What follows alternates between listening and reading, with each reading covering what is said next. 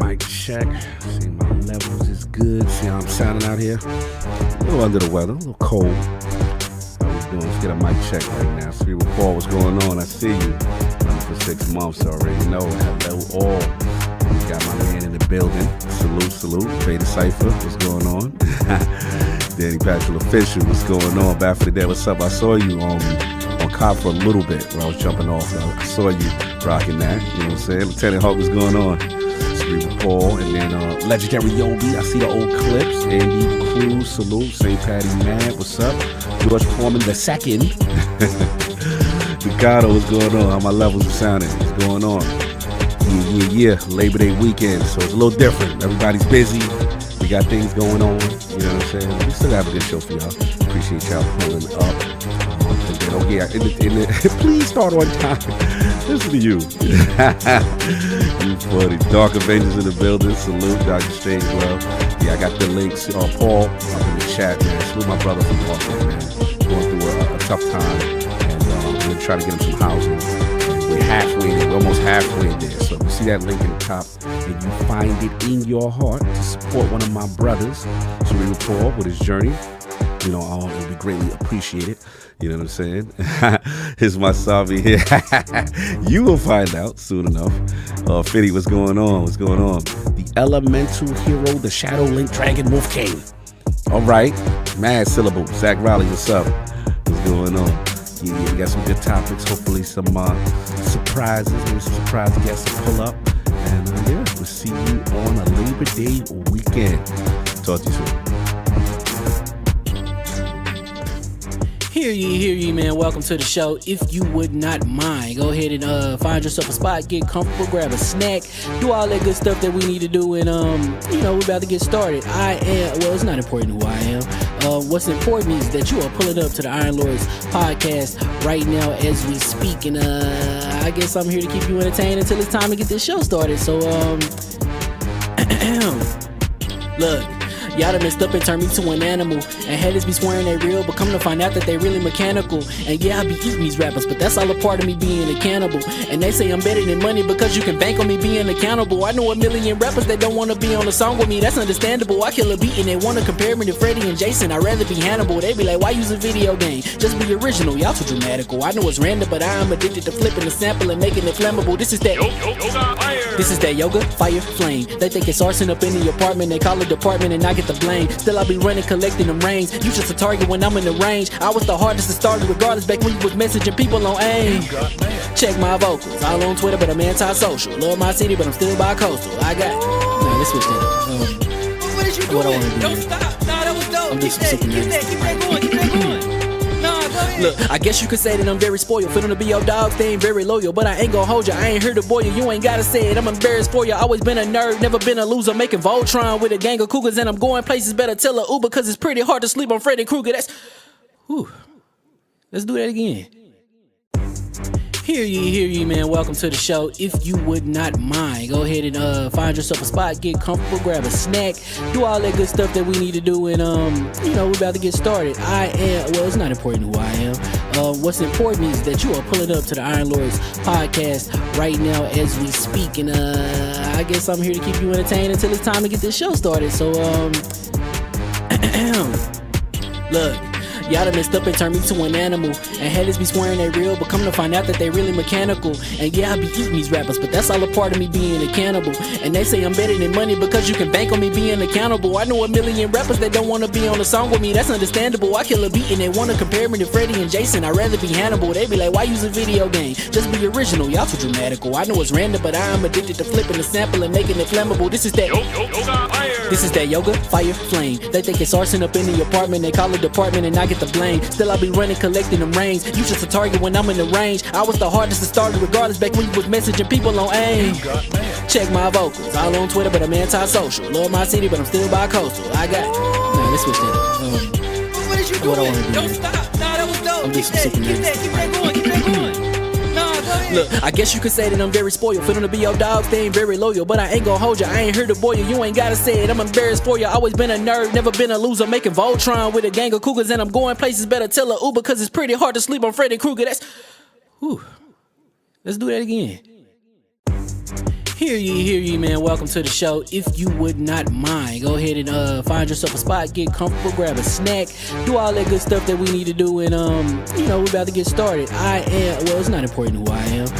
What's important is that you are pulling up to the Iron Lords podcast right now as we speak, and I guess I'm here to keep you entertained until it's time to get this show started. So look. Y'all done messed up and turned me to an animal, and haters be swearing they real, but come to find out that they really mechanical. And yeah, I be eating these rappers, but that's all a part of me being a cannibal. And they say I'm better than money because you can bank on me being accountable. I know a million rappers that don't wanna be on a song with me, that's understandable. I kill a beat and they wanna compare me to Freddie and Jason. I'd rather be Hannibal. They be like, why use a video game? Just be original, y'all too dramatical. I know it's random, but I am addicted to flipping the sample and making it flammable. This is that yoga, fire, flame. They think it's arson up in the apartment, they call it department and I get the blame. Still I be running, collecting them rings. You just a target when I'm in the range. I was the hardest to start regardless back when you was messaging people on AIM. Check my vocals, all on Twitter but I'm anti-social. Love my city but I'm still bi-coastal. Let's switch that up. What is you doing? Don't stop. Nah, that was dope. Keep that going. Look, I guess you could say that I'm very spoiled. For them to be your dogs, they ain't very loyal. But I ain't gon' hold ya, I ain't here to boil you. You ain't gotta say it, I'm embarrassed for ya. Always been a nerd, never been a loser. Making Voltron with a gang of cougars, and I'm going places. Better tell a Uber, cause it's pretty hard to sleep on Freddy Krueger. Let's do that again. Hear ye, man. Welcome to the show. If you would not mind, go ahead and find yourself a spot, get comfortable, grab a snack, do all that good stuff that we need to do, and we're about to get started. It's not important who I am. What's important is that you are pulling up to the Iron Lords podcast right now as we speak, and I guess I'm here to keep you entertained until it's time to get this show started. So look, y'all done messed up and turned me to an animal, and haters be swearing they real, but come to find out that they really mechanical. And yeah, I be eating these rappers, but that's all a part of me being a cannibal. And they say I'm better than money because you can bank on me being accountable. I know a million rappers that don't wanna be on a song with me, that's understandable. I kill a beat and they wanna compare me to Freddie and Jason. I'd rather be Hannibal. They be like, why use a video game? Just be original, y'all too dramatical. I know it's random, but I am addicted to flipping the sample and making it flammable. This is that This is that yoga, fire, flame. They think it's arson up in the apartment, they call it department and I get the blame. Still I be running, collecting them rings. You just a target when I'm in the range. I was the hardest to start regardless back when you was messaging people on AIM. Check my vocals, all on Twitter but I'm anti-social. Love my city but I'm still bi-coastal. I got, nah, let's switch that up. What is you doing? What I wanna do, Don't man. stop. Nah, that was dope. I'm just Keep that going. Keep that going. Nah, go ahead. Look, I guess you could say that I'm very spoiled. For them to be your dogs, they ain't very loyal. But I ain't gon' hold ya, I ain't here to boil you. You ain't gotta say it, I'm embarrassed for ya. Always been a nerd, never been a loser. Making Voltron with a gang of cougars. And I'm going places, better tell a Uber. Cause it's pretty hard to sleep on Freddy Krueger. That's, whew. Let's do that again. Hear ye, man. Welcome to the show. If you would not mind, go ahead and find yourself a spot, get comfortable, grab a snack, do all that good stuff that we need to do, and we're about to get started. It's not important who I am. What's important is that you are pulling up to the Iron Lords podcast right now as we speak, and I guess I'm here to keep you entertained until it's time to get this show started. So look, y'all done messed up and turned me to an animal, and haters be swearing they real, but come to find out that they really mechanical. And yeah, I be eating these rappers, but that's all a part of me being a cannibal. And they say I'm better than money because you can bank on me being accountable. I know a million rappers that don't wanna be on a song with me, that's understandable. I kill a beat and they wanna compare me to Freddie and Jason. I'd rather be Hannibal. They be like, why use a video game? Just be original, y'all too dramatical. I know it's random, but I am addicted to flipping the sample and making it flammable. This is that This is that yoga, fire, flame. They think it's arson up in the apartment, they call it department and I get the blame. Still I be running, collecting them rings. You just a target when I'm in the range. I was the hardest to start regardless back when you was messaging people on AIM. Check my vocals, all on Twitter but I'm anti-social. Love my city but I'm still bi-coastal. I got, nah, let's switch that up. What is you doing? What I wanna do, Don't man. stop. Nah, that was dope. I'm just Keep sick of that going. Keep that going. Nah, go ahead. Look, I guess you could say that I'm very spoiled. For them to be your dogs, they ain't very loyal. But I ain't gon' hold ya, I ain't here to boil you. You ain't gotta say it, I'm embarrassed for ya. Always been a nerd, never been a loser. Making Voltron with a gang of cougars. And I'm going places, better tell a Uber. Cause it's pretty hard to sleep on Freddy Krueger. That's, whew. Let's do that again. Hear ye, man. Welcome to the show. If you would not mind, go ahead and find yourself a spot, get comfortable, grab a snack, do all that good stuff that we need to do, and we're about to get started. It's not important who I am. What's important is that you are pulling up to the Iron Lords podcast right now as we speak, and I guess I'm here to keep you entertained until it's time to get this show started. So look, y'all done messed up and turned me to an animal, and haters be swearing they real, but come to find out that they really mechanical. And yeah, I be eating these rappers, but that's all a part of me being a cannibal. And they say I'm better than money because you can bank on me being accountable. I know a million rappers that don't wanna be on a song with me, that's understandable. I kill a beat and they wanna compare me to Freddie and Jason. I'd rather be Hannibal. They be like, why use a video game? Just be original, y'all too dramatical. I know it's random, but I am addicted to flipping the sample and making it flammable. This is that This is that yoga, fire, flame. They think it's arson up in the apartment, they call it department and I get the blame. Still I be running, collecting them rings. You just a target when I'm in the range. I was the hardest to start regardless back when you was messaging people on AIM. Check my vocals, all on Twitter but I'm anti-social. Love my city but I'm still bi-coastal. I got, nah, let's switch that up. What is you doing? What I wanna do, Don't man. stop. Nah, that was dope. I'm just Keep sick of that going. Keep that going. Nah, go ahead. Look, I guess you could say that I'm very spoiled. For them to be your dogs, they ain't very loyal. But I ain't gon' hold ya, I ain't here to boil you. You ain't gotta say it, I'm embarrassed for ya. Always been a nerd, never been a loser. Making Voltron with a gang of cougars. And I'm going places, better tell a Uber. Cause it's pretty hard to sleep on Freddy Krueger. That's, whew. Let's do that again. Hear ye, man. Welcome to the show. If you would.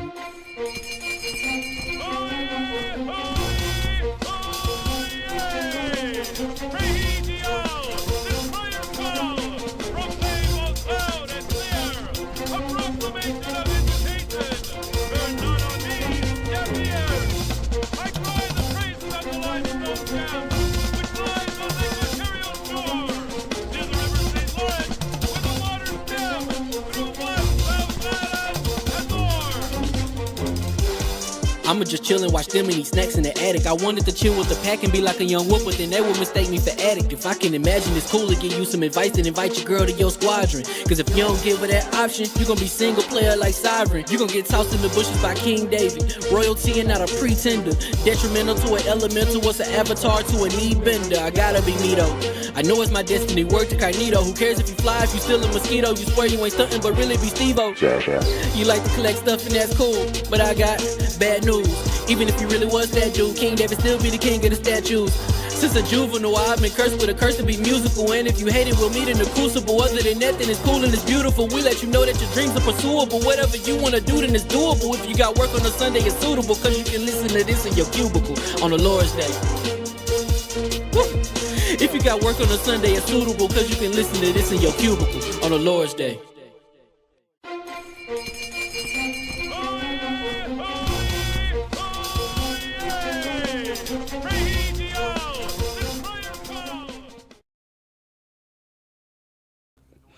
Sense for her to kill the Night. So you felt disrespected when Arya got the kill? It's because they built up John to be this adversary of the Night King, and he was literally Arya was never even fighting the whole series. But she was in. Never even met. She went to the assassins. What is it? The school of assassins. Well, that's cool. She can go kill someone else. Like, you don't want the assassins and the tricks. Nah, it's just like, to me, you built up John versus the Night King. You ain't like how it went down. Nah, I hated that shit. Really? It was funny. I didn't have that reaction everybody else had. It was fun. But people agree with you. The majority of people who watched it was like, nah, fam. She was supposed to get that one. And I loved her as a character, but that wasn't your kill. Damn. That wasn't your kill. Kill confirmed. Anyway. No, I would have preferred her to kill Cesare, so whatever her name is, the queen. That's what she should have killed. Oh, she should have killed her? Oh, yeah. What's her name? I forget. Cersei. No That's doubt. what she should have killed. On the chat, like, hey, hold up. Ain't no slander on my little sis Arya. Yes, we talk about it. Arya got opportunities that she shouldn't have Oh, got. hold on. Somebody doing wild disrespect to your anime. Victor Orozo said JJ Jujutsu Kaisen is trash and Gojo is a loser. Addict. Yeah, well, I mean, he's not wrong. Gojo is a loser. So. Oh, I thought you was gonna fight this. I thought No, he's not wrong, but it's just like I don't agree with how they handled it. Oh, okay. All right. Like, I mean, Gojo is fighting literally the strongest person in the universe with the strongest Shimigami in the universe with some no-name Shimigami. Like, it was a 3-on-1 fight. Like, hear ye, and we are live. And welcome to the Outlaws Podcast, LLC, and also lordsofgaming.net. This is episode number 366. Another glory. Look, Lucius said spoilers. It's another glorious Sunday, and we're back at the round table on the Lord's Day. And today we've got the Black Ops 6 beta and that new feature that I got to talk about. PS5 Pro news, BlackMythWukong Sony exclusive deal, and Square and Xbox relationship deepening to discuss. So we gonna get right into it. So let's introduce them. But we don't got 4 today. It's Labor Day. We might get a third. We might get a third. He said he's 35%. 35%. Yeah. One is 35%, and the other one is definitely not going to be able to make it. But send some love. Holiday weekend, we should be forming Voltron again, hopefully next weekend. But send some love out to the king and to the Saw. But maybe 35%. We might get 35 to turn into 98%. We're going to see how that goes. 35% is real. Oh, don't do that to him. Don't do that to my man. Don't do that to my man. What's funny is the moment he hears, because you know he gonna listen to this. He gonna listen. He gonna pop in just for that. The moment we start talking about that, he gonna randomly shut. What's up, guys? Is it a beach day for the king? Maybe. We'll see what's going on. Okay, how you feel about that Destiny 2 episode? I gotta catch up. I have not. I just got to do the exact mission. That's where I'm at right now. I got to do the exact. That's it. Yo, shout out to Sinister. Be easy, white chocolate. Yo, you stupid. That's that Black Ops talk. No, we gonna bring that up later. We gonna bring it up anyway. My co-host, the co-host, my brother from another mother, the difficult game conqueror, Lord of the Spin Clap, and the How of the Young Wolf. My man, Lord Addict, back to back. How we doing, sir? Doing pretty good. I finally beat the Ideon Chronicles 100 Hero War. Ooh, I actually honestly say that's like the best experience I've had all year. Like that was a really good time, and it was like because I beat it on PC because they sent me the review code on So you was PC. using that I'm going N60 back and playing using- it on the Xbox right Using that now. 'Cause- N60 butters? You using a full yeah, power? well, I mean, it's not really that game's nothing. Like it's like my computer just has his hands out working. Like, Minimal settings, just rocking that thing super strong. So all right, so here's the thing. So that's like for us, like that's the spiritual successor to Suikoden. Shout out to my brother Cross C Unit. He goes so hard for Iron. So like what? Because to me, what makes Suikoden dope? You had the big scale battles, you had the one-on-ones, and you had the dark theme stuff. Like, what is it that made Ayuden so fire for you? I think it was. I always like games like that. That's during war. And this game is entirely during war. Like just about everything going on is war. There'll be times where like you think you fired, and then bam, someone betrays you. What I like is just like the characters. I will say now I don't know if this is different because I didn't like unlock everyone, but I do want the next if they make another one of these to like have a branching storylines where it's like if you got certain people on your team, it changed the outcome of certain events. Like a war would be won differently if you had someone else there. Like, okay, you have these people, but if you would have recruited these people, you would have won this particular war. This war had a different ending or something would have happened. That's like the only real criticism I can give for the game. Obviously, there's like glitches. There's a dragon. You can get a dragon on your team. Oh, nice. I could not get him. Oh, really? Because there's an NPC in front of the little altar that you have to use. And I kid you not, that thing was gone. Like the NPC was never there. So wait, you could only get the character if the NPC was there at a certain time? Yes, and no, the NPC was supposed to spawn when I got the facility, and the NPC didn't spawn. Now maybe I had to do something. Maybe it's one of those scenarios where it's an NPC I had to recruit, but they don't tell you. Yeah. What I always tell developers when we go to PAX and stuff, the more information, the better. I don't care. Like if you feel like people might know or might not know, chances are you should go ahead and tell them. That's why I always tell them when it's like side quests. Tell them what they're getting. Like, because you shouldn't just go and do stuff on a whim. Like, you should always know exactly what's going on. But you know what's crazy? It's funny you say that because I think Suikoden was like that also. There were certain characters you had to have certain criteria or you would never encounter them and never be able to recruit them kind of thing. So they always been on this 108 stars characters and stuff like that. But yeah, it kind of sucks, especially if it's a powerful character that you want. There's a character I used to the end of the game. She had like different eye colors. I can't remember her name is, but she had like a giant shield and she was like a holy knight. And I kid you not, like I would put her on the front lines, use her ability to like jump in front of people, and she would. They would take like 150 to 200 damage. She take like 3, like constantly. Tank. Every time she popped up, I'm like, yeah, that's right. I think that's right. I ain't gonna front though. That boss you was fighting looked crazy. I didn't have her in that battle. Oh, okay. Because the one that was on the throne with the arrogance, like I don't even have to step out my throne to deal with y'all. I always kept my shield person with my main character, and that was one of the times where I sent another set of people to fight. Got it. So it was like a bunch of mages, and that chick was a problem. Yeah, that's what I saw. She was just out there roughing stuff up. No doubt. So Ayuden is done now, right? You got to knock that out. So what's next on it? I'm playing it on Xbox too at the moment. Oh, you gonna do the replay?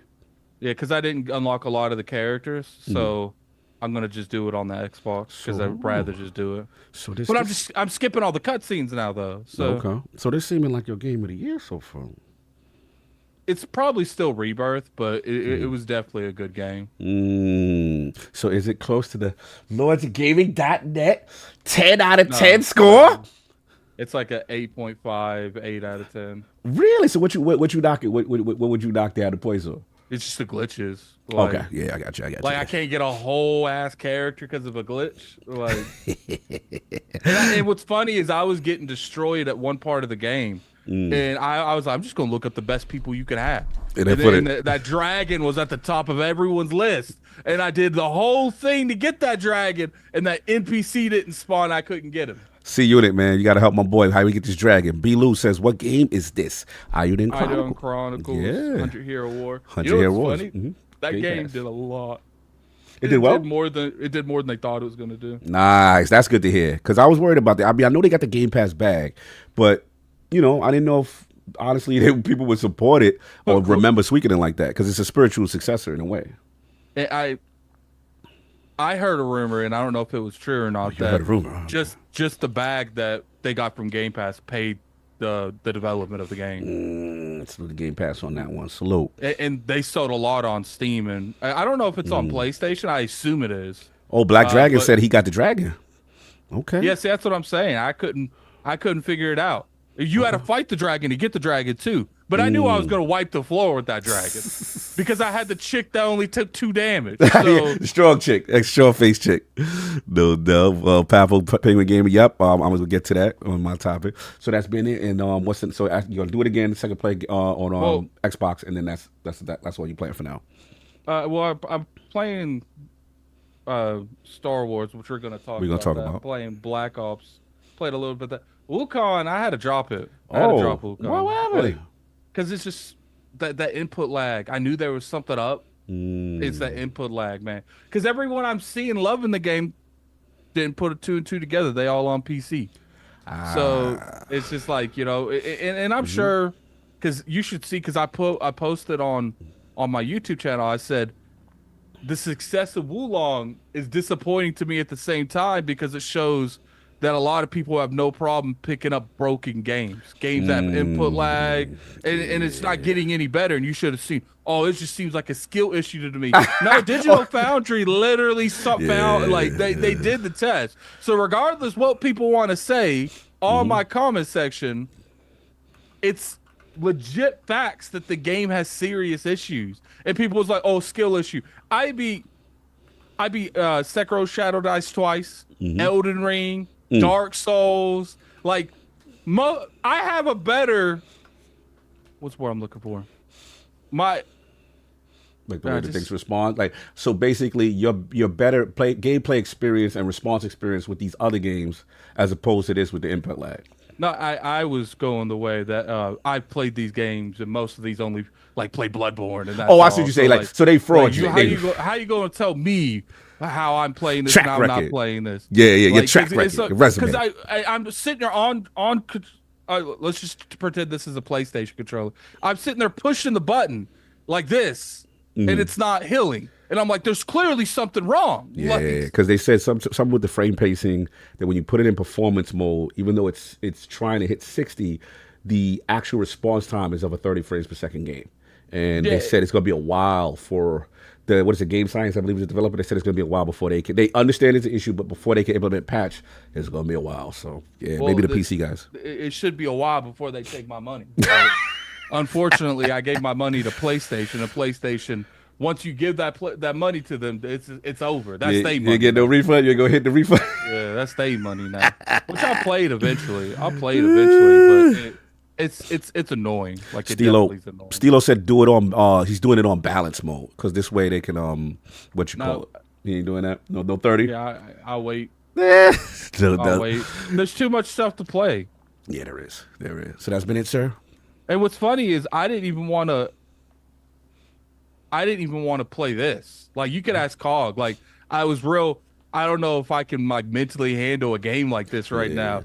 But the hype got me. Like that opening, I ain't gonna front though.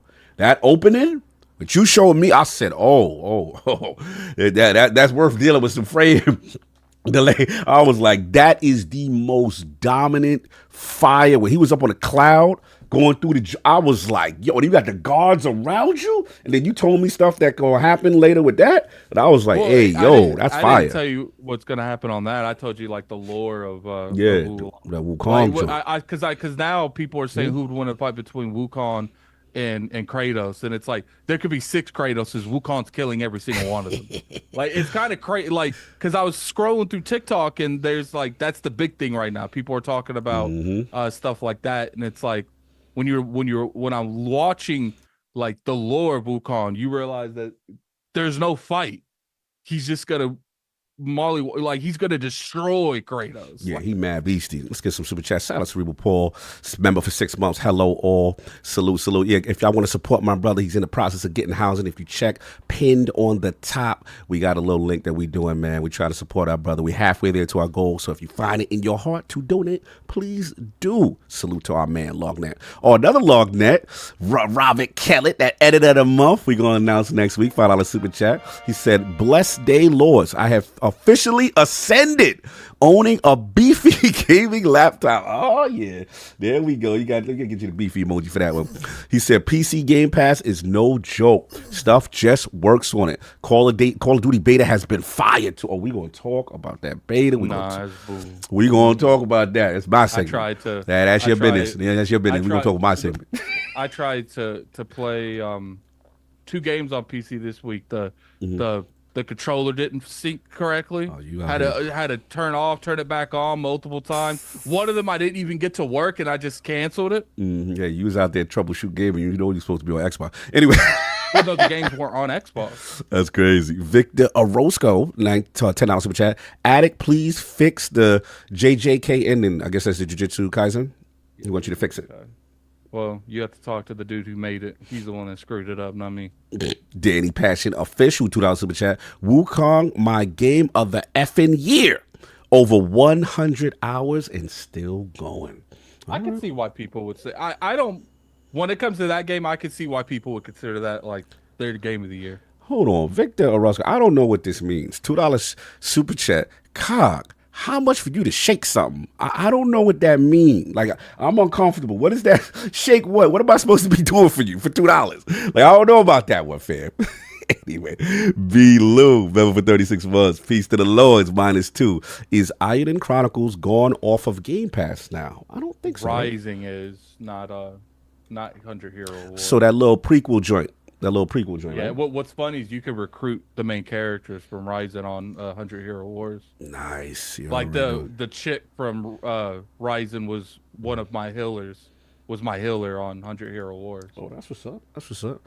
No doubt. So that's Cock is not sure. I don't know what he was trying to do, Danny Passion. I was confused by that request. Anyway, so of course we got the gaming ninja himself, the Shinobi, LordCognito, spreading that realness in the realm of the ILP, not telling what you want to hear, but what you need to hear. Shout out to Mr. Matty Plays, the finally dude, talking those Phil Spencer games, calm comments, and multi-plat strategy. Shout out to the last word. We bonded since Ty got Travis, finally got back together, talking on things Destiny and that marathon director, man. Oof. Fired. So that was interesting for reasons, and now we know the truth as to why he's been pulled off Marathon and Christopher Barrett, and then he's now, we thought we would go to Destiny, but then he's not with the company, and we learned why. So yeah, we talked about that as far as the games and all that. Yo, they stupid. $2 will get Cog to shake a finger on his head. Saber Strike. Cog might make him a meat shield. Hey, yo, yeah, we're gonna talk about that anyway. And then as far as games, I started Dungeons of Hinterberg.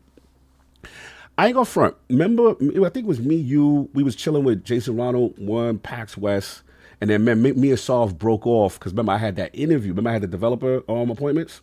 Remember that PAX West? So yeah, so that was Dungeons of Hinterberg. I'm gonna be real with you. When I played the demo that they had, I didn't really like it.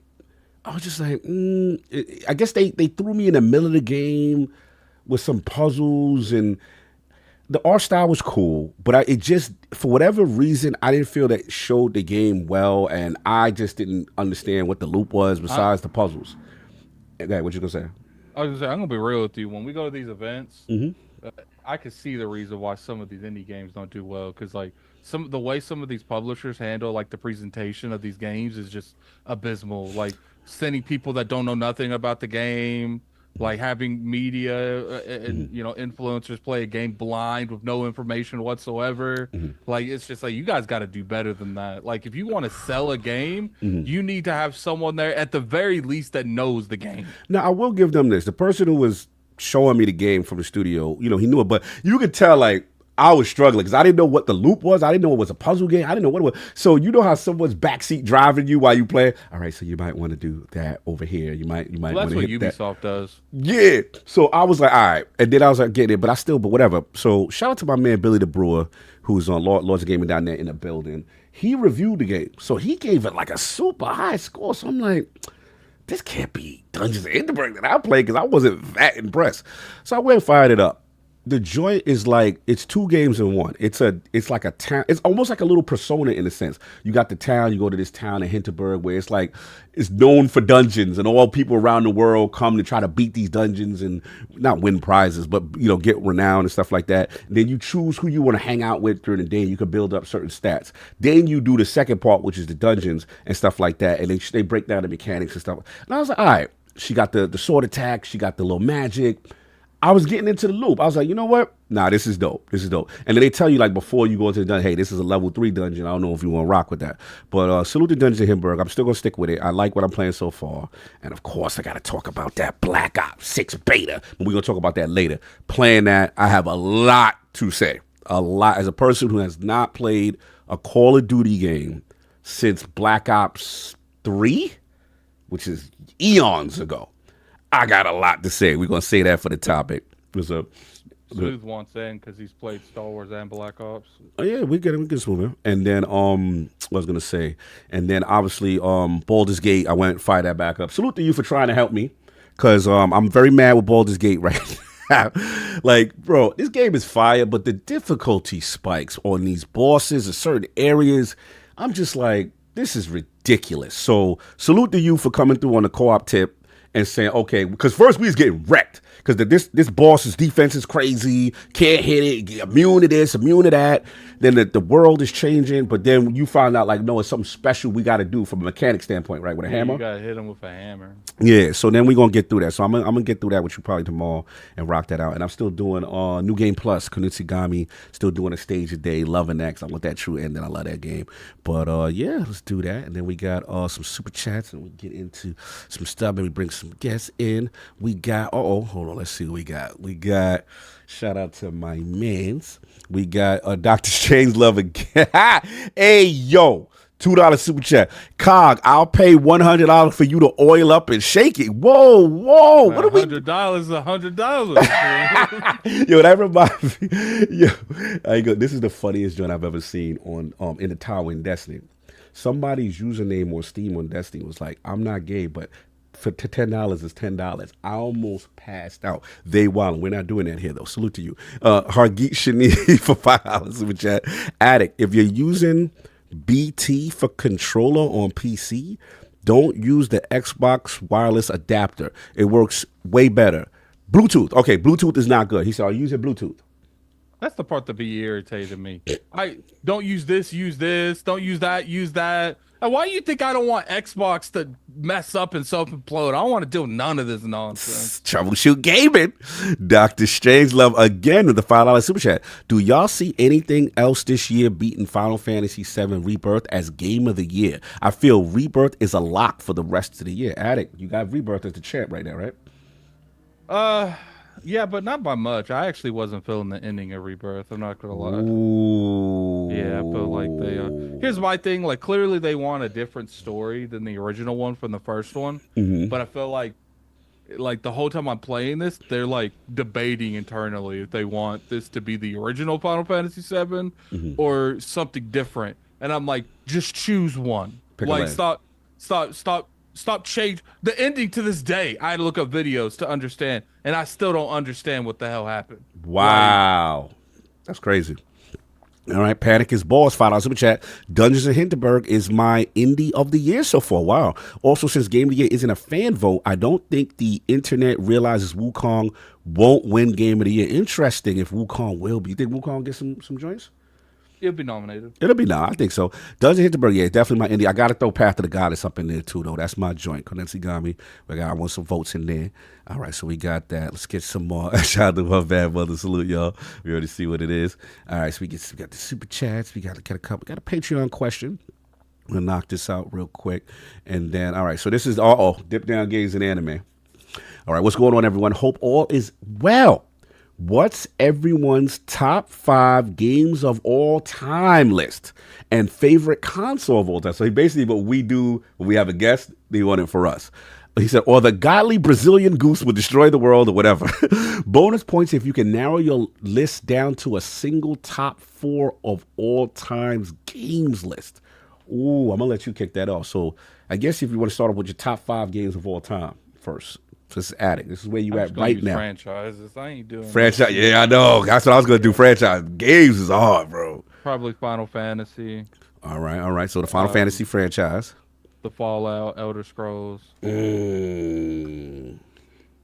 3. So Fallout and Elder Scrolls. Mm-hmm. All right. So that's 3. One more. Zelda. Zelda franchise. Okay. I'm gonna say Mass Effect. Like I really enjoyed the Mass Effect franchise. That's that GOAT talk. Let's go. I'm impressed, the young buck. It makes me proud because as an old head, sometimes we do get caught up with like our era was, this is so great and this is so great, and then sometimes some things don't translate or don't update well. To see you, because I remember when you were playing it, you were like, nah, this is fire. And that just made me proud, because I was like, yo, he played one of the classics. I got to get rid of Mass Effect Fable. Yeah, I wasn't thinking. Yeah, there's no way. Look, Mass Effect's are close, but Fable has to be one of those. Why can't you get one of the other games out? Because I like the other games better. Unless I get rid of, like, maybe Fallout. I would say Elder Scrolls is my favorite on that, but I can't say that I enjoyed Fable more than Fallout. So all right. So what about dip down? What's your favorite console of all time? The 360. Yeah, baby. Why the 360? Why? I want to know why. Because Halo 3 was a different time in my life. Mm-hmm. What else? Give me some 360 reasons. Come on now. That's it. That's it. That's all it needs to be. Is Halo.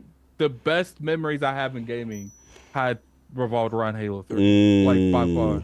Oh, Country Big is on you. He said nothing touches the Mass Effect trilogy. Addict, throw your Fable away. I'll throw you out the window. We messing with Country Big. How you gonna tell me how my food tastes? I feel that part. All right. So for me, greats all time GOAT talk. I'm gonna go your right. I'm definitely Mass Effect trilogy for sure. Like that's the most influential game I've ever played, with characters that you can control and you don't know whose fate based on what you do could carry on to the next game. It's still one of the only games that carries on from game to game and the choices. To this day, most games still haven't done that. Obviously the Halo franchise. That just changed gaming. That made me fall in love with Xbox, so I gotta throw that. Of course, Tekken franchise. That's my favorite fighting game of all time. You wouldn't catch me dead with a fighting game on my top. Hey, that's your business. That's just the greatest fighting game of all time. So we don't care about what you talking about. That's nice. But Tekken is martial arts at its purity. True martial artists doing the mocap, and then Tekken 3 was probably one of the GOATs, and then 8 right now. It's just God tier. 4. I'm gonna say it because I'll be killed if I don't say it. I've never played a game for over 10 years and still enjoyed it, so I have to put the Destiny franchise in there. I've never played a game that long, so I would like to put Destiny there, but as much as I play Destiny, I can't say that the other 5 games like mean more to me than Destiny. So. I feel ya. I mean, but this is my list, and for me, there's nothing that, from a cooperative standpoint, I feel like a raid is one of the greatest cooperative experiences in gaming. Also, Destiny 2 ended with a bow on top. The final shape was the perfect ending to it. Last, this is tough, but I'm going to go turn-based. I'm going to go XCOM franchise. I'm going to go, those games changed my life. Shout out to Julian Gallup, the originals that I played on PlayStation when I fell in love with it. And then shout out to the GOAT, my man, Jake Solomon.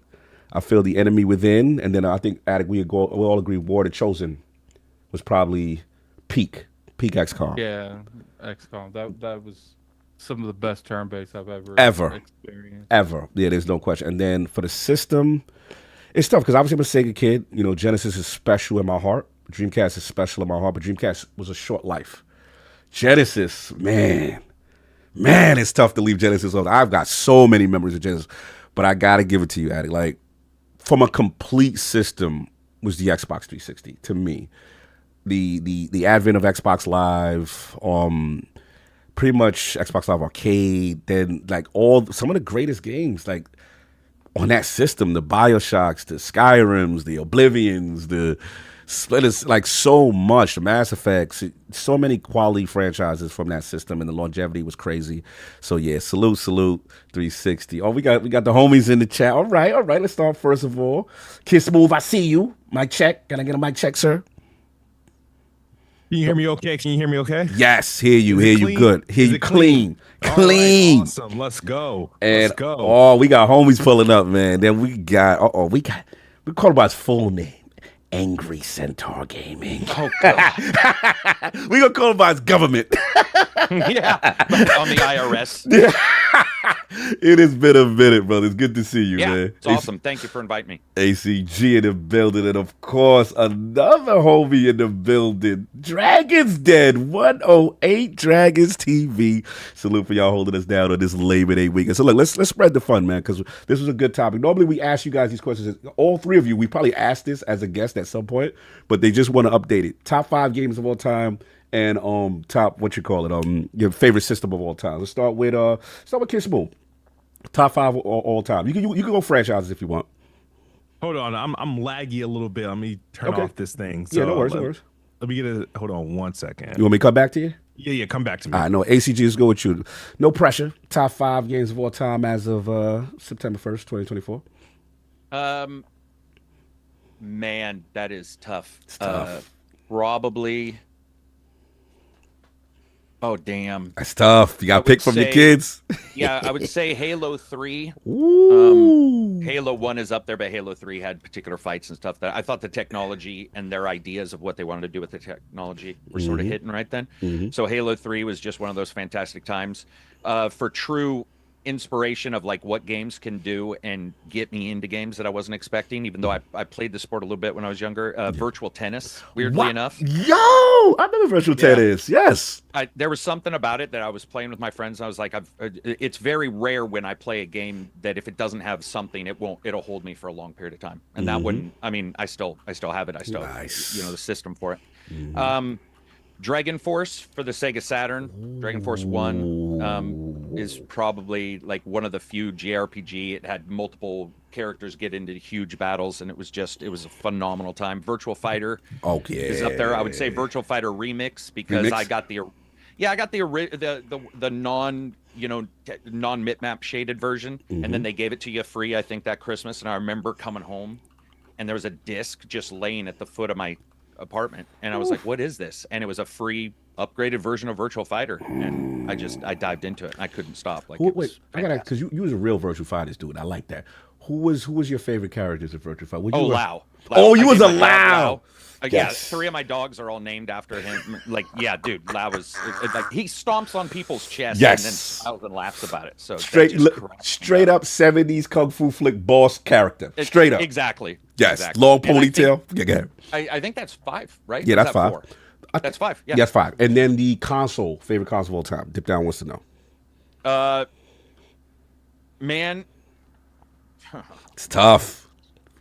So many. Weirdly enough, because I learned about tech during the time frame and what it had to deal with, I would weirdly enough say the Sega Saturn. Even though I know its weaknesses, it's what they had to work with. It got me into understanding what AM2 and the different teams had to do to get it to work, and that's what got me into game technology. So yeah, probably just from a sheer nostalgia standpoint, Dreamcast and 360 would be tied for second. Nice. Wow, Sega Saturn. Saul would be smiling from ear to ear, man. I will admit, 2D greatness. 2D greatness. Oh my God, some of the best. And I believe I missed out on, was it Knights? Knights was on that joint? Knights is it's probably number 6 on my list. I mean, we just played Knights last weekend, and it is like just fantastic. They also had Nights into Christmas.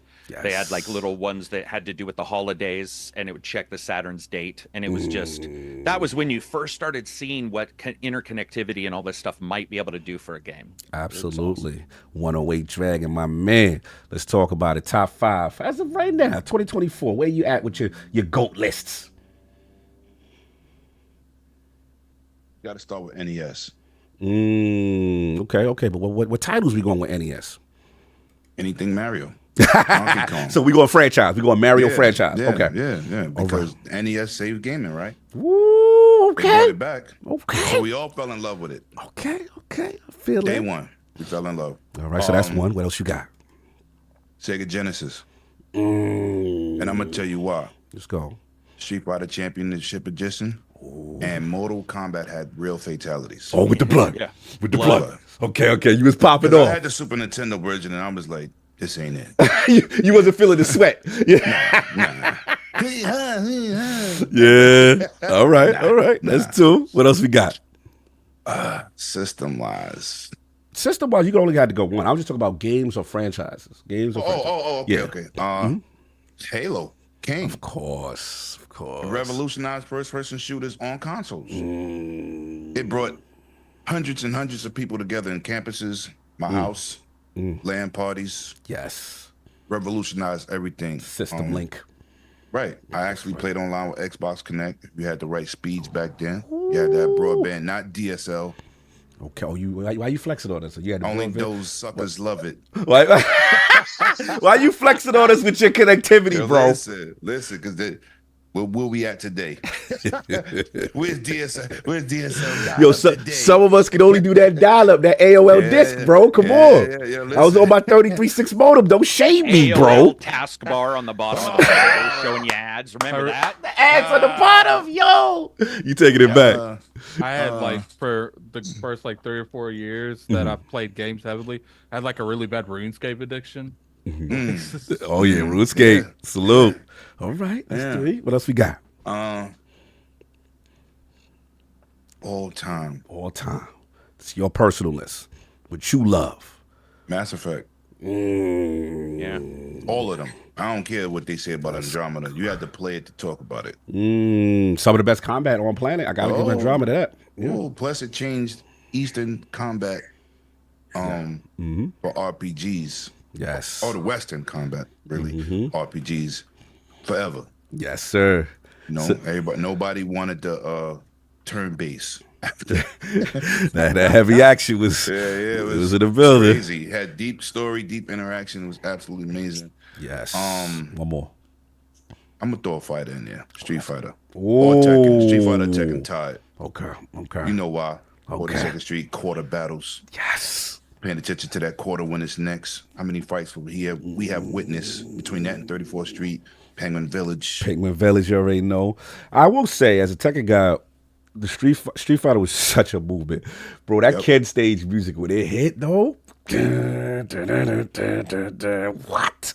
That go hard. I can't front on that. Like, that was something, man. That was something. Listen, when they debuted Street Fighter 6, it's 2 games that get that raw. It's Tekken, yes, and it's Street Fighter. Absolutely. No? Now this is a difficult one because you like King.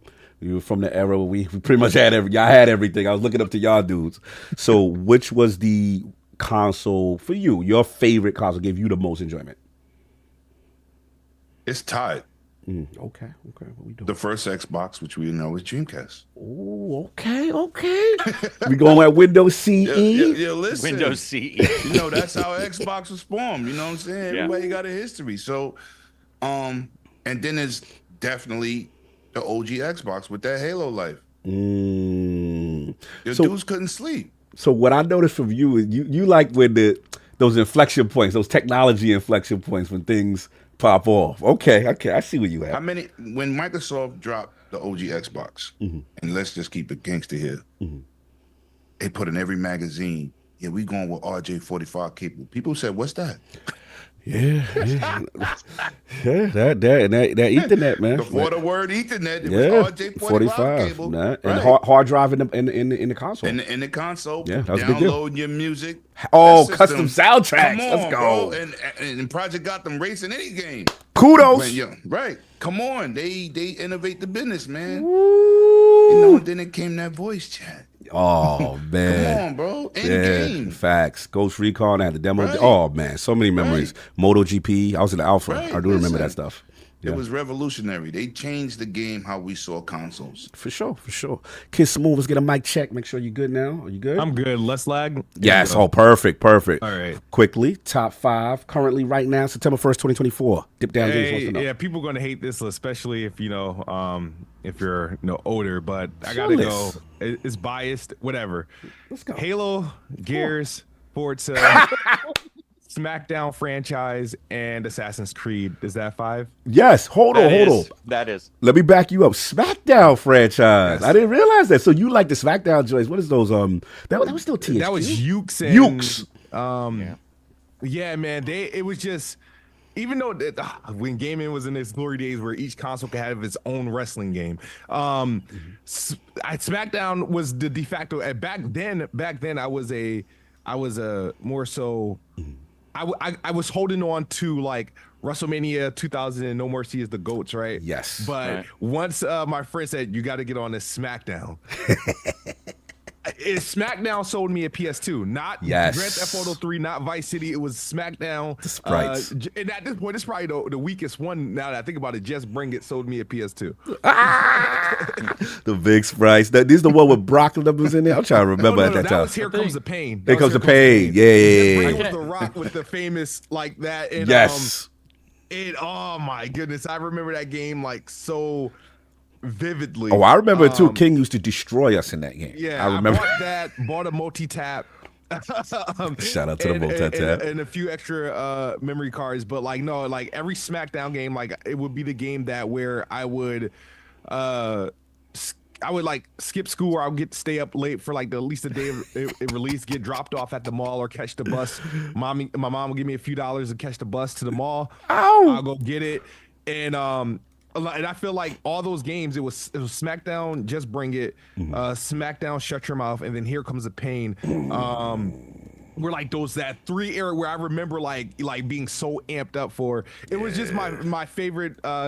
My primary reason for gaming was the SmackDown franchise. Other games were just like a bonus, but that's why like wrestling game. That's why wrestling holds like a place in my heart. I was a big wrestling fan back then, but SmackDown was my favorite franchise. Of course, obviously got a lot of respect for WrestleMania 2000, No Mercy, and the WCW versus NWO Revenge and whatnot. But getting into the the disc era of like video games and whatnot, I felt like SmackDown, the franchise, they had like just the perfect balance, perfect gameplay, and it was I feel like a gradual improvement of what we're used to. The double grapple from Nintendo 64. Oh yeah, the strong grapple and strong whatnot. grapple hit, counter. Oh yeah. So SmackDown, I was like, that will always be in my like top 5 regardless of whether they make another one. I can't play any of this current wrestling games now, but SmackDown definitely top 5. Assassin's Creed earned its way into my top 5, and I was a late bloomer to Assassin's Creed, and I didn't really appreciate it until they went against their fan base and went open world RPG. Smooth is literally the exact opposite as me. I was a fan of the old Assassin's Creed. Me and Smooth, I think we share a little bit. I do miss the old style, but I feel you. I mean, it got more popular doing it the attic way. We'll say that. We'll say that for sure. No doubt. And the last question on Smooth. Oh, they loving you. SmackDown. Oh, shout out to my man Country Big, professional wrestler for real. He says SmackDown got him the PS as well. Oh, Fonz is clowning you. He says, why is Kids moving 240p and just half ahead? They clowning your camera. They're getting on you on that. Yeah, I think I can't exactly remember why I bought a PlayStation 2. It might have been for a Kingdom Hearts or a Final Fantasy game. I definitely got mine for Tekken Tag. I remember that. I just had to have it. Okay, no doubt. And then, kid, the final question: favorite console? Oh, this is easy. Which one? Xbox 360. Yeah, 360. We got a couple 360s. I thought he was going to say the Xbox One for some reason. No. I think we got someone. One guest had said Xbox One time. The Xbox is hard because the thing is that they, with each console, like they keep you keep your history with you, so you don't really have to miss it, right? So I like the Xbox 360 was just again. A lot of things in my life that happened. Like I worked all summer job, got a part-time job, at GameStop, so I can get the discount and have the ability to borrow games. The manager at GameStop, he hired me. He said, dude, he said, don't ever come dressed like this to an interview. I had like baggy jeans, and like button-up shirt. I got off the bus with the dude interview. He said, you interview well. I know you know your stuff. I'm going to hire you. But if I didn't know you, I wouldn't hire you. Yeah. He had to put you on game. He's like, don't you ever do this again.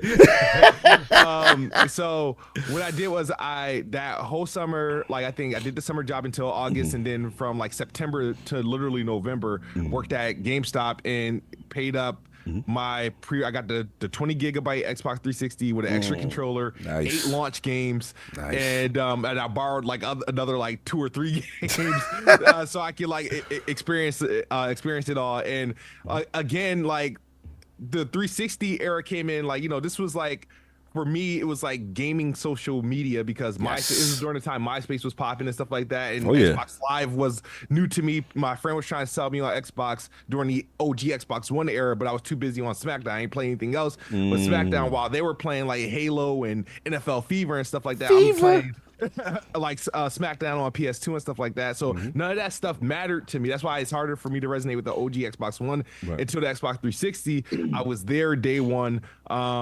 And from there, I remember being in a Halo party chat and playing Halo 3 until about like 4 o'clock in the morning. And I used to work at Wendy's, so I used to get off at like 1 o'clock in the morning. Still found time. I couldn't go to sleep right away. Played Halo until about like 4 o'clock in the morning. I remember sitting in the game chat saying like, yo, if Xbox, no matter what Xbox does, I don't care what they do, as long as they make another system, here you go. Here you go. This how the best bot started. The origin story. That's exactly. I was like, I don't need no other system. I literally said I don't need no other console. I'm like, good. Xbox got me. I feel that. Salute the Kid Smooth on the stories. We get a couple super chats real quick. Just bring it with the $3, I think Australian. World of Warcraft, the War Within Game of the Year this year. So he's putting his picks in early. All right. Michael Mooney, £5 super chat. Halo 3 was modern gaming. How many current games equal its features? Yeah, Halo 3 was special. Chuckle, £5 super chat. Not sure if it's Strange Love or Joystick, but give Savi a break and let him out of your basement. Sav will be back soon. It's Labor Day weekend, y'all. Gaming Forte, $5 super chat. Top 5 games. All right, he's got Mass Effect 3. Ooh, that's a first. Mass Effect 3. I think Attic, you're a Mass Effect 3 guy. Too. Yep. Mass Effect 3. 2, Halo 2. Then he's got BioShock Infinite. Breath of the Wild, Attic, your favorite. And he's got Halo Reach. And then, of course, favorite console is the Xbox 360. And he's got Dreamcast a close second. I like your list, Forte. And then Dungeon 00X, $2 super chat. Oh, he's with ACG. Sega Saturn was undefeated. Okay. Oh, shout out to the homie Hip Hop Gamer. $20 super chat. Salute, Hip Hop. Much love, brother. Had to show love to my brothers. ILP in the building. Best show out right now in gaming. You might want to see the tweet I just put out, that my dude. Ooh, Shuhei Yoshida just about to get crazier. The GOAT. What the GOAT doing? What is hip hop doing? Wait, what's going on, man? What's the tweet? We got to see what's going on with hip hop, man. He just put something out. He said real quick. You see anything, Addict, from from hip hop that we miss? He said he just put something out. I am curious. I'm nosy right now. Give me a second. What he put out there? Shuhei, real quick. June said, oh, he's with him. Oh, he's with Yoshi P. Go to the game. Dice is very special. It was where I found my bio. Herman Holtz was being promoted. Me and him. Okay, all right. He's talking about the new Death Stranding. Okay, with Kojima. Okay, salute. I'm going to give you that retweet. Salute. You're doing big things, brother. Love to see it. You already know. All right, let's get on with the show. We got a lot of stuff to cover up. Just bring it one more. He said with $3 Australian, it's the 2026 next-gen Xbox will beat the 360. Okay, all right. You got high hopes there. All right, let's see what's going on. See what's going on there. All right, we go move on. So last week's poll results are in. The people have spoken with the inconsistent messaging regarding Xbox Game Studios exclusivity. What do you think is the best approach for Xbox moving forward? The winner of the 4-way ILP poll at 42% in the vote was rip the Band-Aid off and make all games multi-plat. 42%. Second place at 34%. Define what exactly classifies an Xbox exclusive. Third place, 15%. No tentpole franchises like Halo, Gears, or Forza to go multi-plat. So they don't want no tentpole. They don't care about the strategy, just no tentpole franchises. And in last place, I don't care. Xbox exclusives going multi-plat will finally get the respect they deserve. Shout out to the. Let me get ACG. I haven't spoke to you on this, ACG. I'm curious about the multi-platform strategy. The Realm wants Xbox to rip the Band-Aid off and go multi-plat. Do you agree, or do you like the way they handle it right now? What does ACG feel? I don't like the way they handle, but I also don't think that the plan is the way we assume plans will be, which is that we can identify in the future what exact games we're going to do. Also, tentpole games have changed. You could consider Grounded and Sea of Thieves easily tentpole games for Microsoft currently. So the tent's just getting bigger. The particular situation that they have is something that doesn't really surprise me outside of games. In games, we have very delineated lines we want to draw. That doesn't work in real business. It doesn't. One of the things that they're going to do is they're going to look at every single title and they're going to decide on its bell curve of income versus new purchasers. And when it gets to a particular point, they're either going to look at it and say, do we want to build a sequel or do we want to have this go to another one, which is identical to what Sony is doing.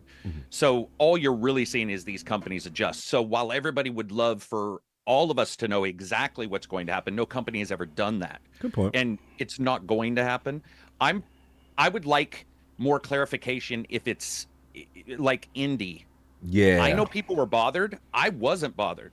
To me, I saw the date, and they were like, now coming, great, whatever, boom, we know. Right. That's fine. With the other stuff, Sony does it as well. They've always done this for the last 20 years. They do a title, they say it's theirs, and then the next day you hear that it's not. And it's not exclusive. As long as that doesn't happen, I'm fine. But for the most part, I think a lot of these games are being made with the idea of looking at how it's going to do in the long run. That's why you're hearing all the back and forth about, oh, is it Halo? Is it this? We know with Halo going to Unreal, that's going to make things easier, with porting and stuff, which is a huge deal for these devs. But for me, man, I just look at it from a business standpoint. I'd love clear communications, but there's so many titles coming out right now, and I'm absolutely sure. Oh, by the way, let me point one thing out that nobody wants to. Let's get it. This is honestly the truth. Let's get it. At least as far as I see it with any company. If, and there's a big if, Microsoft does incredibly well with their next system for some reason, you can bet your damn ass those exclusives are going to dry up. Ooh, or as in going to other systems. They're going to roll it right back. They're going to roll it right back.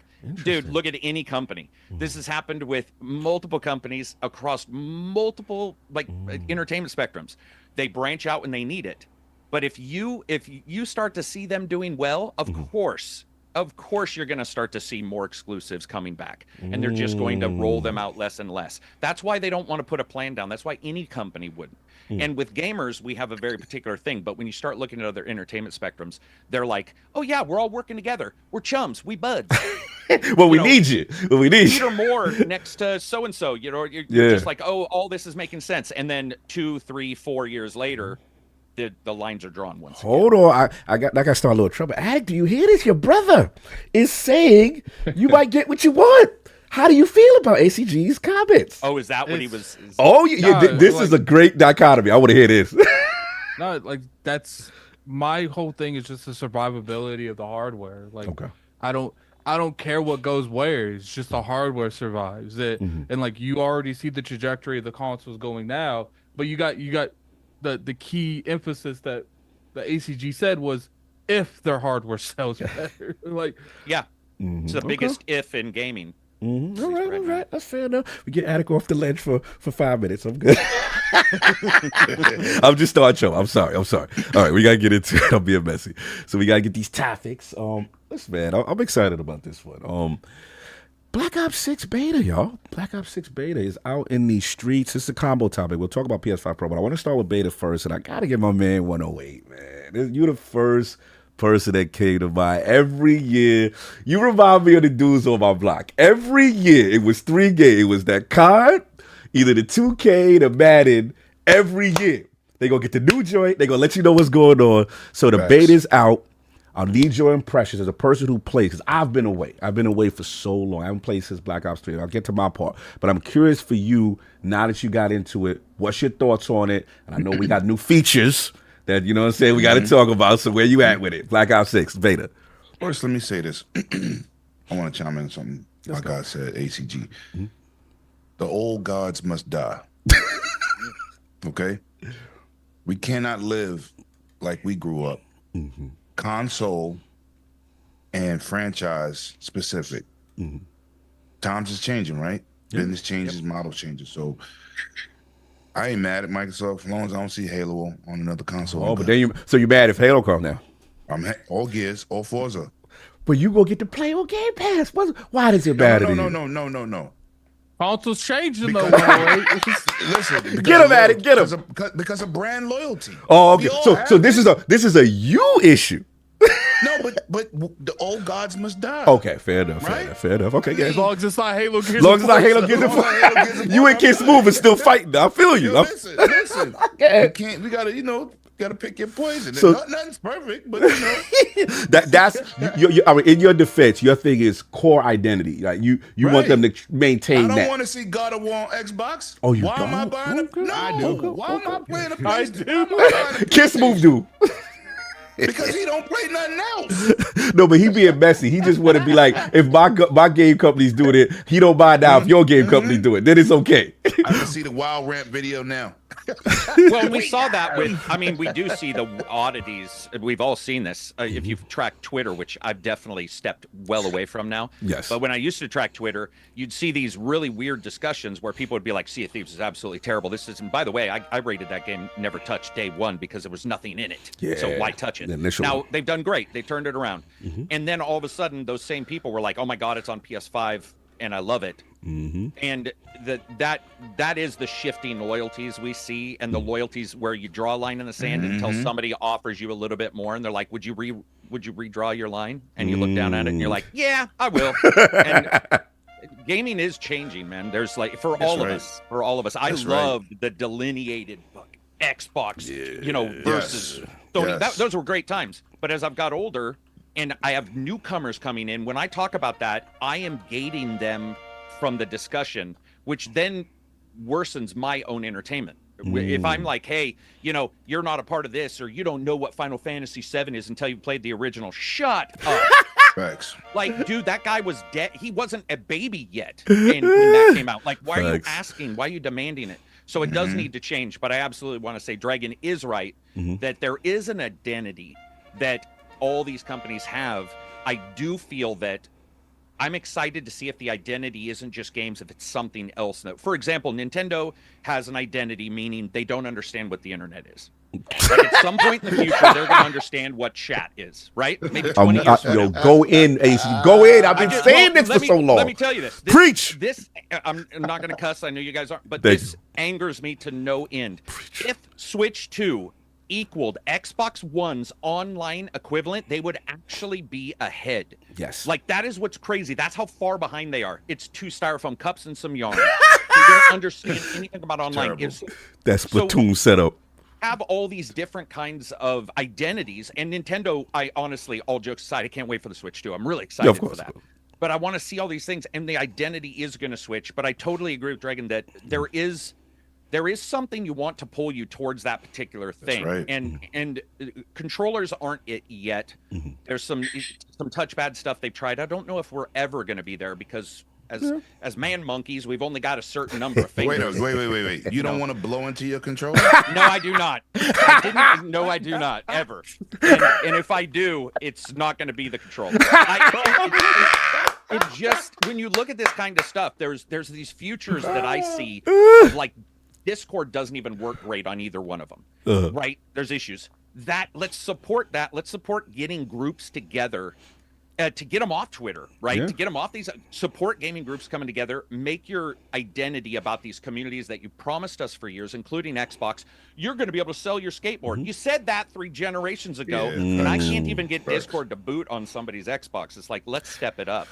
So I think he's right. There's an identity there, but I also think we are probably looking at a situation where hardware or programs and apps there might be something we're not getting and we're not seeing that yet. Could be the future. And PlayStation 5, hats off to them. They had the guides issue. They wanted to do guides and all that. That might be the start of something in the future. The sharing of data on how you play a game. We'll just have to see.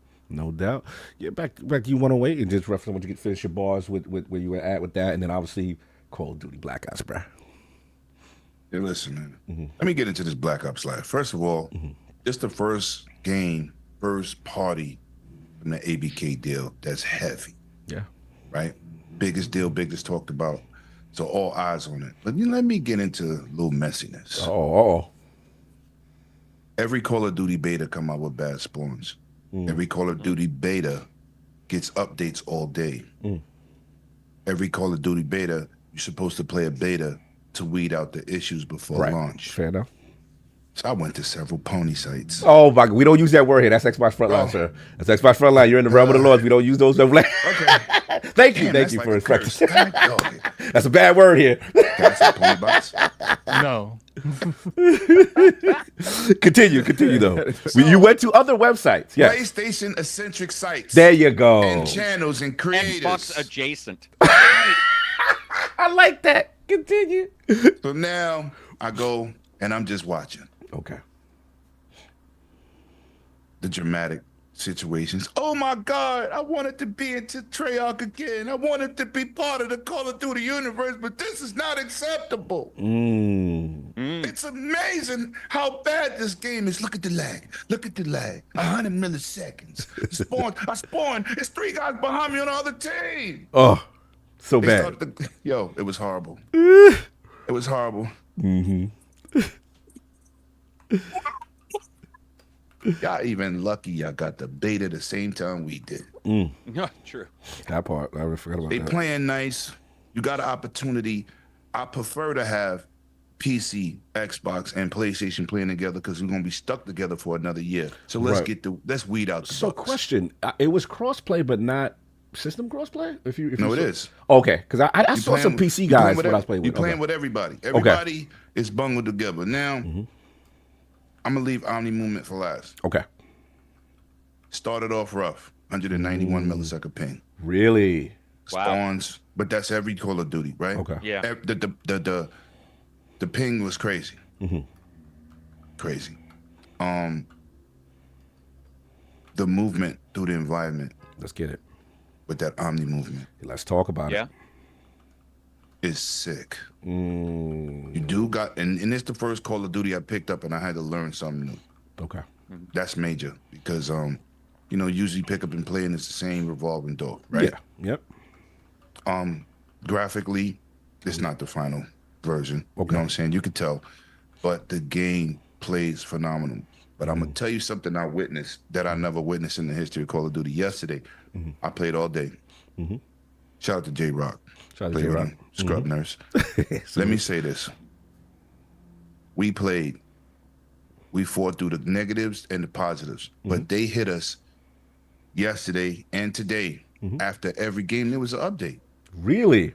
Yo, I ain't never seen that. Usually an hour, the speed, the an frequency. hour, yo, they're on it. Now let me ask you this. They are on it. Now, when you get the updates, because I saw when I log in, it'd be like, hold on, you got to log back out, restart. It was one of those kind of things. Yes, So on the server side. on both sides because you have to Wow. restart the game. And Nice. I've never, you see it after an hour, Yeah. but I play a match, come back, and they did it again. So I'm like, yo, they got the whole staff working around the clock because this is crazy. Fire. The traversal in the game is smoother. But that Omni movement, when you're on the floor and you laying down, somebody come through the thing, you go switch up and you. Bro, like it's some being a action ninja hero. with it. You Yo, going through like, right. yeah, it's being kind of fire. God. Yo, it's crazy. And when I first saw it, I said, yeah, let's see how they gonna put it in the game. Right. Easy to talk about something. So the crowd, you know me, I ask questions while I'm playing with people, what people complaints are. The tech side of things. Listen, phenomenal work. Kudos go out to them for that. Treyarch is on it. Treyarch is a beast with Call of Duty. So I don't expect nothing less from them, but to see the work that they're putting in around the clock is crazy. Now, we got to talk about one thing before we move on. We got to talk about they've added one of the most controversial, but I feel one of the greatest feeling toxic features in gaming. They have added the meat shield in Black Ops 6. Oh, wait, hold on. let's shout out to Gears for motivating other No people. question. That's a Gears of War feature. Good point. Good call out. Good call out. Let's And give I love respect to it. the GOAT. I love it. Yes. I especially love killing my teammate while they're being held. I love it. Now, did you whisper? And you get to whisper in their ear like Splinter Cell ACG. You get to talk to the dude that you got you now. That's awesome. people. And I love how when you sign in, they make you sign a disclosure like, "Oh, you're not gonna be toxic," but this is clearly the most toxic feature ever. Or it's going to be that thing where nothing sounds toxic, but everybody knows what it means, like a thumbs up or something. Like, I know a lot of people don't like that, but you get like we're going to figure out ways around the They're toxicity. trying to figure out how to way to stop filter. teabagging. Never. Yeah. Wait, they try to stop that? Wait, they try to stop that? Yeah. Let's say Did they remove it from some? No. They were just trying to, like, if they catch you doing it, you get banned. Oh, gotcha. You get banned. I have a feeling within 6 months the whispering in their ear is gonna be gone. They're gonna take it. Oh, they can't. This is the greatest thing. You know why they not at it? Because of Warzone's proximity chat. I hear you talking. Come out that closet. Where you at? But I've been told they took that out a couple times and put it back a couple. Yeah, they times. put it back. They should. You know they what you shouldn't, need to man. do? Get the recording of the clicking sound the Predator does, and whenever it plays, click it. Whenever I'm loving you can it. do some No, crazy no, crap no, with that system. I got a worse one for you. Put the clicker sound from Last of Us. When they grab you, just hear that Lord. clicking, Yeah. and that's all you. Yeah. It could be creepy. It could be creepy. Somebody grabbed me and said, Yo, was like, or what? yeah, the grudge sound. yes. Grudge, yeah, dude, that'd be creepy. Yo, the chat is hilarious. He said a dude grabbed me and started singing to me. I was tight. I love it. Go ahead. They can't censor multiplayer all the time, man. Right. You know, Yeah. they always this message pops up. I'm like, yeah, that's BS. Call of Duty lobbies are toxic. I do. And I love it. I do feel like that. I understand that cyberbullying and stuff's an issue, but at the same time, I do feel like these companies they don't teach people to be in these environments at all whatsoever. So when they do dip their toe in it every now and then, it just cripples them immediately. It's just it's like you can't stop people from doing this. That's how I tell people. The biggest thing that I feel like if you're getting into any kind of social media thing, influencer, YouTuber, it doesn't matter. The first thing you got to understand is people are going to try you, and there's nothing you could do about it. There's no way. There's going to be around it. chaff all the time. Oh, You just have to fly through it. If you do not, you're not going to be able to play a game. Let me ask y'all a question. Yes. We all watch Evo and these competitions of first-person shooters and fighters in different generations. When them dudes get heated and they start standing up screaming at the other team like, yeah, you don't want that smoke. I'm here for you. What's up? You supposed to stop that? Listen, they know what they're doing. They know what they're doing. Competitive nature. You can't come and tell us y'all can't talk to each other disrespectfully. You know what's funny? In the esports area, they have stopped a lot of that. I mean, according to Treyarch's tweet, this was on the 28th at 3:57. We heard you, as if they listened to the community and could confirm that the body shield feature in multiplayer will enable voice chat between the attacker and victim. Be nice. We heard you is like the cyberpunk plaque for the apology. Yes. It's like whenever anybody says we heard you or puts up a giant JPEG in their Twitter, Yes. you know what it is. Right away. We heard you. It's like, no, you didn't. Whatever you're going to say, just don't say and move on. Just have a blank Twitter that says we heard you and move It's on. got to be Because- politically correct. That's it. We did our job. We said it.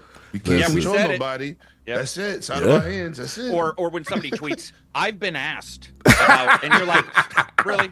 Or am I the only one? And you're like, of course you're not the only one. You're on the internet.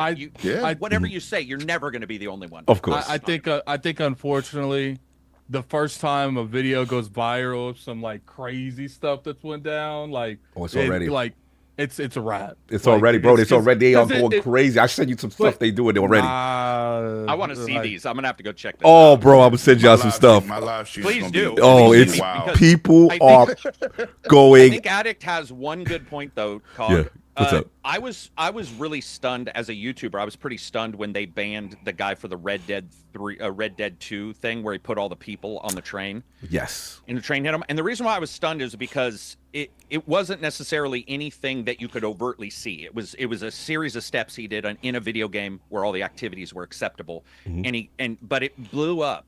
And so this thing with the audio, I do actually see a little bit of what Addict's saying, that if something does become somehow viral, you know, I can see these companies being like, I'm stepping. I'm not talking. I'll put us in y'all some Right stuff now in this we're chat. in the right now Please do. we're in I'll the check this out. Check right this now out, yo. we're in the beta where we're seeing like just a lot of these coming up at the same time. But wait till like the real game comes out, you get like these big Twitch streamers tweeting about it, saying, "Is this what you want in your game? Is this what you accepted?" After enough of those, I guarantee you, within 6 months, there will be a tweet from Activision saying, the same tweet we just heard. We heard you. Yeah, it's gonna we be, heard you. We heard you, and we're gonna disable this because of toxic, because of cyberbullying. But I'm gonna fight back a little bit on that. Two things I'm gonna say. Right, one was my point, but one was I'm gonna fight back. Warzone. Dudes was running up on dudes. They playing solos. They'll get 2 or 3 trucks. They'll catch somebody, shoot them to the floor, say, "Now listen, we gonna pick you up, but if you don't come with us, we're gonna finish you." And they had an army going around in solos. That's insane. Because you got the proximity chat. The proximity right? chat. Yeah. It's gonna be wild. It's gonna if be they didn't wild. stop that, that's hostages. They didn't stop that. Now my final point Yes. about Call of Duty. Yes. This is for my boy King, who's not here today. What's the final point? What we got? The best part about it is in Game Pass. That part. Yeah. That's huge. That's huge. And it's on this right now. Oh yeah, that's right. You played on the Ally. You got the Ally Right X. now. Nice. Right now. I don't have to wait for a new handheld. Right no there. Microsoft handheld. Right there. Right here. Yeah. You get a little okay. Yeah, get my front line on. Get your front line. Hold on. Yeah. I respect Stay it. focused. No doubt. Let me ask Kid, man. I'm curious because Kid is a Halo guy.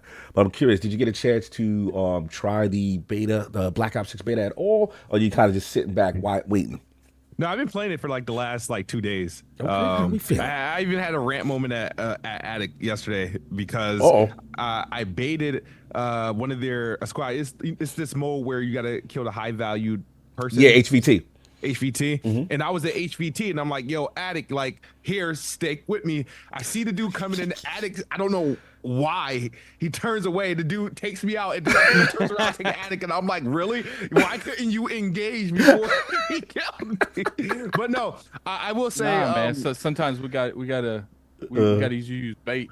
I've been Once the bullets start flying, that's when we protect you. If you get hit, you get hit. If you don't, you don't. Messy.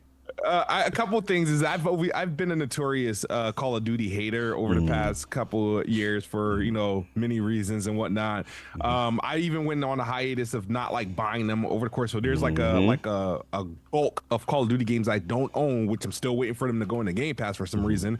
But this one, I'm not gonna hold you. I went and I was like, I thought it was gonna be par for the course. I'm gonna play the beta for a little bit, don't care, whatever, and then move on.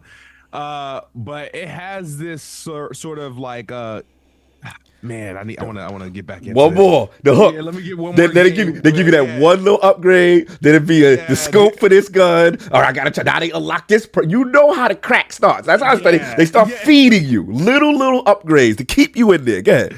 Yeah, so like the problem is what keeps you addicted is moments.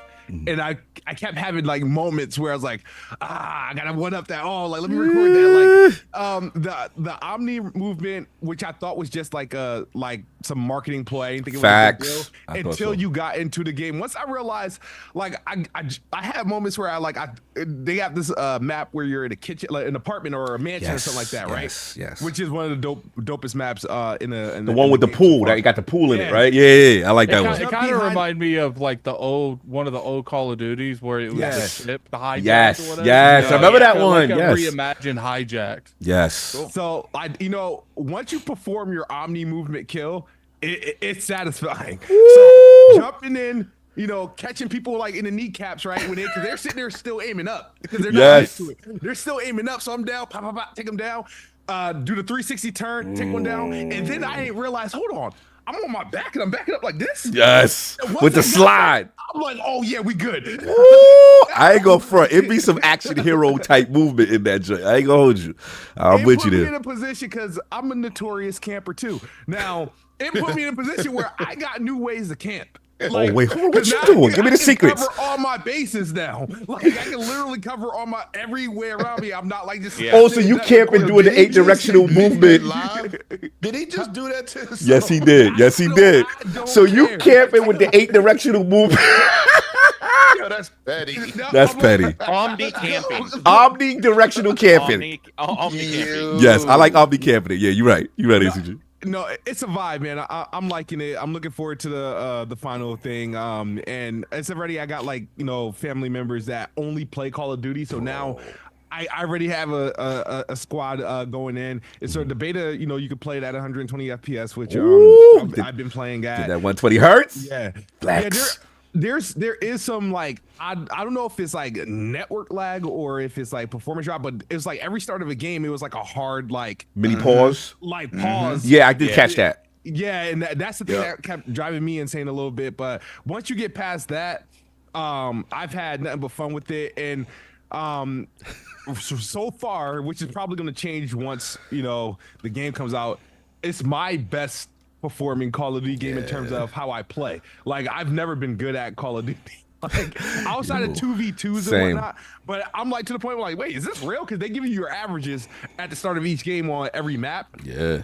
So it tells you how many kills with your KDA. Yes. And I'm like, that's me. Yeah. I'm like, I've been doing this good. Yeah. So, Give you the map stats and all that. Did you do a little map voting? I've been out of games so long. I'm like, oh, you can vote for the map.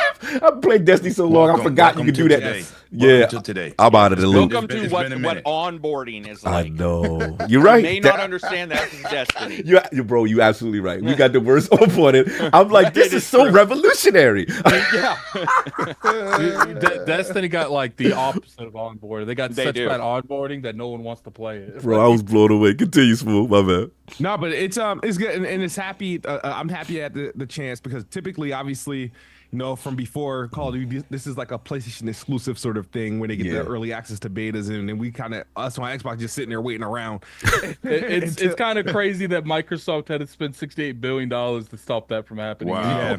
Yeah. Wow, that's a That's fact. what it is, no doubt.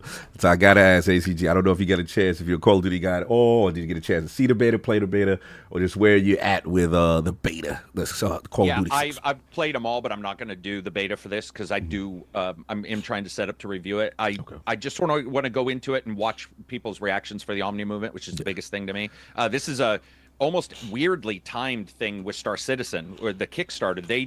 They switched to an Omni movement kind of situation too, which is weird because it changed the entire way the game looks and feels when you even watch the stuff. So to see a game that's going to be out within the next 5 years, as in Call of Duty versus Star Citizen, which could be by the time I'm double my age when that comes out, what I've seen and what I've heard in my Discord is that there's a couple issues, but for the most part, people really are excited about actually playing this one, that it seems to be enjoyable. It seems to be fun. Some tech issues here and there. But this is a true beta, which also I think we've been lied to so often about what a beta is. Ubisoft, which, I love a lot of their games, but they're a notorious liar about their betas because it's really their final code. They just do it 2 weeks early, and they're not going to be able to fix half that.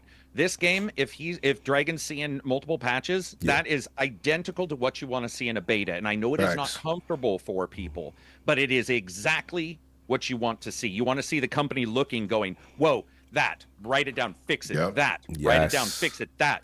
That's so it's so unexpected that I'm glad people are talking about it. I want more people to realize that that's what a beta really is. You imagine the person that goes through it and they're like, "Oh, that's genuine." And look, now that dude just sucks. Don't write that down. Yeah, the talent filter, right? Talent filter. Wow. Yeah, no, I'm with you, bro. I'm with you, Addict, man. I was shocked that when I put it on, you were like, "Yeah, I played earlier." I'm like, "What? Yeah, You played Black Ops? Yeah, I played it for about almost 3 hours. 3 hours? Mm. What brought this on, sir?"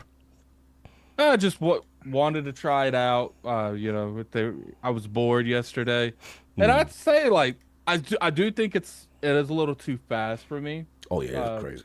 Like sometimes I'd be feeling like these dudes be killing like 3 people mid jump slide. There's no penalty whatsoever to doing anything. So that's like the only real criticism I can give, because I don't feel like you should be able to shoot like with the accuracy that you could shoot while sliding and jumping the way they do. But besides that, like I can also say it's like the most enjoyable time I've had in Call of Duty in like years. Wow, that is huge coming from you. I highly doubt I'll play it long because I was already getting bored of it. Yeah. But I did enjoy the maps. I didn't like the destroyed one. I didn't know what it was called. The one with the there was like The 2 objectives. Satellite map.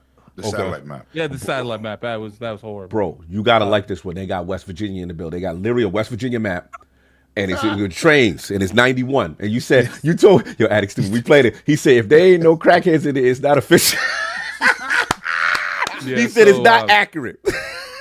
So it was a fun time. Yeah. I'm more interested in the zombies because apparently they're going back to more of a traditional zombies than that. So you know, here's the thing when it comes to like shooters in general, I've went away from throughout the years. Yeah.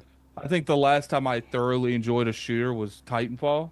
Like just thoroughly enjoyed a shooter, and that was a long time ago. At least it was a good one. Yeah, that's a good one. I went from like Call of Duty to Battlefield, but then I kind of outlived Battlefield 2, where Battlefield just wasn't giving me the same feeling. But I will say I didn't hate the experience. I do. So and you can ask Smooth. I was on top of the leaderboard most of the time too. So it's just like some of the ways you can maneuver in that game and kill people is just ridiculous. Like I was jumping off ledges, killing 2 or 3 people. It's like I had like the Sam Fisher thing where you can tag them. That's in Star Wars, and just landing in that little tub. Oh no, you were jumping off the top floor into the water. Oh, you doing the most. You was doing the most. All right. It was a fun experience. You know, I was playing by myself for like maybe 20-30 minutes, and then people from my chat kept jumping in. Yeah. And then Smooth kept jumping in. I will say, Smooth did not lose his shit playing this game. He was calm. I didn't hear one outburst. I was a little disappointed, man. That's why I invited him. You know, look. Well, a little rage bait. No rage, man. No rage. But you could tell it was like boiling about halfway. You know, probably another 30-40 minutes, he would have lost his mind. Yeah. But you know, for the most part, besides like, I felt like some of the speed was a little too high. Like I wouldn't say that like that there was like crazy networking issues sometimes, like some lagging issues. But I prefer them to do this now rather than the actual game. And here I go when it comes to like beta stuff. If I see that you had open betas, closed betas, and you did like what they're doing with Marvel Rivals, what they're doing with this, multiple, few day betas. When the game comes out, if it's still networky, I'll give you more of a pass because I see that you did everything in your power to try to avoid this. But if you don't do nothing, and day one, your stuff just don't work. I'm like, now you should have had betas. Like, that's right. Beta Boys is in the building. Beta Boys is in the building. Salute. I gotta go. Look, this thing is so funny because I remember when they announced it. I'm like, all right, it's in Game Pass. I gotta at least try it. You know, if you're an Ultimate member, you got it. There was some issue though for people who were game sharing, but one of your mans didn't have Ultimate. You could rock. You had to have Ultimate. You had that. So I had regular Game Pass that couldn't do it. You had to have Ultimate. The Xbox ain't playing. They like, yo, you want that main vein? You better get on that Ultimate. Stop playing. And I'm curious, since I had to upgrade from regular Game Pass to Ultimate. Yeah. I'm curious if like that new rule they're setting place. Can I even go back to regular Game Pass now? Good point. I don't know. Do they have me stuck in Ultimate? Yeah. I was actually thinking maybe I was shocked to see the final Addict didn't have Game Pass Ultimate. I'm like, what are you doing? But why would I? I don't use the Windows thing. I don't use cloud the cloud stuff. Like, why would I realistically? Smith, why did you have it? Have you ever used the window? Do you use the Windows Store half the time? No, Xbox Live you don't. typically. Do you use cloud? But I use Xbox Live. That shouldn't even be in there. The thing is, though, the thing is, you should have heard of Cognito's like, wait, why do I gotta upgrade? he was holding on. He was holding on. Microsoft made you bend the knee, baby. I was annoyed. I was annoyed. The knee was bent. They like, look, we gonna get every Game Pass subscriber in this service. So help us God. If we That's exactly it, man. I wonder how Welcome, many people got Ultimate just to play just for that. I would love the data. I would love the telemetry. What's funny is next week's the open beta, the one that's free. I'm pretty sure next week is. So it's like that. That's how you know we're screwed. Like, you we locked couldn't even in. wait a week. Yeah, that's how you know we're screwed. There ain't nothing we could do. Ain't nothing we can do. People ain't waiting. We giving Xbox $20 just to get play down it now. A week Well, look early. at what happened with NCAA football. Yes. What was it? People paid like an extra $30 to play it, and it was like 3 million people paid that. 3 It's million. Like, FOMO real. is It's real. Real. That's how you know when people's like, vote with your wallet. There's not many people willing to vote with your wallet. It's a fight that can't be won. Listen, when you see your whole friends list playing something, and then you like, all right, I got to know what's going on, you're going to bend the knee. But you just got done signing a petition that you'll not do it, and then the very next minute you look and everybody's got Call of Duty beta on the side, and you're like, you're like, I got to take that change down. It's that meme where he has the card. Yep. That's what it is. Not even looking at the screen. I'm not breaking my vow if I don't look. Listen, man. There you go. I ain't mad at it. But yeah, man. So for me, it's just been weird because I have not played a Call of Duty game. I haven't played one since Ghost. Black Ops 3. Like, it's been a minute. I used to be the guy because I betrayed Halo for Call of Duty during the Modern Warfare era. When I saw 60 frames per second for the first time, I'm like, this was when Vincent Pella and them boys, Infinity Ward. I'm like, damn, this is next level. Just how I was playing on 360. And then I just stayed with it for a while, and you get into the whole prestige, and you get into that whole addictive phase of what Call of Duty is. And I just remember after a certain time, I'm like, okay, the updates were minimal. I've had my fill. I've been that life. I don't need to do that. And then, let's be honest, you get older, some fast twitch skills start to erode. So I'm like, that's the young boys game. I'm good. Hold on, Cog. Hold on. Yes. Here we go. You're not gonna be saying we get older. We level up. That's what we do. Okay, that's what I ascended. I'm gonna use a king word. I ascended to other games. But so for me, all right. There's no excuse. It's in Game Pass. Ultimate. Let me try the beta. And I was just like Addict. I'm like, damn, this thing is fast. Like, this is and then again, if you're playing on OLED, I'm playing on 120 hertz, which has that mode activated. It is insane, the movement. And then even when you start the tutorial, I was with Kid, and it says that I thought omnidirectional movement, as cool as it sounded, I was like, this is probably a marketing gimmick. This is not true. Oh no. The articulation from the ground is amazing.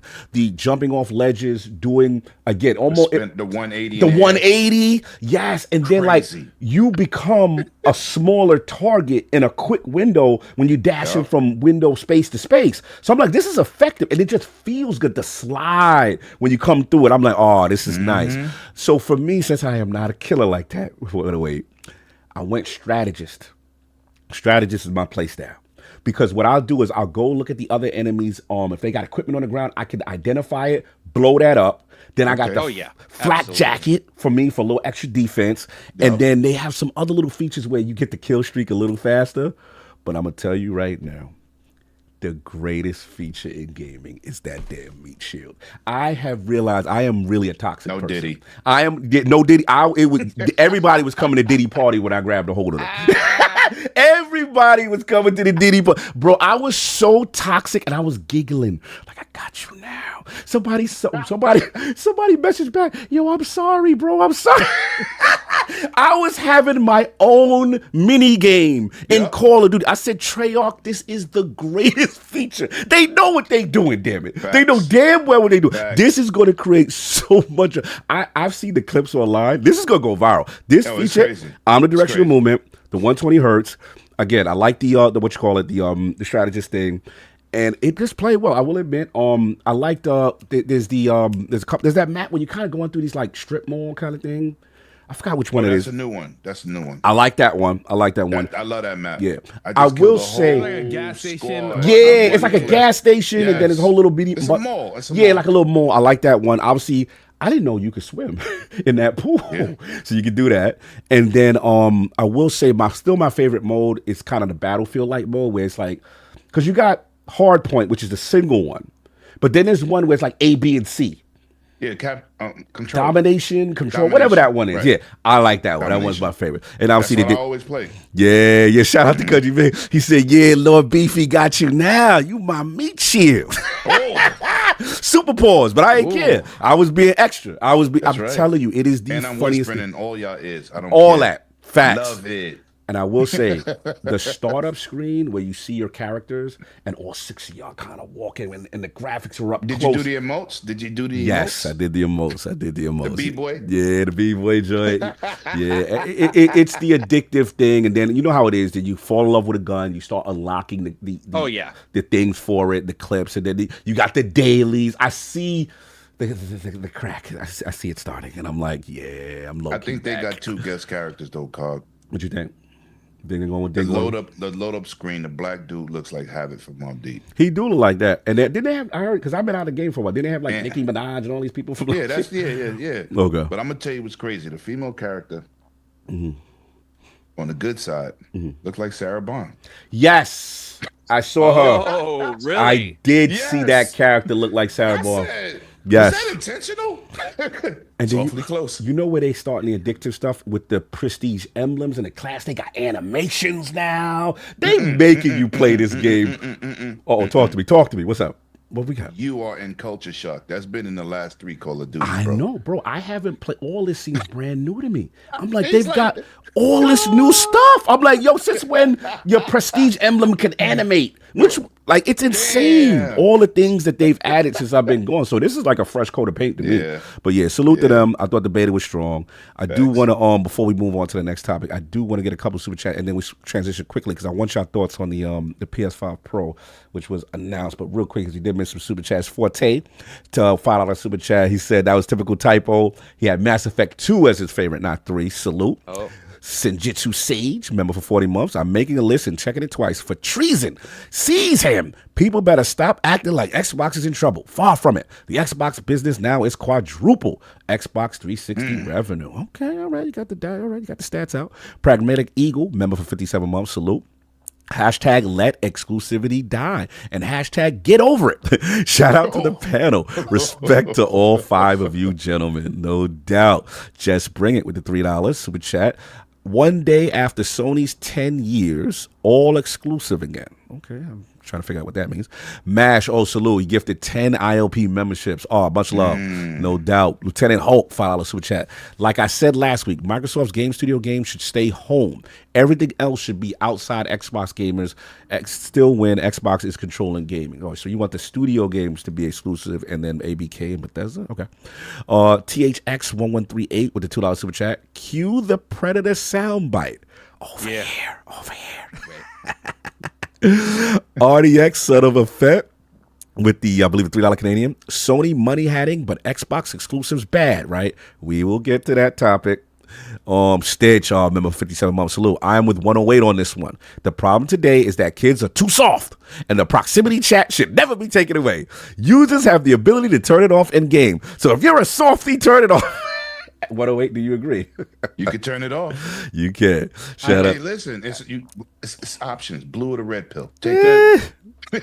Good at it. The thing that took away proximity chat was these random mics. Yeah, I heard someone fighting whether or not you should put syrup on steak last night when I was playing Call of Duty. Oh my Yeah, bro. Some people got to turn their mic off. Like they, No. Yeah. Turn it off for them. It's called mute. Yeah. Some people be having never their hear you personal again. conversations while you fighting the match.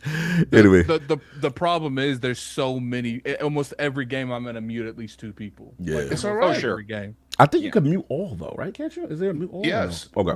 Yes, and the button is infinite. You funny. THX1138 with the tell us in chat. Beta boys all weekend. Omni movement dance off. All right. Salute. Lord Metroid, $2 super chat. He's playing Mad Max, listening to the show. Good combo. Salute. Sinjitsu Sage with a $10 super chat. Microsoft is smart. Zero certainty to rival consoles. Be versatile. Xbox consoles are here to stay. Over 80% of Game Pass subs are Xbox consoles, and over 80% are Ultimate subscribers. The EU confirmed it. All right, Sage. Oh, shout out to the Call of Duty homie, Jay Barry. That's a Call of Duty guy. Tell us super chat. Y'all come and play in my lobby. Then give your impressions. Black Ops 6 is fun, but has major issues with lag spikes and skips. Spawns are horrible, though. Hopefully they fix it soon. 108, your comments to Jay Barry? You told me no, don't say that. No, we don't say that word. That is the homie. My brother Jay Barry, That's the homie. How about you take that Lemon 23 game attack and come play with me? Woo! I've seen you play. You need a little assistance. Oh, it's like that. Okay. Yes. But I got to give him this. The spawns were a little rough on like the one or two of spawns the are maps. terrible. Yeah, one of the I maps. agree with him. So someone agree with spawned them. right. They're terrible. There's a time where someone spawned right in front of me, and I just started laughing. I'm like, "Sorry, my hog, sorry." Yeah, I'm like, what If is you'd going have on? answered your phone last night, you would have been playing with me. Ooh, Jay Barry, salute. Yeah, put So you we on got the you spot. on that. Put you on the spot. All right, no doubt. So we're gonna transition. This is the second part of the time. I did want to get your thoughts on this, and this is actually PlayStation 5 Pro. More details are leaking, and I believe this gentleman, I forgot this leaker's kind of name, but Bill, I can't even pronounce it. Bill Kuhn. Shout out to Bill Kuhn. So basically a new report, PS5 legend new information as far as the mid-gen refresh. They say obviously white in color, 2 USB-C ports, power button on the front. There's been designed almost like the Adidas symbol, 3 stripes across it, and it's supposed to be thicker than the PS5 Slim. And we don't know if it's unclear whether they're going to announce it with disk drive or not, and the controller seems to remain the base DualSense controller. So there's also, we've heard so many other rumors, maybe is it a 2 terabyte storage, 1 terabyte storage? But look, this thing is really picking up steam from now some a little bit more reputable leakers. So just want to get this to the realm. You know, how are we feeling about a PS5 Pro? What are we thinking? You know what I'm saying? Price wise and performance and all this stuff. Start with you, ACG. Like, what's your thoughts on these rumors of a PlayStation 5 Pro? So the price hike that we just saw with the PS5 and stuff like all the price, and the fact that the prices haven't gone down on these, I do find it the most interesting thing for me will be the price. Yeah. To see what are they trying to do and what are they going to offer. I think as somebody who sold the technology for years, especially when it came to TVs and displays, there was a bigger difference between, the old resolutions and 4K, and which we've got pretty tight on. And 60, 30, easy to notice. 60, 90, less so. 90, 120, less so. When you come to your frame rates and stuff. So I want to know what they're offering, where they're, where they're trying to make that value proposition to the gamer to make them say, I do want to jump in. Are we going to promise every game 60? We've even heard developers saying, well, that's not technically super realistic on some games. Additionally, any developer, we just had a developer on, 3 weeks ago. We also had Stephen Kick on from Night Dive, the CEO. And we were laughing going, any developer can make a game run at 1 FPS. We'll just keep throwing more stuff on the screen until it won't run. So the real thing is the technology and then the developers' ideas towards it. And we've heard the thing about Sony saying there's certain things that they want. They want you to be able to support your PS5 Pro going forward at a certain period of time. I don't know the PS4 or PS5 Pro. I don't know what the PS4 Pro's numbers were for sales, but I've always thought that these were sort of just your premier players, right? Your the people who really just want that. And I, as a value-based channel, I'll certainly review it. but I don't know how many of my fans would have it, and I don't even know how many of my friends would end up getting it unless it offers something fantastic. And I don't quite know what that is until we get it. These numbers people are touting, we all got burned since what? Maybe the Xbox One and PS4, I think, were the first times where we saw specs and we got them and we were like, there's some things here. And I think that's continued. Not in a bad way, but the expectations are a little less. Woo. Yeah. We finally realized what those those Jaguar. mobile APUs, right? Yeah. I've got one. I got the Legion, that kind of stuff. We know what those mobile APUs can do in certain ways and in certain formats. But I'm excited for it, but I'm really not as excited as I used to be for the Pro kind of stuff, whether it be Scorpio, the PS4 Pro. I want to see where the price is going to be, because Sony's pricing and Xbox's pricing are really weird right now. We haven't seen drops, and I'm worried the price point is going to make everybody go. Yeah, no, that's a good point, because, right, this is a very strange generation. Me and Attic had these conversations a lot, in the sense that usually by this point in the cycle, we start to see price drops, and both we start to see, because of inflation, price increases. The other question I have for you, ACG, is in reference to the Jeff Grubb rumors, a potential PlayStation showcase event where they could maybe in September potentially show that. Like, for you, would your excitement be more if there's like a slew of first-party games, or if they just say, hey, this is for our high-performant user who wants to get better frame rates or, graphical fidelity? Like, what's the thing that would excite you if it's revealed at a showcase? While it's not a true replication of what you're going to get, I would much rather see like first party, like a Killzone or something that comes out of the blue that we don't expect, or something from their stable that they have that we haven't seen a bunch of, because they did it with Horizon. I think it was Forbidden West. Yeah, good point. I would love to have something that captures my imagination contained to the hardware, versus here's some hardware specs and here's the same game you may have already played at a higher FPS. Because while that's exciting, I've already played it, and there's just less excitement there. I would like to see really what they're doing, and then maybe at the end say, here's some games, here's some third-party games that we've got running, and show some frame rate counters, and just be boom, and just maybe show it like that. I think Sony's got a bit of an issue, because they were going service game for a long time. Yeah, and a lot of we've definitely seen how that's going. Some of them are still going, some are not. I don't know what they have ready. That's the big question I personally have, is even the leaks haven't really shown that there was some big surprise hidden back there somewhere that was being worked on. Yeah. And so, I think they're trying to go into the games as a service to the degree they were going to, has hurt them a lot more than people think. Oh yeah. That's a fact. Yeah. That's a a good fact. point. And last question on ACG. If you had to guess, I know it's far out, but what you think this price point going to be? Oh, okay. So can you correct me, Cog? Yes. Did they raise the price just in Japan, or did the price? Just in Japan. Just in Japan, yeah, from my understanding. So the price for the PS5 right now is is it $399? $499. It's $499. Yeah, $499. Yeah. Okay. So here's the thing. There's two ways to run this as a business. You have your bait and switch, where you have the high price on your old system, and then the next up system isn't so high, and that way a person says, I might as well roll into the extended warranty. Right? Or you go for the high tier consumer, and you're like, look at what you can get for $1,000 or something. So, which would be nuts. But I will say, if it's above $699, yeah, and it would have to be for what they're trying to do and give you a differentiator, because price does mean difference for people. They see a different price, they want to return. If it's $599, I would say, honestly, I don't even know. That is, I'm really bad at this, but I would say, I would hope $599. Okay. I know that sounds really weird, because that's not a huge increase, but anything above that, we get into Sony telling you to get a third job. And they've already told us to get a second. Oh, we doing that PS3 era? Yeah, dude, man. I remember that. I remember that. I remember that. Woo! We saw some things. We lived through some things. Yeah, we lived through some times there, man. No doubt. Let's get 108 in the building. PS5 Pro, man. We started to see rumors, speculation. You know what I'm saying? Specs seem to be all over the place. I even see somebody said, It's gonna be a 4090. I'm like, wow, y'all got some expectations for this console. But all jokes aside, you know, it is coming. There has been some leaks and obviously some people a little bit reputable in terms of predicting this that have come forward, seen the triple Adidas check line across the middle of the sketch. So where you at, man? How excited are you if it does be announced in September, and what are you thinking about it? Cog, you know me very well. Mm-hmm. I buy the next best thing. Yes. What you got? This ain't it. You ain't getting it. Oh, come on.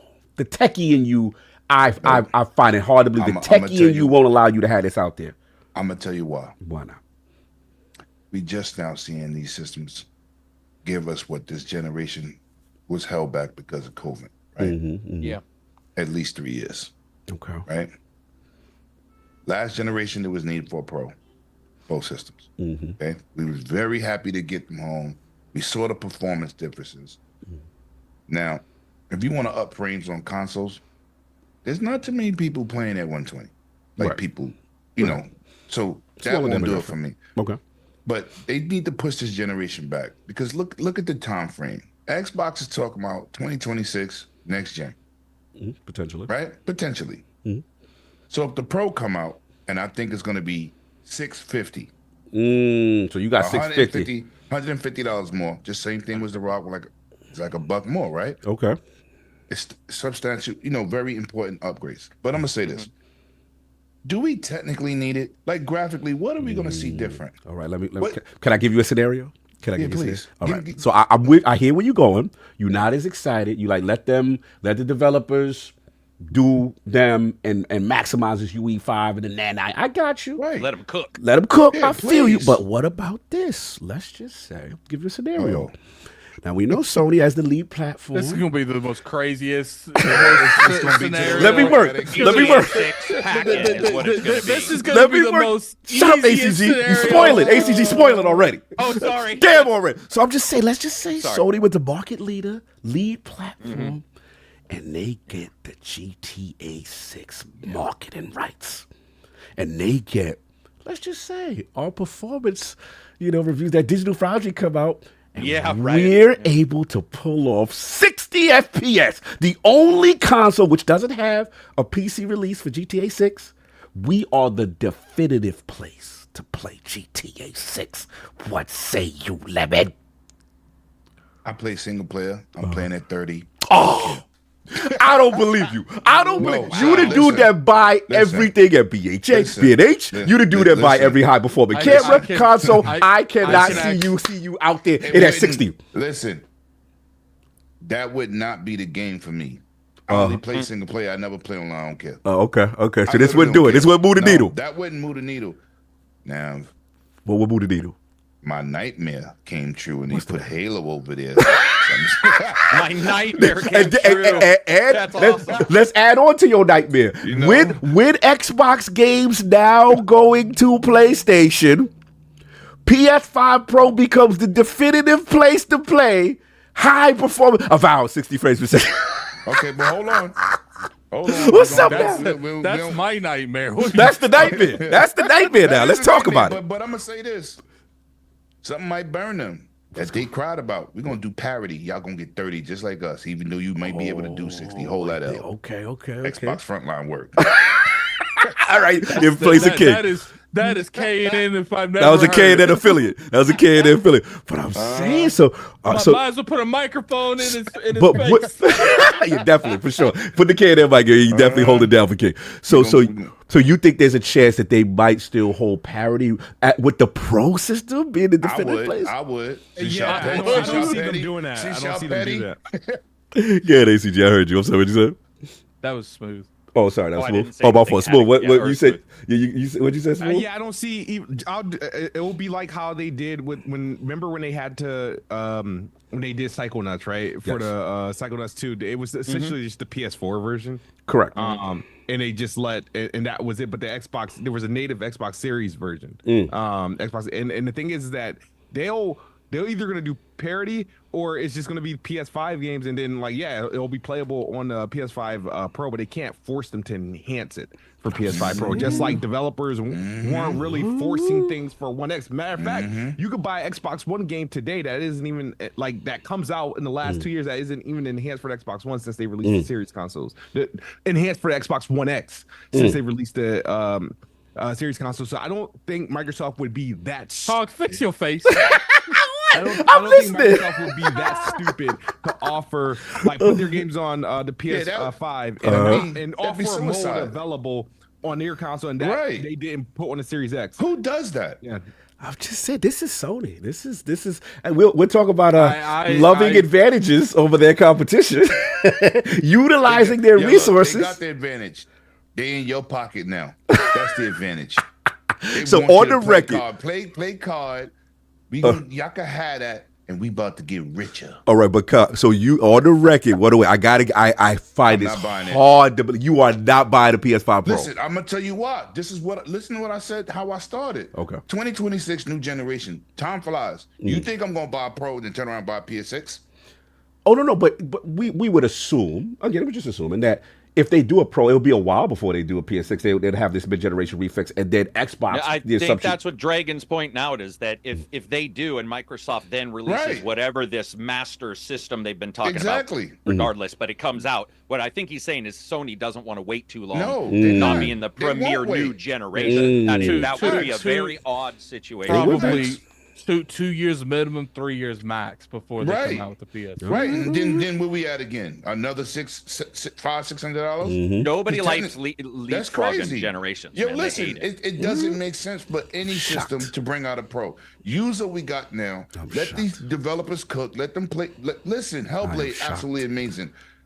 Listen, my wallet speaks, and I'm not giving away. I'm not giving away money. I knew Concord was gonna fail. My pre-order got rescinded. I don't care. So you look at it as a failed device? No, I just look at it as a wasted money device. Come on. So there's a placeholder. There's nothing that excites you. No ray tracing. No extra performance. Unreal Engine 5 singing and dancing. Listen, nothing. They still updating Unreal 5. Okay, all right. No, look, you standing on your square. Working on it. I mean, come on. I'm shocked. We got to be realistic here. That 900p Xbox, we needed it. Look, I give you credit. You standing on your square. Rise, Quantum Break, phenomenal to date. Okay. Right? Sunset Overdrive, phenomenal to date. But a lot of games, we was like, All right. No, I hear where you at. Okay. Let me get Kid on this, man. I'm dying to hear this. Kid Smooth, PlayStation 5 Pro rumors abound. Potentially September. Shout out to Jeff Grubby Grub saying they might be a showcase. Jeff Grubby Grub. Grubby Grub in the building. So we got to get him back on. It's been a minute. But yeah, man, like how we feeling? You ain't gonna get that Adidas stripe system? It's weird. I've been better about like tech upgrades and stuff like that recently, and I haven't felt the need like when they when they announce it and they show it off. I'm sure it's gonna look good. The two things I'm curious about, just as y'all mentioned, obviously price is a big factor, and how big of a difference. What are they gonna sell me on? Because right now I'm still in the reason why I jumped to PS5 so quickly and jumped to Xbox Series so quickly is the 4K 60 ray tracing, right? Those are that's modern tech that that is available on PC to some high degree that we want on our consoles to some degree, and those were already promised for PS5 and Series X. So my thing is, what is the promise here? Improved ray tracing. How do you market improved ray tracing? What about their own DLSS? What if they hit you with their what is it, proprietary tech? You know? Yeah, I want to know what the marketing, how do you market it? So that's going to be there. I was like, all right, they need to tell me why I need it. So once they determine what the need is, maybe it's, I don't know today, but when they announce it, maybe it may be a strong enough need where I'll jump in. And the thing is, I do respect about PlayStation when they when that brings something out and they say, hey, this is the new tech that they have, they typically, for the most part, take advantage of it for the most part. And it does show. So the other thing is price, considering now, good point, the PS5 Series X, there haven't been like a price drop. Remember, by the time PS4 Pro came out, PS4 had like a respectable price drop. It was a standard at a price that everybody can afford at that point, so that when the PS4 Pro came out, it came out at the price that the PS4 came out at launch. You're right. You're right. My thing is, if the PS5 is still launch price, what is a PS5 Pro? And how big of a difference will it be to warrant however big of a difference? Because a PS5 is still $500 and $400, right? So that means the PS5 Pro, it ain't going to be $50 more. You know what I mean? Because a bundle is $50 more when you buy a standard PS5. So you're like $600-700 at that price. How significant is it? And to me, I'm at a point where I think I'm capped out at like $500 for a console. Okay. Like that's the most I think I'm willing to pay, unless a next generation console comes in and they're really saying like, no, this is it. You know, $600 in this. We don't care about, you know, we're selling these for a profit, right? And it's more than $600 and stuff like that. That's when I look into it, because then you start looking at the stuff like the Rogue game. We spend like $600 and stuff like we that. definitely spent that money for that ROG Ally. So my thing is, if you're really pushing the envelope, then I can consider it. But if it's what we've learned about Pro and X consoles, we've been burnt. Like we literally just. So you think just that GPU upgrade but no CPU upgrade, that kind of hustle? We've been burnt with the Xbox One X and PS4 Pro. But the sad part about it is, like I said earlier, like, how many times have we been burnt on broken games? People know Wukong's broken on so many levels. Go get it. People are still going out there and buying but the thing is, and that's the thing is, I feel like I would believe you and Lemmy can talk to you blue in the face. You both going out and buying this thing. It don't matter what. Oh no, I'm not. I would say that's a weird comparison though, because if you're buying BlackMythWukong, it is a game that you're interacting with at that exact moment for a certain price, and you know it's playable. If you're buying a PlayStation 5 Pro, you have no clue what anything is being but like there, and it's 600 versus $60, 10 times difference. The point I was making is just like gamers in general, especially the hardcore audience, that this would, because this isn't really directed towards like a casual market. This is directed more towards the hardcore market. And let's be honest here, we have zero in post. The majority of us are just going to buy because it's something new to play with. Like, are there going to be people to stay on their boards? Yes. But I'm willing to bet you the vast majority of people are just be like, it's something new. Like, I mean, but but that's incorrect, because the majority haven't even bought PS5s. PS4 is still almost equal in user base. PS5, like, I think, but see the thing, it's certainly not a mass majority. Would you not agree that the majority of people that have probably switched are hardcore gamers?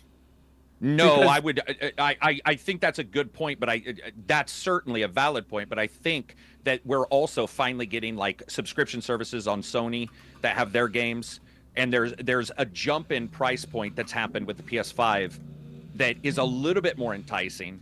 But what we're talking about right now is, what other things is a PS5 Pro going to offer that's going to cause somebody to jump for another $500? This is another $500. See, but there's no gap there like there was. I think I think this is directed towards the audience that they know is going to buy this. Like, for instance, I personally feel like, and this is just me, the reason that the consoles haven't sold is best. It's not a price cut. Now, obviously, all this comes into place. It's Fortnite is still playable on last gen. 2K, there's even 2K last gen versions. Call of Duty Call of Duty still playable on last. But my point is that demographic that wouldn't buy this, they're not even on the PlayStation 5 and PS4. You're talking about what I consider the Sinister Six of gaming, which is those games that, for whatever reason, that people, they're life-stealing games. That stick around forever. That stick around. The Roblox. And they steal stuff from everybody else. Which makes this generation a little different in the sense that most people still haven't upgraded. They haven't felt the need for a PS5 or a series, because they like, I can play Fortnite, I can play Roblox, I can still play all these games on old hardware. The only way that I buy the PlayStation 5 Pro at launch is if that GTA 6 got a 60 frame. That's what I was going to ask you. That is one of the key components of one of the few not games available at launch though. Hold up. That is one of the few games that's in the industry that I feel like people would definitely move mountains to play that on that. I would agree. We see what college football does. Next gen only games. especially depending on how they promote it. If they get the marketing rights and they make you feel like that's an exclusive because it's promoted so close together. I gotta roll with Attica on this one. I gotta roll with Attica on this one. You know, let me tell you why. Not to interrupt you, because I remember last year's joint of the year was Hogwarts. Right? We would agree Hogwarts was like a generational game. Yeah. Outside of the controversy, what it did was tremendous. And they marketed it. I don't know if y'all remember. I remember watching the Sony State of Play as if it was an exclusive game for 2024. They put it up there like it was, and I'm like, wait a minute, this game is on Xbox. Like, why are they acting like this is just it? So it just goes to show you the mind share and the fact that when they see a zeitgeist game, they usually try to attach themselves to it. And I have to admit, there's few games that can move units like a GTA. There's really nothing in its past. Well, it's beyond. Yeah. The only things that can move it is the stuff that's not on next gen. Like the Minecraft. Like if they made a Minecraft that has so many more features, this in-depth more like a Minecraft 2 kind of, and that was only on like current gen that we're in now, you would see a huge fluctuate towards next gen hardware. But the problem is like 70% of the gaming industry is playing these 4 games and none of them are on current gen only. Now, can I also point out real quick that we also have to look at 2 things. One, online is your majority of GTA players, and online they've got their own issue trying to get online 5 to 6, which as somebody who talks to those actual devs and talks to the people who are either working on it or working on something for GTA 5's online and are talking about going to 6, that is difficult for them. And so I think what Kid Smooth was trying to say was that they're not even in pace right now. We don't even know which one's coming first. I mean, we're hearing that it's true, but we're not 100% sure. Good point. Also, I agree that they tried to sell Hogwarts as PlayStation whatever. And here's the thing. We're talking about a niche within a niche, though. The people who look at a GTA or at a PlayStation 6 are probably technically minded. Agreed? Yes, I would agree. If those people are technically minded, then they most likely know about the industry, which then sort of precludes the idea that people would be tricked into getting it. Right. And so what I'm saying is I think we've got a niche within a niche within a niche now. And also Sony's spread out between PS4 now, PS5, PS5 and PS5 Pro. There's if all those come into alignment, that'd be great. But GTAs have also been delayed many times. That's true. I am honestly just me. No rumors. Nobody's DM'd. I'm just like, I put their chance of release when they said at maybe 30%, just because I've lived through their delays and I'm okay with delays. Okay, fair enough. I hear you. Let me ask you a question, Carl. Wait a minute. And I got to bring back to Kid because we did interrupt after this. Let me say this. Let's go. If a game is 60 frames and we're all here, we're into this business. A lot of people in this chat is into that. I want 60. I want 60. We're the enthusiasts. Yes. If that game come out at 30, nobody cares. That's not gonna stop that 95 million sale. I mean, nobody's gonna say, "Oh, I'm gonna buy a system for another $650 to $700 because I got 60." Who does that? That's us. No, that's a good point. We cannot act like what we think. That's a fact. What we want is the majority. Because we're not. We are the minority. No, that's a valid point. And that's the mentality of the hardcore in a sense. Yeah. I think my only pushback is like, even though that we're the minority by far, we still make up millions and millions of gamers. Oh no, I mean, yes, but the casuals and the they run the industry. They make up more. They're running the show. Yeah, they run the show because we can't get in here and act like what we say. That'll make us buy it. No, for sure. Because to your point, when we look at Sakana, right, we look at the data, we look at the top 5-6 games for both platforms. It's literally the same games. It's really no exclusives. It's Call of Duty. It's Minecraft. It's Roblox. Fortnite. Madden. 2K. My argument was not like necessarily we make up the majority because we don't. My argument was you could sell to the hardcore audience and still have a successful brand. That's what my argument was. No, they like I said, especially if they can pull it off. But I want to give it back to Kid. I know we interrupted him in reference to his thought process with the whole thing. Yeah, he'll be fine. Yeah, sorry about that. Yeah, we read off on Kid because Kid had us thinking. Kid had us thinking. Go ahead, Kid. No, yeah, because I almost forgot my point of view though. But the thing is that they have a lot of questions to answer. of why to bring it out now. Because the thing is I don't personally, I don't think it's needed now. Considering we're still experiencing every game that's coming out there's a PS4 version and Xbox One version. So Xbox Series and PS5 have not really gotten to eat. And if PlayStation is putting this out, that means they're telling us, okay, PS5 is tapped out. So my thing is, did this generation peak in 2021? Because I feel like that's when all the best games came out. UE5 is starting to get its leg, is starting to become more optimal.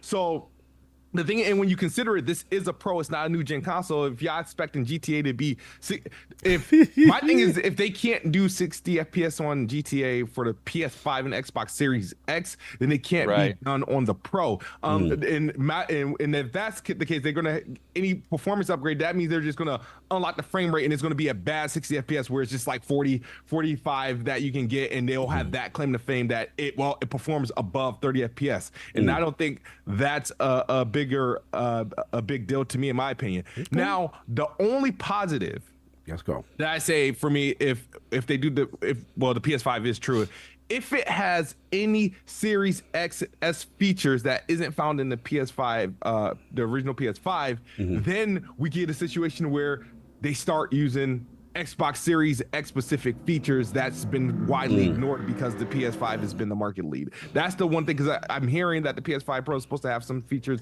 that are found in the Series X that is essentially exclusive to the Series X because Microsoft waited obviously for like that RDNA 3 stuff. Yeah, the RDNA stuff. I thought he was about quick resume. Yeah, that's what I thought he was going at first. I was like, what features you talking about? Quick resume. No. No, it's more so like the different things that they got that can help games be more optimal, some cheat codes to get games looking better, because I feel like they haven't fully utilized systems. And I will feel personally, I feel cheated because 2020 to me feels like yesterday. I still remember, waiting in my freaking package room, waiting for UPS to, hey, come on, give me my box for these consoles and stuff like that. And I do feel cheated. And I'm curious is that what I want to be in the flying room. Why do they feel they need to put out this particular console now? Because my thing is, are they hiding software? Because there ain't no real software there to sell it either. That's a fact. That's the point. Yeah, I'll jump in if Attic, unless you got your balls up. I was going to jump in. Yeah, that's pretty much it. Okay. Yeah, no, I agree with you. This is a fun one. It's very curious to me the feel the need for it, and especially with such a weird console generation where at this point in the generation, what's up? That's the funniest part. This console generation. It's so weird. I can see it going either way. Yeah, I mean, it's weird because, again, normally we get price cuts by this time, but because of inflation, because of the state of the industry, we've seen price increases, which is strange, and they don't seem to be coming down. So, yeah, I'm with you. I think $699. Like, it depending on what's the performance in this device, it would be very hard pressed for me to see them really coming much lower than that. You know what I'm saying? So, I don't know. I mean, look, the key for me is always going to be compelling software. And to your point, 108, like, that's my main frustration with Sony this gen. I feel they, as dominant and successful as they've been coasting without first-party, consistent software. They've attached themselves to great third-party deals. Why, right? You know why? Why so? Every game that we got from God of War, Spider-Man, right? GT7, Horizon, those are PS4 games. Not like, and they shot their load. They ain't never released that many games in a row, first party. So whoever expected them to make this huge turnaround and drop more first party titles, it's not going to happen because they never done it in the history of the company. They've never done it. It took 5 years to get God of War 2018. These games take a long time. We know the development cycle is long. What I do find interesting, the rumor is that a reason why we haven't seen a lot of their first-party titles, and ACG, you tell me if you've heard anything similar, is that some developers are saying that some of the titles are being held also for PS5 Pro release. Not at the same time, but they're being made with the PS5 Pro in mind. I say that they're going to line up at the same time. You know what? Then they should have held Concord. Why are we doing that? Why are we doing Well, the PS10 comes out. Oh, my God. Spirit of King compels me. I would say the only thing that we know just from some of the leaks and some of the ones that you can truly verify versus just some of the chaff that's out there is definitely there will be companies that want to look at making sure they ready a title for optimization of the PS5 Pro. But that is one thing I want to make sure people are using the proper language. It will certainly not be made for the PS5 Pro. Otherwise, that would be a disaster that is absolutely, I mean, it would be something we would remember forever because it just wouldn't, a lot of the prior systems.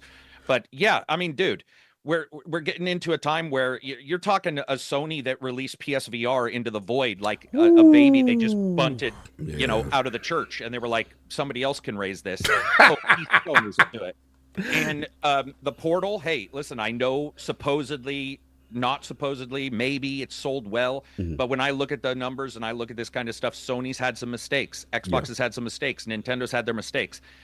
In the past, there were not as many facets they had to take care of, and I feel that we are a little bit nostalgic in remembering the times when these companies had less mistakes because there were less to make, and because the form factor was a little bit easier to identify. And your Fortnites, your what have you, a new game has to somehow eclipse that 100 other titles that are offering Lego in Fortnite. I mean, I have friends who were leaving big premier titles to go play Lego in Fortnite. And I remember thinking to myself, oh, damn, if I was a developer, this would be some rough days. Oh, it's rough. To figure out how to fight this. Yeah, like if the days of trying, you're making a fantastic point because the days of trying to make a live service now, and you're competing against these behemoths, right? That have been there forever, and people are not leaving. To Addict's point, they are still playing it on old hardware. They're saying there's no need for me to upgrade anything. We are fine with our PS4. We're fine with our Xbox One. But that's the issue with these companies, and I'm tired of them. You want to sell next gen hardware. You want to move forward. You got to cut the umbilical cord. Let them go. But all right, but here's the thing: you say that, but what about letting go of that revenue? That consistent monthly active user and them revenue that they. That's the problem. They put out these numbers and say, "Oh, we're not selling as many consoles." Right. But you eating on two generations. Exactly. That's what this generation is so weird. I've never really seen anything like this. The people are still there. You're making a good point. And last thing I say is, like I said, the first party games, obviously, you know, if I want to see if they have anything or any proof of concept of, okay, this is when we showcase it. This is how such and such game will look with the Pro and show what those performance things. For me, I would love frame rate, but we'll see what the innings are. And the last thing I'm curious about is the disk drive. The rumors are, looks like, no disk drive initially, but maybe they do an add-on thing like the Slim where they give you some type of optional upgrade. That'll be interesting. But yeah, this is a unique thing. But I will say this: if there's some way they can get the GTA 6 marketing rights, watch out, y'all. Watch out. That's my final thing. TurboGrafx could get GTA marketing and they would win. Like, I mean, let's just be honest. GTA 6 is something that we shouldn't even, it's almost not even a game in the way. Yeah. I mean, it's a platform. It's a platform itself. Yeah. The numbers actually make me a little nervous when I see something with that high numbers because I'm like, every company is going to be held to some percentage of that success. Oh, that's ridiculous. Oh, I mean, get this at thing it. is insane. Yeah, these companies are going to fight for what can we do for you, Rockstar? Yeah, I mean, cool. What can we do? Facts. They in the driver's seat hardcore. Let's get a super chat before we move to the next one. We got THX1138, $2 super chat. PS5 Pro 600 digital only. He's predicting. He's saying the disk drive for 80. All right. I think 100%. The fact that they're already, you know, exploring with having detachable hard drives. I mean, disk drives, that there's a reason for that. This was their goal the whole time. Yeah, it could be. Sheesh, $2 super chat. I'm still hard coping for Bloodborne 60. That could be one. That could be when they rip the Band-Aid off and finally give the PlayStation fan base that. That'd be lit. Jay Rembert, $5 super chat. Y'all really think Sony would have Microsoft PlayStation 5 Pro dev kits? Because I don't. Any new tech they could put in the next Xbox. Interesting. All right. Michael Mooney, £5 super chat. What if the PlayStation 5 Pro is only more powerful than the Series X, as the Series X is more powerful than the PS5? So only a substantial jump. Yeah, the little gap. Yeah, that'd be interesting. You know, Digital Foundry gonna break it down. God's Hitman. That's my guy. $5 super chat. What if Game Pass is only available for the PlayStation 5 Pro? Hilarious. THX1138, $2 super chat. Sony been releasing PlayStation 4 games the last 4 years. Agree with you? 108. Robert, he not agreeing with me. Those are the facts. Robert Kelly, logged in the building. Follow us super chat. With devs and publishers launching busted games like Black Myth on PS5, how much would a pro help? The issue is that the console struggle with UE5. Thoughts? UE5? Does it really, or it depends on the developer? Because those BlackMythWukong developers are not console. Yeah, they used to develop mobile games, right? They're right? mobile and PC, right? And they struggle because I had told somebody, they was like, "Oh, we got BlackMythWukong." I got it on my Asus ROG Ally, right? And if you want to talk about frame rate and everything, how can you say my game is 60 but it drops to 20? You shouldn't be happy with those performances. I'm just sorry. Yeah. No, it's gonna be a while. Hellblade is a solid 30. It don't drop below 30. Right. And it's beautiful, right? Oh, for sure. For sure. So is it the engine or is it the dev? Because everybody's not created equally. That is a fact. The developer talent is a factor. J Boy on the run, $2 super chat. PS5 Pro, 60 frames GTA. If rumor is it CPU is Series X clocks? No. Not sure what you're trying to say there, bro. He's trying to say the CPU in the PS5 Pro rumored to be the same. Oh, okay, got it. Okay, I got it. Is the Xbox, so then he's saying might be off the table. Got it. Okay, so he's saying they fraud with the 60. Okay, fair enough. Black Ronin 357 $5 super chat. GTA 6 marketing is key. Phil Greenberg, Booty need to get that marketing and stop bucking around, because you know Sony gonna try it like they did the BlackMythWukong. Oh, we're gonna get to that. Yeah, that's a big marketing, but I don't know if Take-Two, man, that price might be too high. We're gonna see. The real XOG, $10 super chat. GTA 6 is going to have the same problem as Payday 3. People not going to leave GTA 5 and lose all stuff, especially if GTA 6 is next gen only. Yeah, I don't know. That is what GTA 6 is definitely next gen only. Yeah. And if it is, they're going to lose a lot of people. Yeah, maybe some people buy like college. Yeah, but football. listen, economy's down. Yeah, that's true. I mean, and price point. Yeah, we got to see. Yeah, listen, it's about that bread. That is true. John O'Dowd, £2 super chat. Please say something next time, brother. Black Ronin, 357 $5 super chat. Higher frames don't matter to me. It's nice, but I want locked frames, 30 or 60 at 1440p or 4K. Oh, I thought he said 144p. Yeah, I was like, dang. I was like, yeah, 1440p, you gonna get that locked. We'll get you 700 locked at that. All bells and whistles. He said no 1080p potato-ish. Well, they might as well make that like $20 because you're gonna need that extra 40 to put back towards your medical bill. That 144p locked. Dev should give option. Yes, we want our performance modes. Shout out to the hand solo. You know what I'm saying? Member for 7 months. December 21st. Lemon would like September 1st ILP redacted. He's on his way to B&H for the PS5 Pro. I agree. I think he frauded. He gonna get it day one. I'm with you, Ham. He frauded. He buys everything. And if he doesn't, it's because he said he wouldn't on the show. Yeah. He just gonna try to stick me. Yeah. He gonna stay on business. Yeah. Or he's gonna do what some of the old Destiny heads used to do: play offline. Yep. So we don't know. Shinjitsu Sage, follow us in the chat. Something I pointed out is Xbox makes up for smaller hardware revenue with far stronger first-party games and Game Pass revenue than Sony's first-party and PlayStation Plus revenue. All right, Shinjitsu Sage with numbers. And last one, Captain Chats, £5 super chat. No way Take-Two gives the marketing to Xbox. If they see what we see regarding Xbox marketing, hey, yo, that's a shot. That's a shot. That was a shot. He got a point. It's a shot, but he got a point. He got a point there. He got a point. They might not be with that. Damn, that was harsh. That was harsh. He went there. He had to go there. It's too soon. All right, so this one is for Addict and hey, you never know. They might do it as a case study that can grant that photo survive Xbox lack of marketing. Like, Addict, this is your topic. Star Wars Outlaws, man. Where you at with this? You could set it up. All right, set it up. So look, man, the impressions are out. I want to say polarizing, but currently sitting at Metacritic about 76 right now. So when I see, online the discourse, some people really love it, love it for what it is. Other people were having some issues maybe with stealth mechanics and things of that nature. But Addict, you've got a lot of hours. I know ACG's got some hours on it as well. So what's your thoughts? Impressions, Star Wars Outlaws out in these streets. Where you at? I understand people's problems with the game. I do feel like it's been blown out of proportion a tad. Like at the core of it, I enjoy the game. I think that it's got a because Smooth beat it. He beat Oh the game. wow, you beat the whole Yeah. thing. Damn, Smooth. Yeah, and obviously ACG beat it. So like when it comes down to like this particular thing, like look, does it have issues? Of course, but I don't think it's like a what you said 78. I don't think 76 it's a meta. 76 Metacritic. Like I do think that there's some politics going on in this game, and I do think that that's the reason. But you know, rightfully so. Like what's the the politics? issues What's with going the on? game. There are some issues that are deeply rooted that I'm just like scratching my head more than anything. Oh, the issues but I to do don't with think, the features of a certain protagonist.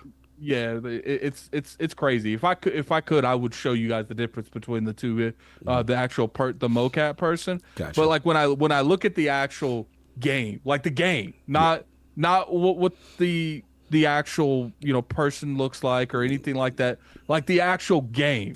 I get it. Some people are saying, oh, it's I don't like it because it's a stealth game. What did you? To be fair, Ubisoft maybe should have promoted the game a little bit better on what the game actually was. Because if you actually look at the promoting material, they don't really go into a lot that this is a stealth type of game. But when I played the preview a few months ago, I saw there was more into the stealth than anything else. So when I'm playing this game, it's just like, look, this is one of those scenarios where even though it's in the 70 Metacritic, I don't agree with that. But because of some of the decisions Ubisoft made in this game that are clearly politically driven, in my opinion, I understand where they're at. But at the same time, I'm looking at the game, I'm like, it's not that bad of a game, guys. I'm enjoying it. Like, I really am. I'm actually enjoying the game. Do I agree with some of the ways people are attacking it? No. Do I understand? I guess. But I've always been to the point where I'm looking at the game on the game level. Like, I'm not looking at who made it, what made it. I take it in consideration, and I understand why people make the decisions they make, and people make the statements they make, and people make the justifications to the way they treat the game. But on the core gameplay, if you like stealth mechanics, if you like, sneaking through sections, it's a fun game. Do I think it's worth like $70? I think it's 70. Is it 70, guys? That's a good question. Yeah. Oh, 70? Okay. That's debatable. It's probably a Ubisoft Plus type of game or a wait for sale type of game. Probably wouldn't pay full price for the game, but I am enjoying it. I have been streaming it. I got about probably 9-10 hours in it. Okay. And I've been told it gets better the longer the game goes. I don't know if maybe Smooth and ACG can pick up on that portion of it, but I have been enjoying the game. As far as like the political stuff, I mean, you guys can bring that up if you guys want to. Yeah. But let's start with ACG because I'm actually really curious. I haven't talked to ACG at all about this. Like, I'm curious not even too. a little bit. Yeah. Where you at, ACG? Star Wars Outlaws. Yeah, it's a messy title because there's so many issues that have occurred all the way back to the supposed Disneyland trip and all of the weird stuff that's gone on. I forgot about it. Yeah, I didn't because now at the starting of every one of my reviews, I'm like, just a reminder, we don't do sponsors ever, and we don't. You ain't one going. Nor has Ubisoft ever asked me. I don't know if maybe they know, but that's the dumb. I needed to see you out there in Magic Kingdom. ACG's like, I've never been flown out to anywhere. We need to put you on the Learjet, man. It's so crazy. I mean, because I'll go to an event, but I'll pay. And that has caused Ubisoft, in particular, issues because they want you to go to an event or something prior to a game showing. I'm like, well, I paid. I don't have to. Gotcha. And did you see, sometimes you get a little bit of pushback. But did I say Did you see the Star Wars therapy dude? He's like one of the biggest Star Wars guys. They asked him to go to that, and he said, look, this is what I would need to make up from not making content on here, and you're not going to silence. I'm still going to talk how I want to. They never emailed him back. Well, I can say this. I've reviewed, I'm definitely less than 50% of their games stating to get. Okay. If they were going to have a problem with somebody, and somebody who said never touch on a couple of their games, it would be me. And same thing with Sony. They have no issues. Ubisoft in particular, I say never touch, and the very next day they're like, "Hey, got a beta." Ubisoft is very good. They are really good. Respect that. So getting past that, you have those issues. You come up to the character's face. you can talk about politics, but I want to talk about tech for a moment. Let's go. Because let's remove the political part for a second and look at the tech of mocap. Look at Far Cry 6 with Esposito. Is that his name, the actor? Esposito. Giancarlo. Yeah, so that guy, perfect. Yes. Mocap. Looks identical to the character, right? If you look at almost every single character in Ubisoft games, almost every single one, they all look identical to their mocap. And that one doesn't. Now, this occurred with Control as well. With Jesse's character, there were some slight adjustments to that character. So there is something going on. I just don't know what the something is. And I don't know why that something would occur, because it doesn't make a lot of sense other than to just really offer a misrepresentation of the reason why you got the person in the first place. I find it disrespectful in that way, that you would not have that person look like them if that's your entire fight, right? So that part, and then you can add the politics onto it. But from a technical standpoint, I can guarantee you Ubisoft's mocap is up to the challenge of making somebody look like their character. The game, I liked a lot of it, a little bit of a lot, and the rest was meh. Like, I don't rate on a score. I never have ever set a score to a friend in my entire life. Correct. I wouldn't say it's an 8, but I would say that this was worth waiting a bit for, or a subscription. And the reason why is, first of all, there were some tech issues.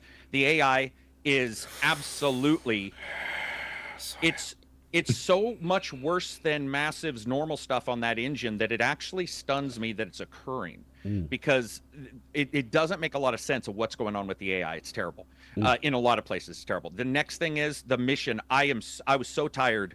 This is why I like reviewing, because when I talk to somebody who's played 4 hours and they say they like a game, why did you hate it, Carrick? Or you're wrong. And I'll say, play it for 35.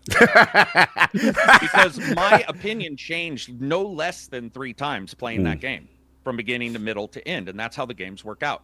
Also, anybody who tries to say a game gets good after 10 hours, my opinion is the game's initial 10 hours are terrible.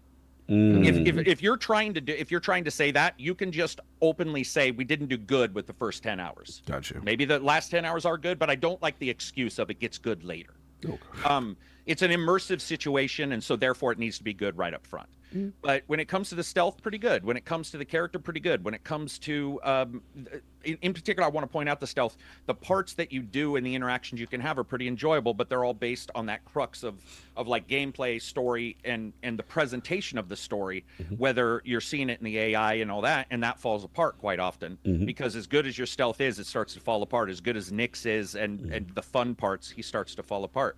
Sound effects are good. Audio was fine. But what you have is a title that I was really excited for, because we know Far Cry has dropped their engine. Denai's done. They've shuttered that engine, and it'll be this engine. That excites me. Okay. Because graphically, the next Far Cry could have a city and an open world, which they've never been able to do. They tried in 6, and that was a disaster. Yeah. That looked like a Lego block city. Whatever they built in 6. I mean, it was almost unplayable. It looked so bad. Yeah. So the idea of this moving forward is great. But as a Star Wars title, no, the story is not good. The story is generic. I spent 35 hours in it. I've heard you can golden path it if you don't want to experience everything, but I did experience almost everything multiple times. Then I do fly arounds, I do testing, so my time's going to be bloated compared to somebody else's. You could probably do it in 25. If you start getting shorter than that, well, it's possible, I guess. But I liked to really explore, fly around, and those were some great times, man. But what it is it's the Avatar situation again, where Ubisoft has grabbed these side IPs, and they're side IPs that either seem on their timing or their delivery not great. Avatar's timing was bad. It was too late. It should have been at the games, or at the movies release time. Right. If Avatar, that would have been a great synergy. Yeah, nice synergy. And then you look at Outlaws, and it doesn't know what it wants to be. Does it want to be stealth? Does it want to, and your stealth falls apart because you have this big thing that says mission area, you cannot go past this, and it's close. There are times where I took a left and I could have gone around because there's an opening that I know of, but because the mission turned on, the exact same spot I was able to explore less than 5 seconds ago now is unexplorable. It's just like a boundary thing? Yeah. Like, no. All the time. Mission boundary. You'll go back to your quest area. That kind of stuff. And that just sucked. And then the instant death missions, I would love to have seen them a couple times. but the number of times that you go into a spot and the game is like, you see this thing, it's like restricted area, and I remember the sound effect gave me like the negative of a Pavlov's dog kind of thing. The moment the sound effect went off, I was like, another one? Damn. Seriously. So there's some good in it.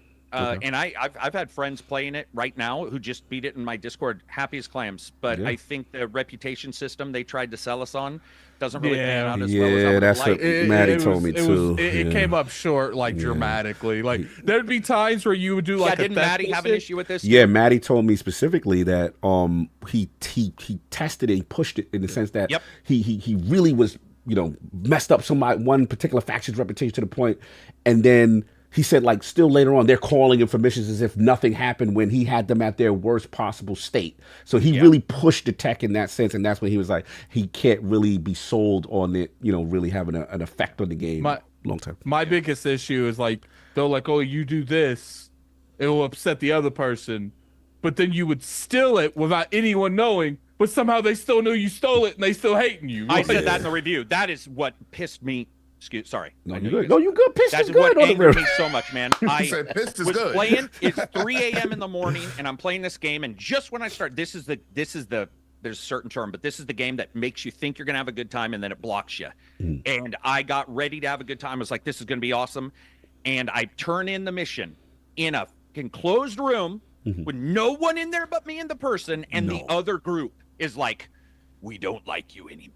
And I was like, I remember, I was just sitting there going, guys, I don't care that happens sometimes. And they try to sell it in the fiction. They're like, we have eyes everywhere. I'm like, listen, I get that, but it can't happen all the time. And you can't add it with restrictions to mission boundaries. And you can't add it with instant deaths. There has to be some kind of flexibility to allow the gamer to do what you want them to do, which is play your game. Otherwise, I'm driving your game down a very specific street. Right. And I just have to do exactly what you say. And that's the biggest problem with that game. And it does not mean it is not fun. I have my issues with it. I absolutely had a good time at points with that title, though. Okay. What final question I have for you, and I'm very curious as a person who likes Starfield and loves the ship combat. How is the ship combat? How is the flying from planets going in? And how is that aspect of the game? So this is something that bothers me. Like, there's going to be some games coming out here soon, and you're going to have, I wonder where the discussion about loading screens is going to turn into just this BS, because I was saying this prior. All that was just basically a static loading screen. They had some graphics going on. So that's really what it is. It is more immersive than a black screen, for sure. Fair. But it is not any more immersive than just that. It was cool like three. Step. It was cool like three times. Three times. There you go. And then you're like, okay, we get it. But what about now that dog fighting though? What's up with that? The ship combat. It's so that Starfields is better to me. Starfields is weirdly better, and I didn't love Starfields. And the reason why this is less enjoyable is you can't get out of the ship and walk around in space as much. You can't. There's not characters in there that talking. There's not the ability to adjust anything. It's really just a couple upgrades. And it just turns out to be an arcade shooter a la Star Wars arcade games or something. And there's nothing wrong with that, but it just didn't pan out so well. Did the actual, flight dog combat feel a little, like the controls felt weird to you sometimes? I felt they were clunky for sure. Yeah, very clunky, very clunky. They have a special move, which is really weird. Another thing also, I haven't heard anybody, but remember Starfield got a bunch of hate because it had challenges for their skills. Yes. This game's got challenges for the skills, and they're as redundant as humanly possible. Like, you have to do 100 jumps before you can suddenly hit the gas harder, and you're like, "What?" That doesn't make any sense. Whatever. So there's a lot of that. But when you do the space stuff, there's these special moves. That's a 180 and a 360 move. And I swear to you, there's a delay that makes it feel like an old FMV game. So you're flying, you press this move, and there's just it's like this hitch to where the animation waits for a second, then goes whoosh and does the 360, and your brain's telling you, like, is that not real? Is there something? Like, was something going on there? And I think it is real, obviously, but there's a chunkiness to it that just never leaves. And same thing happens when you're on foot. There's always something always something that's pulling you away. We got you. And one thing that I want to point out that, since we're comparing Starfield, like combat and space a little bit to it, like the one thing I have to really appreciate Starfield now is, especially when you're in that first person aspect, the attention to detail, like all the, your consoles lighting up, and you have to go like from energy to shield to speed, those little bit of detail.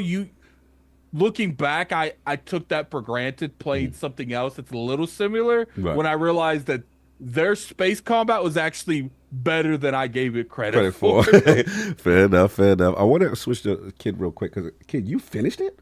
Yeah, absolutely. I had it's one of those things, right? You find a game that you don't love it, but you don't hate it, but you keep playing it for different things. I felt like it was a clash of a lot of potential, and then a lot of like ACG said, it would be like some blockage. Because the thing is, every issue that you come across in that game, there is a system to counteract, but the game doesn't put it together well. So the thing about the game is that I did enjoy that it was a stealth game, because we got y'all on the speeder combat. Damn it, chat. Speeder combat. Were they not talking about the speeder combat? All right. Damn it. Combat is extremely repetitive. You just drive around till you get the icon to appear to do slow-mo shots, right? Which is the adrenaline rush. Because otherwise, there's no combat beyond that. Gotcha. But the speeder is fun to drive. But again, just like the ship, you have to do a lot of weird, quirky challenges just to get it to its max, to get the full enjoyment out of it. I do respect the stealth aspect, because I was able to tackle missions differently. The thing that you brought up, Carrot, about like stealing something and nobody's around and then getting in trouble for it, when you thought like, hey, they didn't really look deep into that. I don't like that issue as well. But also, I noticed when you let Nyx do the stuff, it does work. When Nyx is taking the stuff, it does work, because nobody paid attention to him versus you stealing it. 100%. The thing is, the game doesn't really take advantage of that well, right? And make it more realistic to the point where it's like, all right, I physically can't take this because of, I'm going to be seen. But Nyx must be like the most hated animal in that whole galaxy. Damn, Nyx! He's like a gremlin after 12 who's been fed. He is awesome. Kid, did you also agree? I almost feel he is more enjoyable, and the little interactions you have to hit buttons to have him claw things were actually fun to me. Dude, there would be stuff that was like 3 feet away from me that I would just make him grab. So would I. Yeah. Because I was like, I just got to get more use out of him. And the interesting thing, you guys use him a bunch. I haven't really used them at all in the game. You should. Really? Yeah.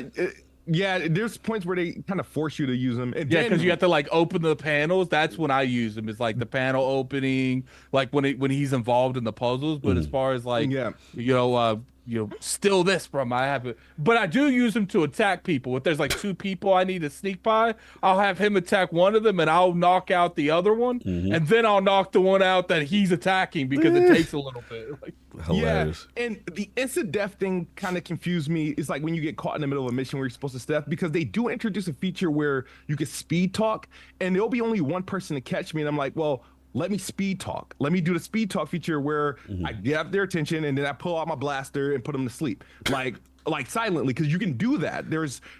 I did it often. I mean, there's achievements and challenges for it, but the perfect opportunity for me to do that is when I'm in like a stealth only mission. If I get caught, give me an opportunity to like self-correct by doing the speed talk option and putting the silencer on them and sleeping, and then we could continue the stealth mission, right? So I like the gameplay loop. I like the stealth. It was for me, it's an enjoyable stealth moment. The reputation system, I don't know how. I have to look into some of Maddie's content, because I'm right now, I got one more syndicate to get to exceptional level, because when I did the preview, I played towards more so pleasing the Crimson team, right? During my review period, I kind of like, I got on their bad side fairly early. And it felt like I feel like I broke sort of the story beats, because you're introduced to certain characters early on. That's part of certain factions. I was like, well, she should be hating me right now. Yeah, and right. Negotiating with me, but it's part of a story. So it felt like all the stuff I did that fucked her clan up. like, oh, I'm sorry. I'm so sorry. Language. That jacked her clan up. She should be kind of talking to me differently. You know what I mean? Like, so I was like, all right, I think I broke something here. So I do get that aspect. However, far as like the open world aspects of getting jobs, like right now, because I'm still in a poor state, I can't get contracts with them. I can't do certain jobs with them, which I thought they did correct, but it messed up the story portion of the game. And I have to still get back in their good graces because you get like some low end stuff. Once you start improving things, because you'll get a mission, right, or a side quest where that somebody sends you on to do a favor for that particular syndicate, and then your companion would say, hey, this person will offer you more money if you turn it into them. And in some cases, it will be the opposite syndicate, and that way that could fast track you to a better relationship. And I did enjoy that because I was like, I got all the I hit a peak on everyone but this team. Right. I work myself back to that one so I can clear that. You know, real quick, Smooth, the thing that I was a little annoyed with it is I felt like, first off, how do you have a conversation with one faction? They're like, steal from this other faction or do something from this other faction. And then that faction presenting this information to you, this choices to you, they don't seem bothered that you backstabbing someone else. It's like, it's not intuitive enough. I get what you're saying there. It's like they had an idea, and I feel like they didn't cook it long enough to make it make sense because, like I said, these are all cool ideas, but if the world reacted appropriately. It would have been much better. So I did have a scenario that I did appreciate. So I was doing, when you're doing like, it's almost I had to play like two separate games. The story is the story, right? And then the open world side quest is, they're treated, I feel like they're treated separately because I was doing like a unscripted side quest, right? Where it was for a syndicate that I had a great relationship with, but I was in a restricted area and I didn't want to get caught. And this is me. I don't know if the game meant to do this. This is me. I didn't want to get caught because I didn't want to ruin that relationship just yet because I know I had a few things for them that I wanted to get accomplished. But in the middle of that quest, the syndicate that I had the poorest, terrible relationship with, they literally it came to where I was at, sneaking around, looking for me, and that caused the syndicate that I was sneaking around with to fight them while I'm sitting there hiding in the corner. They all fighting each other. I was like, all right, so I can like a dynamic event. Like, that's kind of fire. I did respect that. It didn't happen often enough, but I did respect it. Yeah, that's what's up. Now, the things that threw me really off about the game, and I tried not to peg it so much because of, the climate that we're in, with, social media and stuff like that. I would compare this Star Wars game. What's the new Star Wars show that everybody hated, right? Because Acolyte. Star Wars Outlaws is the video game version of Acolyte. Because I feel like if it was its own game, if you didn't mess with the Star Wars universe, it'll be just a respectable game. But because you have the Star Wars universe, I can't stand when you get an IP and you kind of have the freedom to like kind of not cater to anything. Because Star Wars is outer space. There's different planets and stuff like that. You don't have to cater to anything. You don't have to make any you don't have to do that. And I feel like it's too heavily it's too Western influence, heavily Western influence for no reason, to the point where I was starting picking up on things that I really shouldn't have. Like that all like the females in the game were like very masculine and bush cut. Are we implying the horniness meter is not up for the? No, I don't know. I'm not saying that the women needed to look good or anything. That's a meter.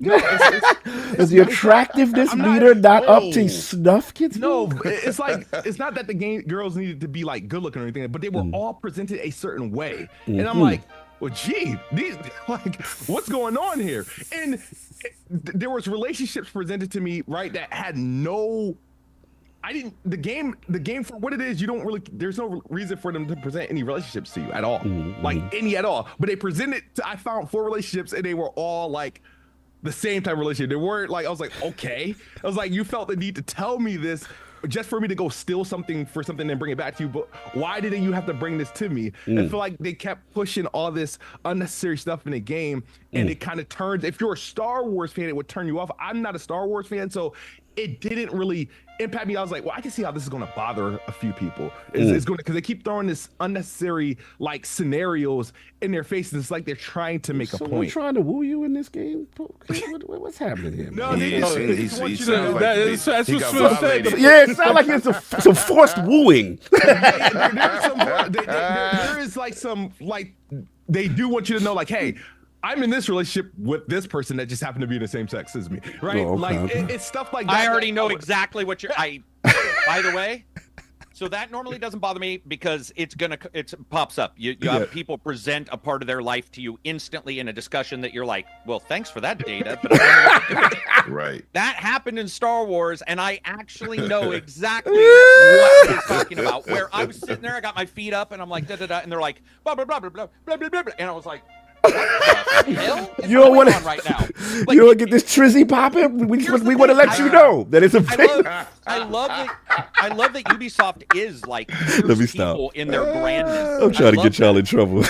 I do like the grandness that Ubisoft delivers, and Right. they deliver these all these different stuff, even if I don't like most of their games. But I like the ideas. But you mentioned something, kid, that I brought up in our podcast, which is that if you look at Watch Dogs Legion, the same thing about presentation of characters is in Watch Dogs Legion, and I've had a couple people contact me about that when they were playing it, and they were like, "You didn't bring up that all people of certain blah blah blahs look a certain way in this game."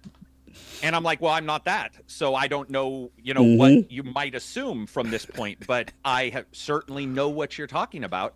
And it's almost like Ubisoft has a generic filter they put on things. Yeah. And the more they rub it on, the more you realize it's like AI, where the more they're rubbing their little juices You on gotta there. stop rubbing stuff crazy shit. The more they're juices, clicking not the that- juices. No, but the more they change it and adjust it, the more the uncanny valley pops up. Got you.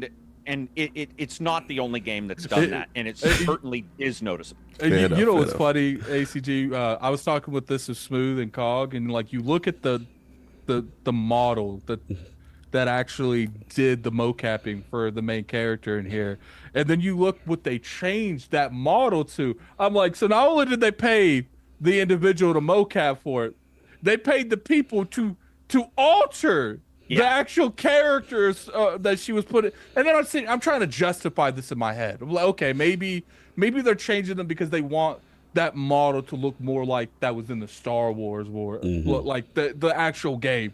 But when you're walking around this character, she looks nothing like anyone. Like Yeah, she is that- the most out of absolutely place true. character in the whole universe. I did love that this was based in the Star Wars time frame with like Han Solo and all that, and Yeah. then she's got Yeah. the Revlon helmet hair, where girls used to just spray their hair to Like- the point to where it was a shield. Oh, they got the You could 70s headbutt people. joint? You got the 70s perm, hard, doesn't barely move. Oh, we got the Revlon Threes Company with Yeah, Jack like Tripper in Michael them? Jackson's head Oh, I was like on that. fire. I like the And I Threes love Company. that.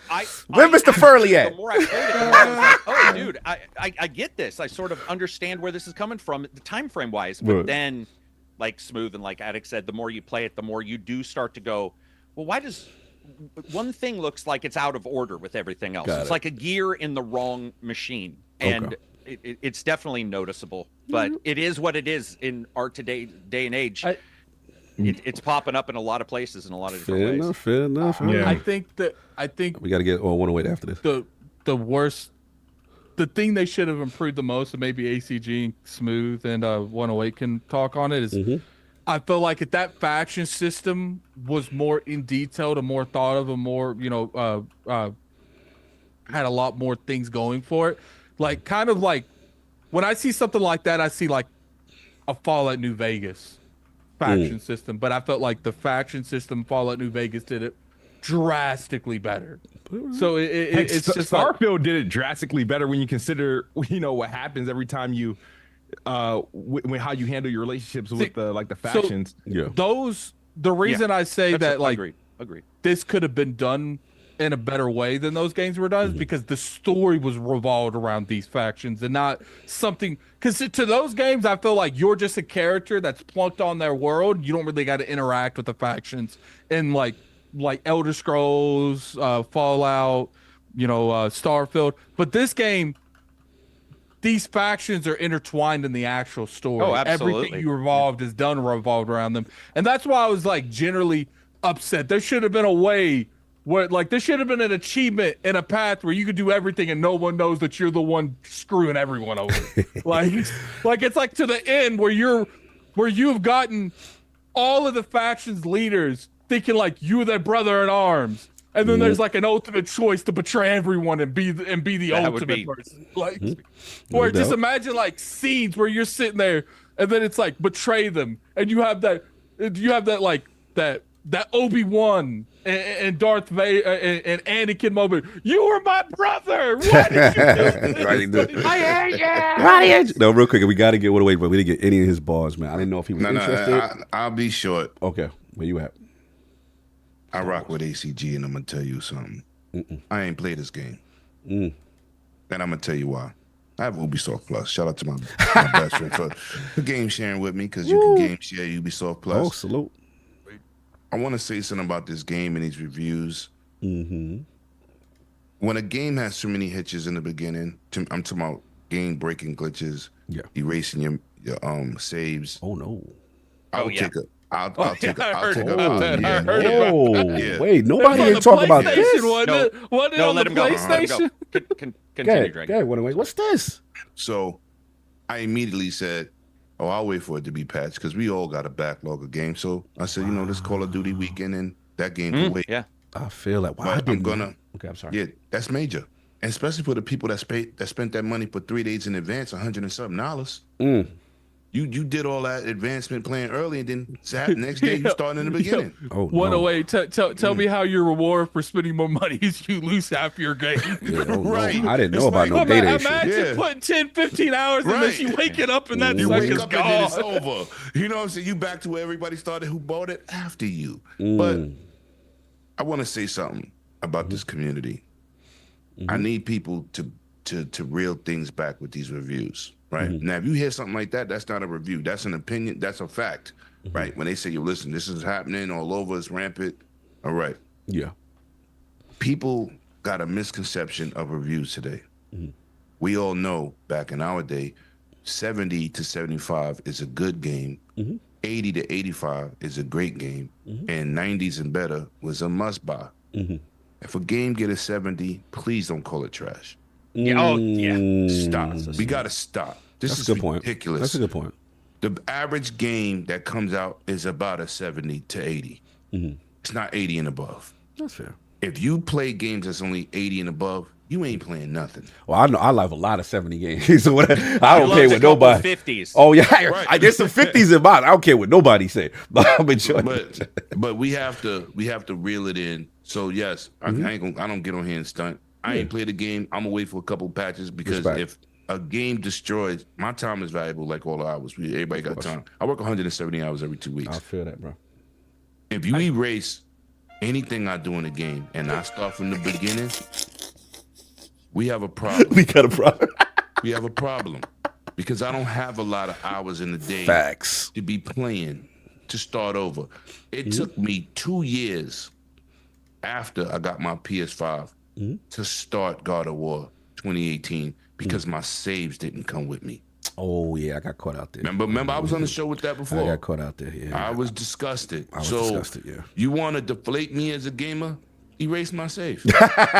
Number one way. I do want to add something, that this is one of the reasons why I definitely got back into review. I was reviewing, everything was fine. Then I saw Jim Sterling had I believe it's Hellblade. It might have been one where he had the game save corruption, and he said, "This is not worth. You should not get this." And people got mad at him, and I was like, I don't know where you guys are coming from. If that game, you can listen to everything else because context matters, but he's telling you that is destroying your forward progress completely. You need to, at the very least, you've got to be super risk, open if you're going to get into that. And Star Wars definitely did have some of those issues. It's one of the reasons why I definitely gave it in mind, because I cover the bugs, and I'm like, listen, bugs are big. FPS is one thing; it changes presentation, changes plot beats. If you have a stutter when somebody's trying to be like, I'm going to kill, and you're kill who? You froze. Who are you killing? But save game corruption, which does happen and did happen to me, that's a big deal. And The Yes, it 70 is. thing is absolutely real. It's why people got mad at me and be like, why don't you use never touch a lot? And I'm like, you do realize never touch means $0, right? Yeah. Like you're skewed on what your belief systems are, and the idea that everything has to be top heavy because maybe we got lucky, maybe we're eating well for a while. But guys, if you gotten out there looking at the 40s and 50s, I can guarantee you're going to find a game in those low alpha protocols, probably 12. And that game is like one of my favorite games of all time. So Shout out to Alpha. Awesome. Yeah, salute. I mean, if one way you good, I didn't really have too much to add No, I'm either. good. I'm good. Yeah, I just wanted to talk that real point about the save. Yeah. And the 70 scores, and then people need to reel it back and just like a game. Stop.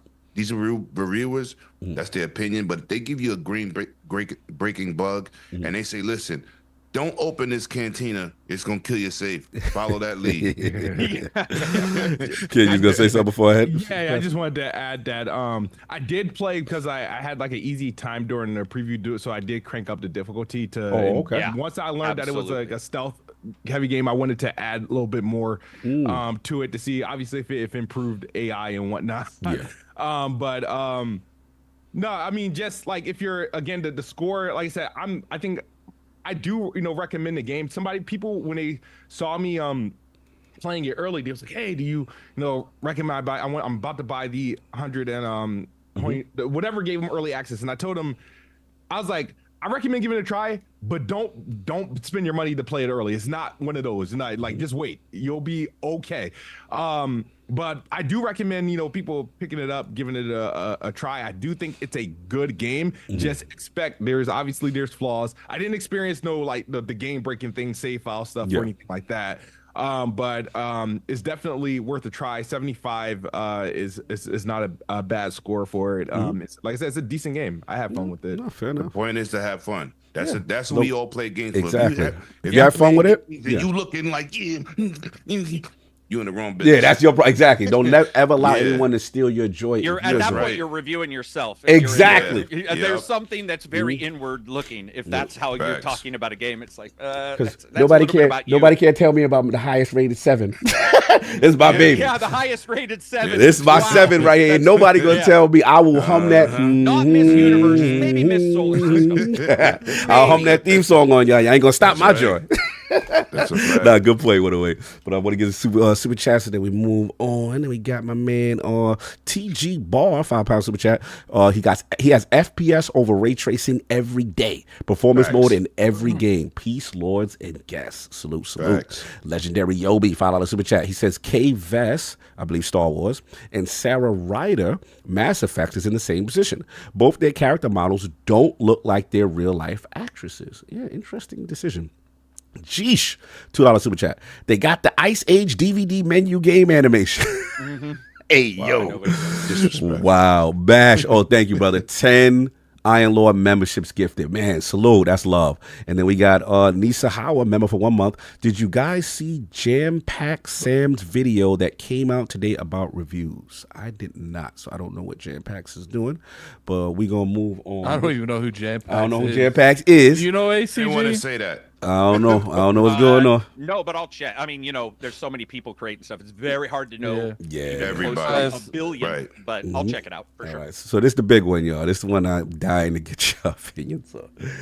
BlackMythWukong. Oh boy, more information is coming out in reference to the reason why it potentially may not be on Xbox. So let's start from the beginning. Game Science initially had put out a message, as far as, remember, we all knew the game to be multiplayer originally, and then the final, I believe, promotion of the game was at the Keighley's at the Summer Games Fest, and that's when we learned at that time it is coming to PlayStation. So, and then people asked, what happened to the Xbox X Series X version.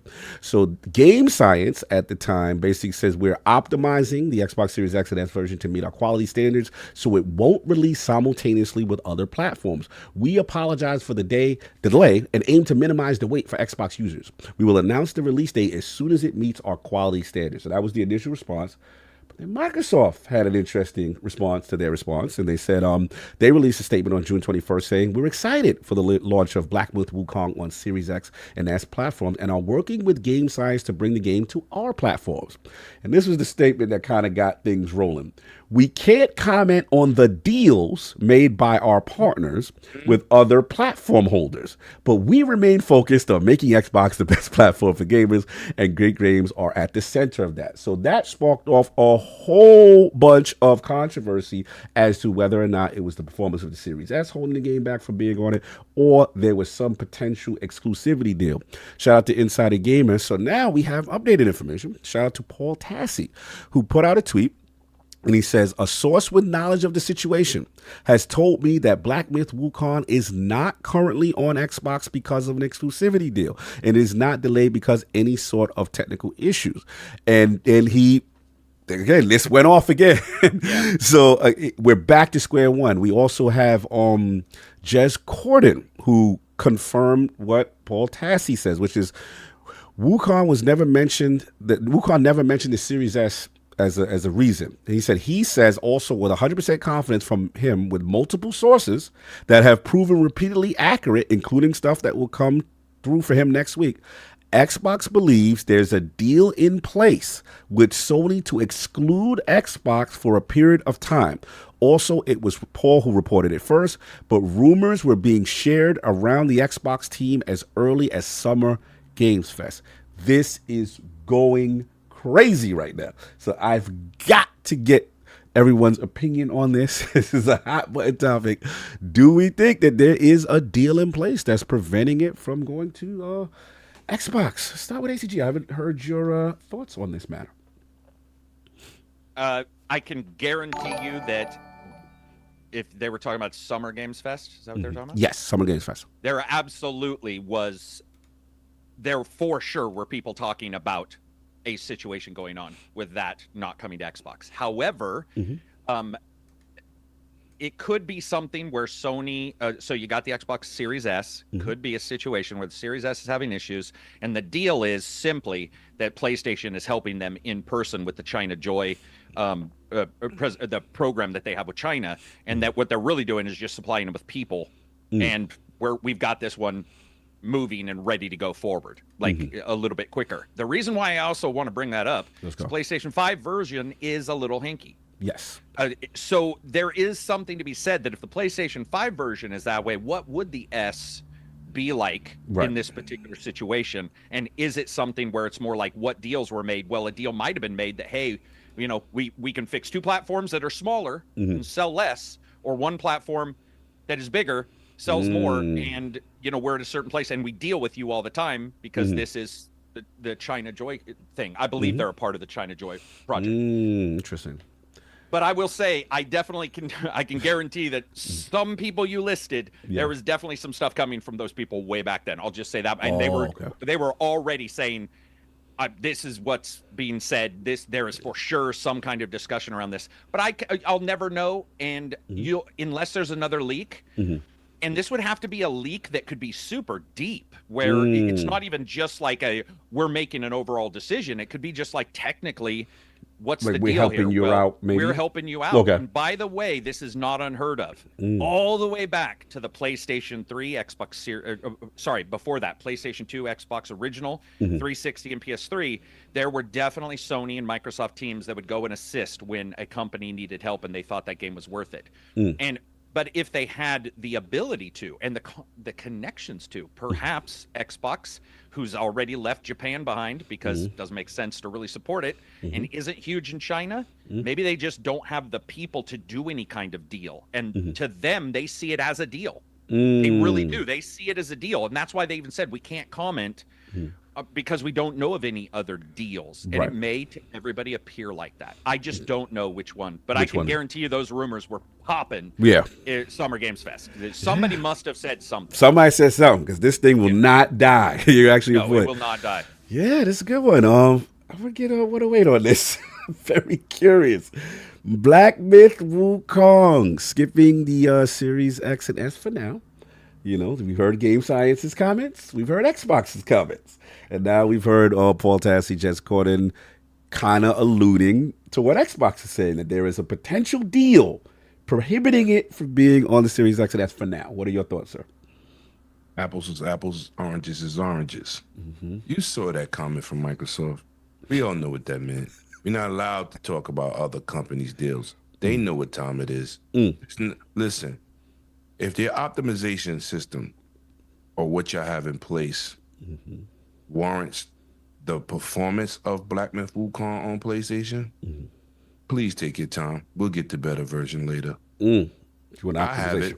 I have it on my ROG and my PC. But like I said, 60 to 20, and that's what y'all did with Tom. I'm good. You can keep your deals. All right. Next topic is Square. All right, hold on. I ain't gonna let you off that hook. I ain't letting you off. I gotta push back a little bit because you're being messy. So that was great. All right. So what about? All right, fair enough. But you good, right? You're saying I could wait. I want the high performant version. Fair. Or I want it to run good. Right, fair enough. I ain't double dipping anyway. I did the first time. And that's fair. That's a personal decision. I respect it. Right. My question to you though is, what about? And I've had this conversation with Attic a lot of times, where there are these zeitgeist games that, from a multi-platform standpoint, that it would behoove you. We see what Wukong is doing right now, right? As far as numbers, like it would behoove you to at least be on your platform simultaneously, right? So you don't think this is like a missed opportunity that they could have got in there and just, No. whether it be okay. So you don't think so? Why not so? But I'm gonna tell you, if it's not gonna perform well, at the end of the day, we spend our money. We are dealing with that, right? Now I know the hype, the 10 million, the numbers is crazy. China, but China's heavy. Yeah. Okay, it's not that many people in the United States. China's deep with it, and they're supporting the game. Oh, absolutely.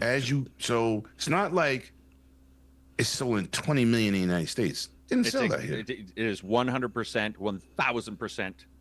That is 1,000% accurate, and I wish more people would look at that. And they won't, but nobody won't say it. ACG, they won't say it. Yeah, so it is, and I love it, and I love the success it's had in both places. But when you look at Xbox in China, you're like, were they trying to get it running there? Because there's like 11 people who own it, right? Like at most. Maybe they're even letting people borrow 11. It between them. It's 11. 11 okay. At most. 11 people. In defense of your point, we saw the Steam splits, and it was like 85 to 90%. It was wild crazy. I ain't go for it. You right there. Yo, bro, I love that. Okay, good. I'm a Monkey King guy. Journey to the West. Come on. We grew up in them 70s joints. Come on. I own their movies. I got other games that's based on that character. Right? Absolutely. Yeah. This is Chinese law. They love that character. Yes, that is a cultural phenomenon. Right. It's a phenomenon. And people in the States may not understand how, and he's like a god. Yes, Sun Wukong. Right. So I love the support it gets. It grabbed me graphically. That's why I picked it up immediately on PC. No doubt. Right?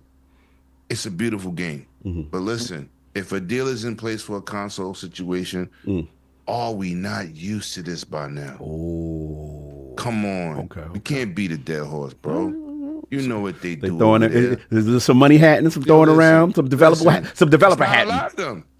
And you know when you make a lot of money and you work and you in China, China comes and does China tax. They do. Yeah. That is right. Yeah. Get your hand out my pocket. Listen, we gotta call a spade a spade. We know what's going on here. But I'm happy to see the game with some success. Okay. I'm part of it, and when the Xbox community, they want to be part of it, and when it comes out, it's still gonna sell over there too. Okay. But we ain't gonna act like PS5 driving those sales. We ain't gonna do that. Okay. All right. Fair enough. I see what we're doing. Oh boy, I'm scared to ask Kid Smooth how he feel. Kid Smooth, where we at? I think a couple things can be true. I believe once, because my thing is, I can't stand when developers do this, and this is where I sort of respected the Baldur's Gate thing. They didn't have a platform until they were ready to have a release date, and they did the PlayStation thing. So it's like, okay, whatever, that seems more likely. It's been in game preview for a while, so makes sense. It is what it is. Wukong, we had a date up until the Jeff Keighley. That is true. Like even at the top of the year, like we know, all right, August 20th, Xbox Series X. And it was Xbox's primary advertisement, I believe, when it first was shown, too. Yeah. So my thing, and that's where it gets really like blatant. The fact that, all right, the latest update, we get a release date, and then this time no Xbox logo, and then they turn around and say, oh, because of optimization. So my thing is, when you first announced the date, you didn't realize you had optimization issues. Like, it doesn't make sense. So I do think, all right, could have been optimization issues? I know there was like this memory leak thing that happened that they were talking about. Which Tassie is now debunking that one. Yeah. So I do believe that there is some, some market. The thing is that I don't know, because my thing is, the way I look at it is like, I don't see it as a PlayStation marketed title. So my thing is, does PlayStation pay for it just for it not to show up on Xbox simultaneously? And at this point, why are they still dishing out money to do that when you're getting That's why Xbox it doesn't games? make sense that it's that. It makes sense that it might be the China Joy Project and all of their support there, and just be more of a, we're going to help you get into the new, the economy you want to be in, which is the Western economy. Which is a huge economy. Let me bring something to y'all that nobody's really talking about either. Do y'all forget when this game was mentioned and shown? They wouldn't even say what platform it was coming to. Initially, well, we were saying early, I believe Xbox handled one of the primary, maybe second showing of that game. I think it was in the Xbox. It was real secret. It's exclusive. We didn't know who had the marketing rights for a long time. I would agree with that. Quiet for a long time, and now we see. Now we see. All right, good. The truth is out there. The truth is out. The thing is, I will say though, it's like these are the moments, despite what happened, but these are the moments that Xbox can't afford to miss. Like, you know what I mean? They were a part of the Hogwarts legacy, regardless of PlayStation market. They were a part of it, so they were able to get some of that success. But there's been a trend, Baldur's Gate just happened to blow up. Yes, like, everybody, and you're not there like immediately. You got the thing with obviously now with Wukong like being like a phenomenon, even though we know a lot of those numbers are in China, is you don't want to miss out on a potential game of the year or a potential like viral moment. They want to be a part of that because I feel like what it does is the more of these games that have these impacts that sell, I feel like it almost pushes other publishers and developers to do the same route. Maybe they don't have to prioritize, Xbox, and they can still have the same level of success. As long as I'm on PC and as long as I'm on PlayStation, which is the the main platform for consoles, they're good and they can worry about Xbox later if it deems necessary. And that's a horrible place to be in for Xbox. But I did buy Wukong. I didn't want to support it when these rumors were coming out, but again, is that FOMO, right? Fear of missing out. But I didn't make the same mistake Addict made. I didn't buy it on PlayStation because I was like, there's no way this is going to be like some sort of like showpiece on the PlayStation 5 considering what they're trying to do and how small of a team that is and how long it's going to take for them to fix some of these things. I was like, I'm gonna get it on PC because that's where their audience is at, and they're going to be influenced to fix it quicker there. So, and the crazy thing is, I ain't started it until right before the podcast, and I had like I think a big update to do, and it took a long time to like get it installed. But I'm gonna play it. I do want to be a part of the moment, and I do look forward to it coming to Xbox. Now, the reason why I do I have a ill feeling about it is because people forget a long time ago this game called Project Eve, also announced for the Xbox One, that later became Stellar Blade and was a PlayStation exclusive. So that's where I get skeptical. It's like, how many of these does PlayStation have in a tuck? Do they even bother continuing doing these deals when considering the landscape of what's going on with Xbox? It's like, do you even waste money doing that, or is this your move to like let's bury keep the boot on the neck, de facto place for console? But it's just a horrible place to be in, and I hope Xbox is looking at developers, publishers, and finding ways not to be in this the situation where they're not being prioritized and they're pushing their platform to the backbone. So I do want to point something out. That you're no, go ahead, Drake. I can go. I got a question for Smooth. How did that work out for him, Stellar Blade? For a moment, it had its 10 minutes. Not even 1 million sold. How did that work out? Yeah, I mean, I do think too smart. It didn't work out. It would be nice if it I think if I'm PlayStation, I do think it would make sense for them to like, okay, we reached our peak with Helldivers and Stellar Blade. Let's try to get this over on Xbox and see if we can get some rejuvenation there. I think they should do that, but Stellar Blade, listen, and then one thing before you go, HG, let's not forget what Phil said. He ain't doing those 360 cutting those deals no more. He stopped with Call of Duty. Right. Do y'all remember that? Yeah, Let's he's talking not about forget- those money and sale deals. Right. He said he's not going to be doing that. So Right. Sony could keep kicking out that extra bread if you want, but when you losing $200 million in 8 years of development, that's not too smart. Because you don't have to fight. You don't have to fight Microsoft, because if they're not doing the deals that we think they should be doing, right? The man came out and said, we won't be doing that. No, he did say that. I mean, but there said that. is a point to what Kid is saying in reference to it is a brand new emerging market in China, Yes. right? And this Oh, is yeah. the game that is literally culturally accepted as the game that they're It was buying. huge. So It was huge. It'd be nice if There's some opportunities missed here. There's definitely, but it can't. It's not really. These third-party deals ain't working for third-party. Square Enix, this get to company, it. Stellar. We'll We're gonna get get to to it. it. We'll get Stellar to it. Blade. It's not working out. So Bill is mostly right. Yes, this is a big miss one. No question. No question. But maybe it wasn't on the table to be bought. someone was doing some blocking on the side. Hey. Fair enough. ACG, you was gonna jump in before I give it to Attic. I'll just be real. I'll try to be as succinct as humanly possible for me. So I'll see you guys in 30 minutes.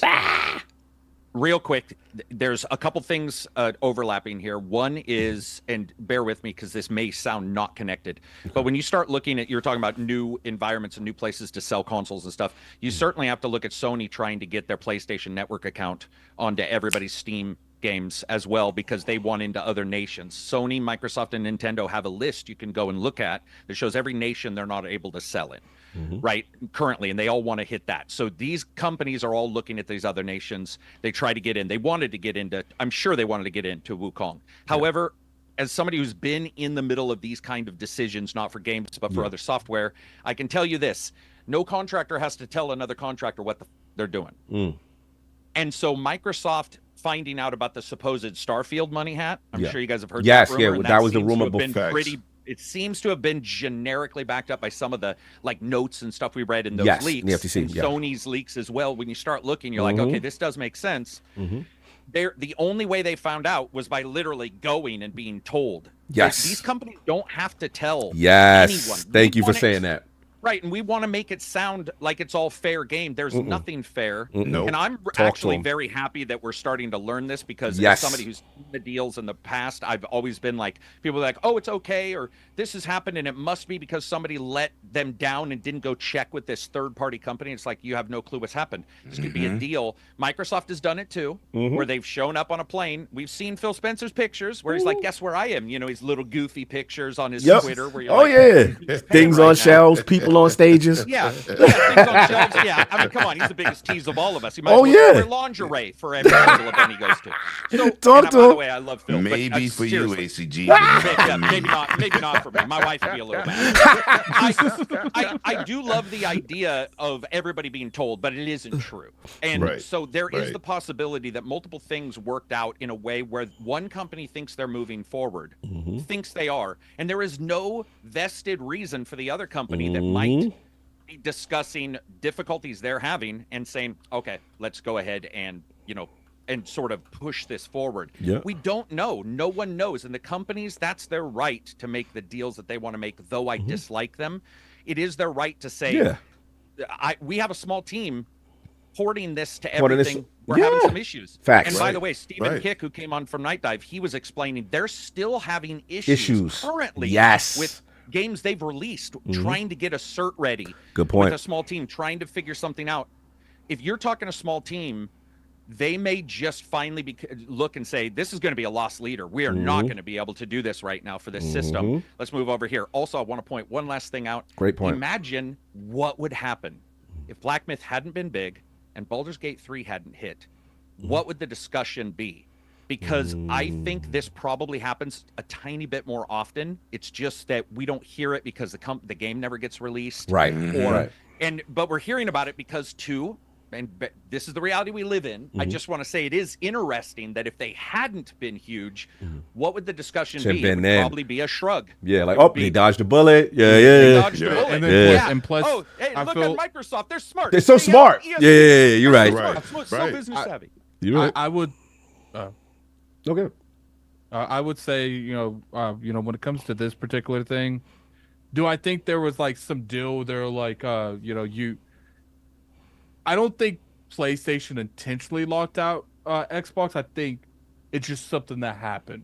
It was like a situation where it's like maybe there was some conversation going on where it just popped in their lap, because it happens. Yeah, That's like the way if you look at it, this isn't done the typical way things are done, where it's like exclusive on the box and timed exclusive. Right. But I do think that this is one of those situations where everything just lined up at the last minute, because the way Summer Game Fest happened, I've never seen too many times where they're just like, yeah, it's not coming to the Series S right now and Series X. When's it coming out? I don't know.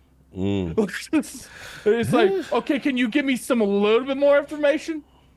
I don't know. If we can help you get across the finish line without you resources. guys know what NDAs are like, by the way. NDAs are real. Remind you of what occurred with just recently in the last like 6 or 7 big games. Where the NDA states you can't even talk about the game, even though you normally just on Twitter say you're going to talk about the game, and now you can't. So people are like, "Hey, do you have the game? Do you have the game?" And you're sitting there going, if I don't answer, they're going to know. If I do answer, I get in trouble. Yep. I'm just pretending I didn't look at Twitter. And the funny thing is, like, NDAs will literally tell you can't talk that you even have this game till this date. Yeah. So it's just like, when you look at this perspective thing, the only reason I'm leaning there was something that was done behind closed doors is because the way Microsoft worded their stuff. Yeah, they was outside with it. They could have worded that. They could have stood. Yeah, they got messy. It's like you look at game science. They're like, man, I don't know. Maybe it's the Series S. I don't know. You ask Xbox. Don't talk to PlayStation. Yeah, we don't talk about the deals that dudes make with other people. I'm like, yo, that's different. And that was unprompted. So that's what. Yeah, that answer was unprompted. Correct. They didn't ask them about exclusivity deal. They just asked why it's not on Xbox. Yeah. So to me, I look at it like Xbox was a little salty about that situation. It kind of reminds me of like the Destiny thing that happened with Destiny, where they couldn't even talk about that. Talk that it was coming to their platform. They had to make that website. Bro, I remember like it was yesterday. Remember, Addict? That's why I always give. I know people give them a lot of smoke, but I always give Destiny Ligarius flowers, because I never forget, as a Destiny fan, when Activision and Sony had those exclusive deals with Destiny as far as maps and ships and all these type of content, and it was thought after a certain part after the release of the Taken King, after 1 year, all of these things would then come to the Xbox platform. And I remember he had an interview with Bungie at that time. I'm like, it's 1 year, so Xbox players should be expecting these exotics and these missions and stuff. We can't talk about the deals about made with other partners. And I said, so that means Sony secretly extended it. So to what people are saying is, I got to jump in, because what people have to realize is, I just hate this notion that there's no way that these things are possible. This is all fabrications of people's imagination. This is fanboy stuff. This literally happens all the time behind the scenes. And again, like ACG mentioned, if sometimes there's NDAs in place, you cannot talk about it, kind of thing. And sometimes they're not always this so sinister kind of thing that, hey, Sony could have had the resources to come in there and help them with development. You're a small team. All you did was make mobile games, right? And now they're sitting there to help you get over the hump. And let's be honest, they are the lead platform where you would get the most return from. I cannot get mad at Sony for leveraging their brand popularity as well as any type of resources they could to help you get over the finish line. So also, it would be one good step Sony's done this year in a series of missteps. They both had some serious missteps.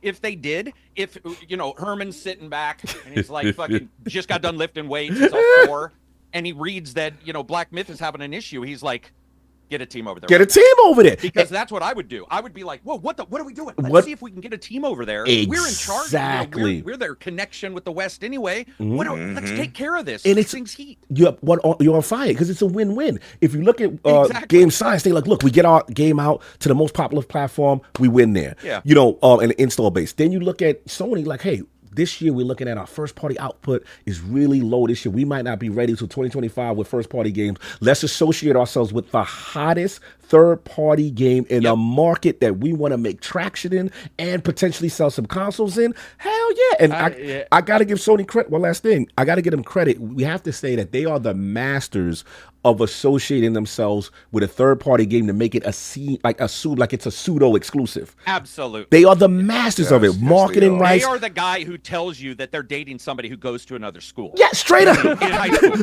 always. Oh, she goes to another school. She might show up for the dance. Yeah, she's hot. She's a beauty pageant queen.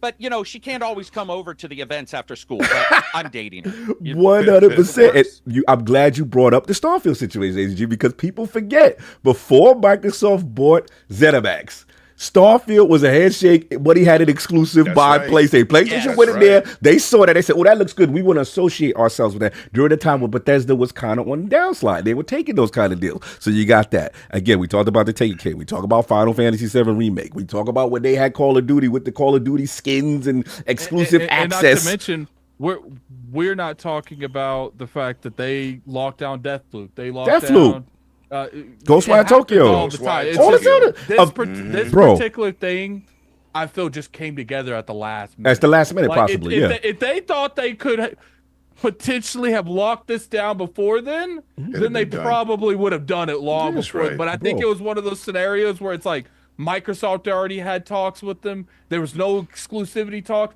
Then something happened. Maybe it was the Series X performance. Maybe it was they needed help on the console performance. And Sony was like, it's like a secret like handshake thing where it's like, okay, let's work on just the PlayStation version for right now. Like, and sometimes you got to have that carefully constructed statement to the public to let them know. No, you're right. Good. And I don't think the issue is that this is happening, because this constantly happens. The issue is people, for some reason, believe that Sony is beyond. Yeah, beyond it. This is impossible. Like all these companies do it, but we ain't gonna act like Sony is above reproach that they've never done this stuff before. Like, let's be real. Didn't they do it with Hogwarts Legacy?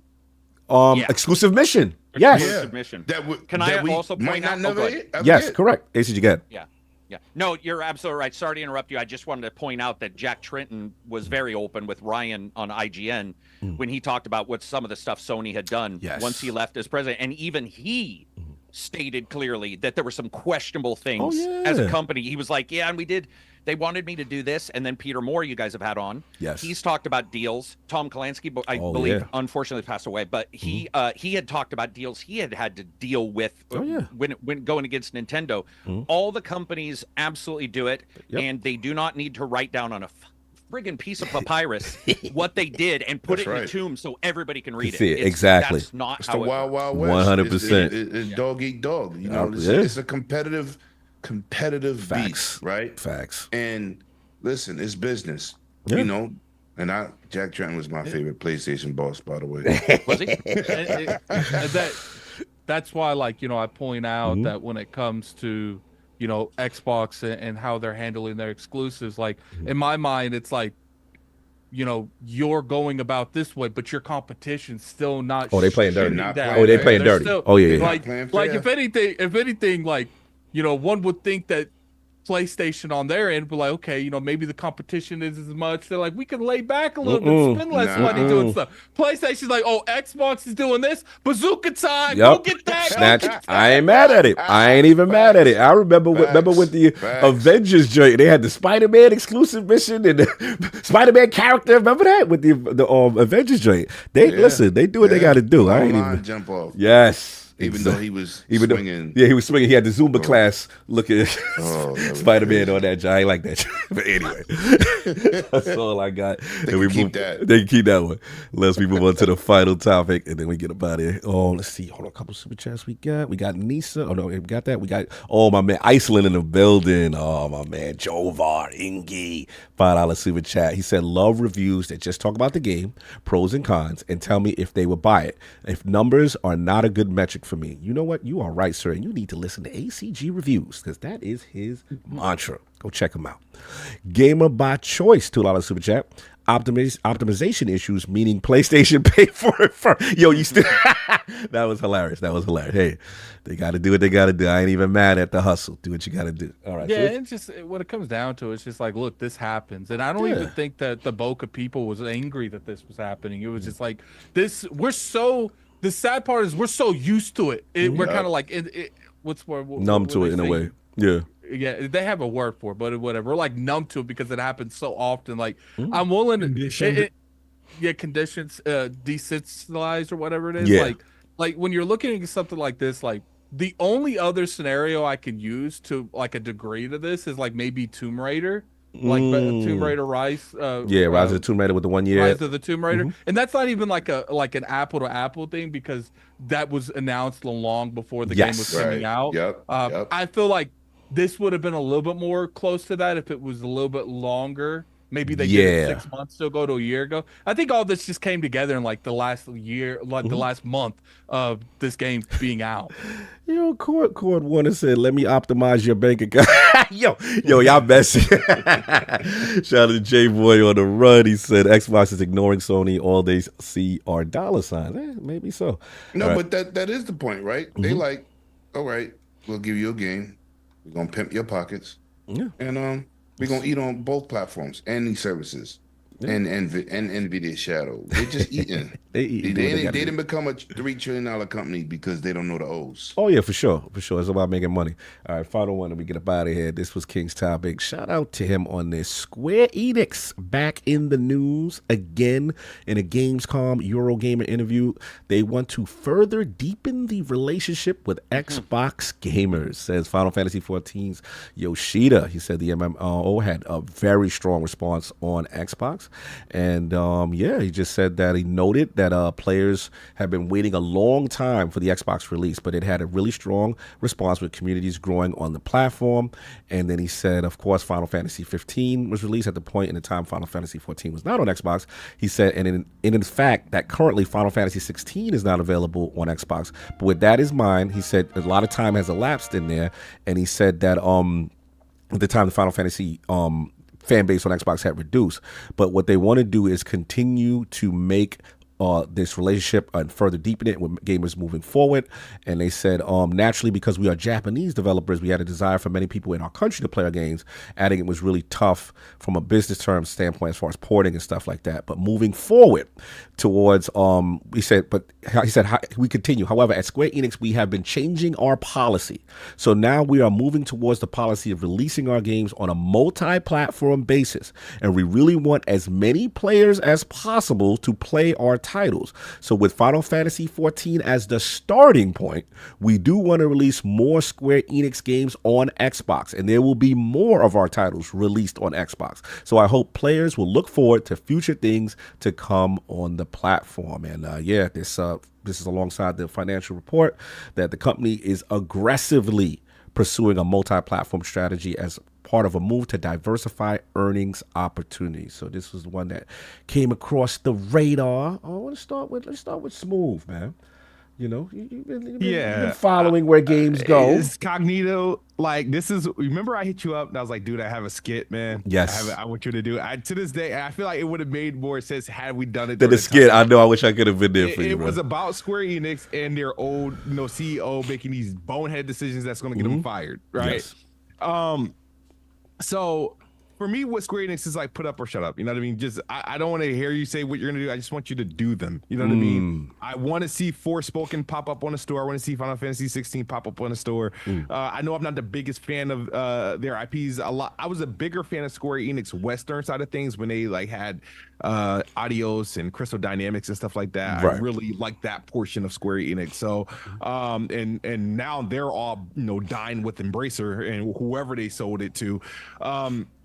But the thing is that there are some things I do want to enjoy from Square Enix, and what they're notorious at, if they're putting their their B-sides and their C-tier type games on Xbox, but like their sure shots, they typically withhold from Xbox, and I kind of need them to get on code and release this. Get on code. Damn. They would do I'm just saying this, that the thing is that I like what the guy is saying. He wants his games to be everywhere. It sounded like they had some sort of stupid PlayStation policy. Like, hey, any bag from PlayStation is a good bag. It's either PlayStation's bag or no bag at all, right? That's how pretty much they were operating when you consider in 2023, Square Enix pretty much was PlayStation's output all year with the exception of Spider-Man. Every other exclusive was from Square Enix.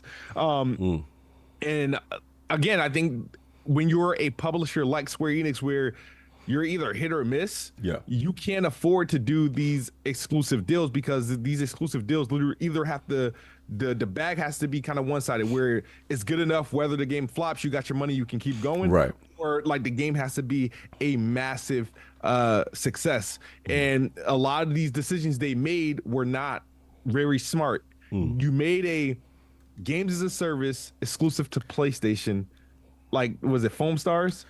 I think that was stupid. About that. That was a decision. You that's your all, like, put it everywhere, make it free to play, because that's you don't know how that it can go viral. If it's not going to go viral at $50 as a PlayStation exclusive if it was meant to compete with like freaking Fortnite and stuff like that. Right, live service. So they struck out with that. You don't make a decision like that.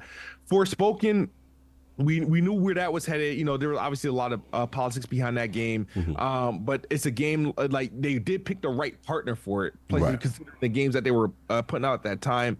But again, you can't afford for a game like that to like fail. Right. And then Final Fantasy is like, that is your sure shot. That if all your games are going to flop, that can't. Final Fantasy, and it seems like the only one that's only been able to do anything is the remake of Final Fantasy VII. And I think with these well-known IPs, Final Fantasy VII and Final Fantasy 16, you shouldn't put like an exclusive tag on that. Those are the games that you want obviously success with, but you need those to be successful at multiple avenues. And I think locking out Xbox, I'm not saying Xbox is going to be like the savior or anything like that, but it can only help to add. Selling something on Xbox is better than selling zero on Xbox, in my opinion. So thanks. Yeah, no, I feel you on that. Interesting. I did want to note to your point. He did say it seems like the release of Final Fantasy 14 on Xbox, they seem excited about that. It says obviously the company's most profitable game. It seems to be a major step towards this multi-platform strategy. So they seem to like what they saw from Final Fantasy 14 being on it. So I want to get a lemon next. Square and Xbox deepening relationships, courting again. I'm gonna say this. What we have? I'm gonna say what Kid Smooth didn't want to say. Oh, you put up or you shut up. Stop talking about it. Oh, let's get in here. Going at them? Listen, because listen, man. We are multi-console gamers. We don't miss out on nothing. But you have people who can't afford to buy all these games, different systems. I feel certain games don't need to be exclusive. Final Fantasy started on NES. Okay? The generations of people that played these games, and then so you just switch platforms. So you're forcing people hand to play what they want. Now you got away with that Final Fantasy 7 crap because there was no other system to really, to balance. Like when you release the second part of Rebirth, you got people on PS4, you got people on PS5, kind of spreading your people thin. Certain titles that we grew up on should not be exclusive. And I feel like that about characters. That's why I'm not mad about Indiana Jones. That is a fan favorite for millions of people around the planet that play all different type of stuff. Okay. Right? Don't force nobody to PlayStation. Don't force nobody to Xbox. Even though you can use that to push your narrative for Game Pass and all that. But guess what? We ain't got to spend $75 to get it. Okay. Day and date. You ain't like the moving like mercenaries out here. Yeah, listen, just say what it is, right? Okay. I don't think Spider-Man should be locked to PlayStation. Neither should Batman, neither should Wolverine. You got people all over the world love these people. Why are you trying to pull people in? So when Square Enix put out their financials and they got burned, even though I bought the games that I mentioned for them, not Foam Stars, we ain't doing that.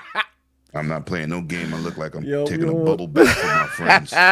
You don't want to soap up with the homies? Nah, I'm good. As my boy Juan would say, I'm good, G. I'm good, G. So it was good to see y'all get burned because that's what you get. Messy. Am I being messy? Messy. Or are they leaving their fans that prefer another platform, even PC? You're leaving them stranded. Some people not gonna say, like I said in the beginning, people can't afford to support multiple platforms. I get that. Because what's the worst time when you're a platform holder like that? Christmas. You want 3 games on the Switch. You want 2 games on Xbox, 2 games on PlayStation. What that bill looking like when you got mortgage or rent and car note and family? Come on. So when you divide up your fan base, it's reflecting in your sales now. So of course you want to come home and say, oh yeah, like Smooth said, New leadership. Some sales is better than none. Don't eliminate people. Don't do that. And you're a third party. How does that help you? That's a good point. I mean, obviously, do you want to stick by your guns? Do you want to stick by your guns and be gone? Because that could happen. That can happen. They saw the financials. They definitely are definitely changing their tune. There's no doubt about that. I feel you. ACG, the Square news. How are we feeling? They want to further their relationship with Xbox, more multi-platform approach. Microsoft is Square's cuck. And they have been for the longest period of time. Ooh. I want him to, you got to repeat that. I know he don't need to repeat that, but he could explain. All they're going to do is they're going to embrace them until Sony either pays them more, what have you. This has been going on for ages. The reason why people are saying they want to hear something is because they want to hear something. It needs to pop out. And I apologize if that's a word that we're not supposed to use here. I apologize.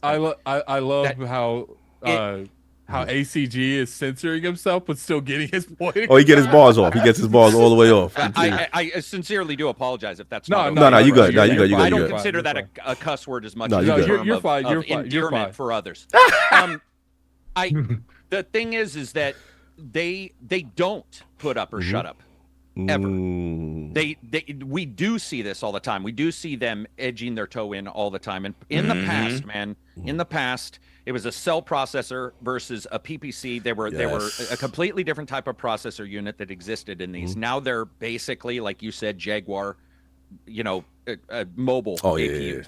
We're not at the point anymore where this is such a big deal that porting, is going to take you an entire team. It's going to take you forever. I'm just done. I don't care about a company that has continually said boneheaded things for years, has done a bunch of stuff. And you know what? Forspoken, great. Forspoken was a game released in 2023. That is all the words that need to be spoken about that game ever again. Yeah. It could have been called Medium. It would have been fine. It was just a title. Damn. I don't care that it came out on Xbox. I don't care if a lot of their games do. But this Final Fantasy VII stuff, dude, I'm so done with this company. They just need to be like, Final Fantasy VII Remake's going to be on everything. Great, boom, we're done. Tired of the talking. I got you. Let's move it forward. I don't need to hear that Final Fantasy VII side quest, Cloud's Hair special edition version is going to be made where it's a bunch of mini games. I'm done with them. And in particular, this company, I'm very sour towards Square for 1,000 things, whether it be the selling of particular companies, whether the things they've said about their devs. I'm sorry, that's just a company I don't like. The things that they've said about their own devs when a game doesn't do well and they just throw the devs out. And they've done that 3 different friggin' times. And I'm done with that company for pretending like everybody can talk bad about Activision or EA or Microsoft or Sony and all these other companies. But for whatever reason, man, that I do not as a person understand, Square has a lifeboat with a lot of people. And it angers. That's probably one of the few things in all of gaming that I actually get angry about. Is that what did he say? Nothing. Bunch of word salad, corporate speak. It's like here's a bunch of corporate speak, and it's like I get that, man. But you know what you should have done? Had that corporate speak after you announced that it's out on Xbox or coming out on Xbox. Then give me you in one away. Y'all being extra hard on them. Are we being hard? Or this we tired of the this BS? is weak, man, because we're an R-rated podcast. Clearly, you've been on there, so you could let your head down. Y'all gonna have fun together. I already know. It just it depresses me because where I see anger and hatred towards things that I think are valid, but maybe get dug up continually, you see a company like that that's done every single thing people have bitched about in gaming. Every single one. It's one of the few companies that have. And they still, you try to put your thumb on them, and somehow they're just covered in Vaseline. They're and they squeak out, and you're like, dude, what is going on? What's going on? Yeah, like the whole Octopath 1 here, Octopath 2 there, and all that craziness. Yeah, you're right. My job is to not fight for them personally because I don't necessarily have any real love for their games personally. I've enjoyed many of them, and I've not enjoyed many. But I do see fans that continually are confused by what they're doing. Yeah, that's and the things they say about their own devs, and it's just.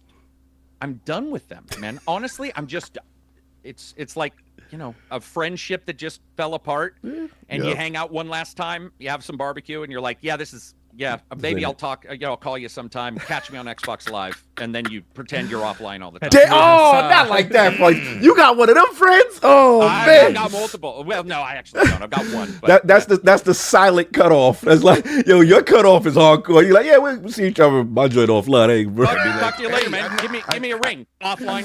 Offline. Damn. Yeah, why you never online? Why you never online? How do you have 60 hours in this game? I was online the entire time. I don't yo, your ghost game is hardcore, ACG. Your cutoff, I respect your cutoff. You don't play no games with that. I sincerely apologize to anybody listening if that word is you're good. Not acceptable. No, you're good. Trust me, you're good. I got you. You're all good, brother. Lord Addict, we are the great Square guys here, me and you. So, what you think, man? The relationship is deepening. That's what they say. And they're expecting more games. They're very excited about what Final Fantasy 14 did on Xbox. Expect more games to happen. What are your thoughts? When it comes to, you know, how they go about stuff, I'm okay with if you want to lock stuff behind a wall, but you might want to make better deals. Like, if you want to lock an entire Final Fantasy franchise behind the PlayStation wall, maybe you should have made them put another 0 or 2 on that paycheck. Ooh. It's like, you know, here's the thing. Being on Xbox isn't the end-all, be-all that's going to help them.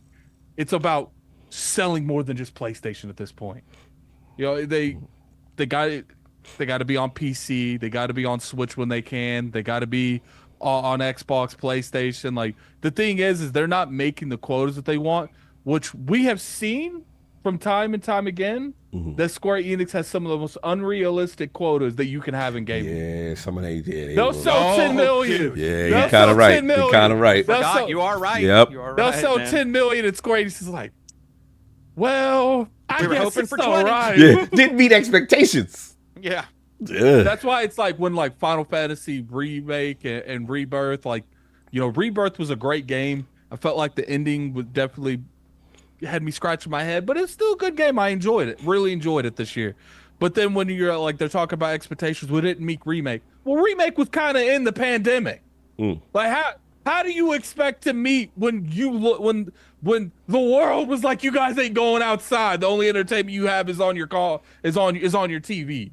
Like, and that wasn't just Square Enix. Everyone seems to want to maintain those numbers during the pandemic. Yeah. But it's just like, dude, enough is enough. Like, the only people getting hurt is developers. Yep. It's like you make it. It's like that meme where it's like the bear with the big dude on like the throne with like he's drinking the water and like the little drops is coming down at the bottom. It's like, that's literally the gaming industry. And that's a perfect example of Square Enix. Like, it's like this company has done nothing but make the worst business decisions known to man, and for some reason people feel so bad about them.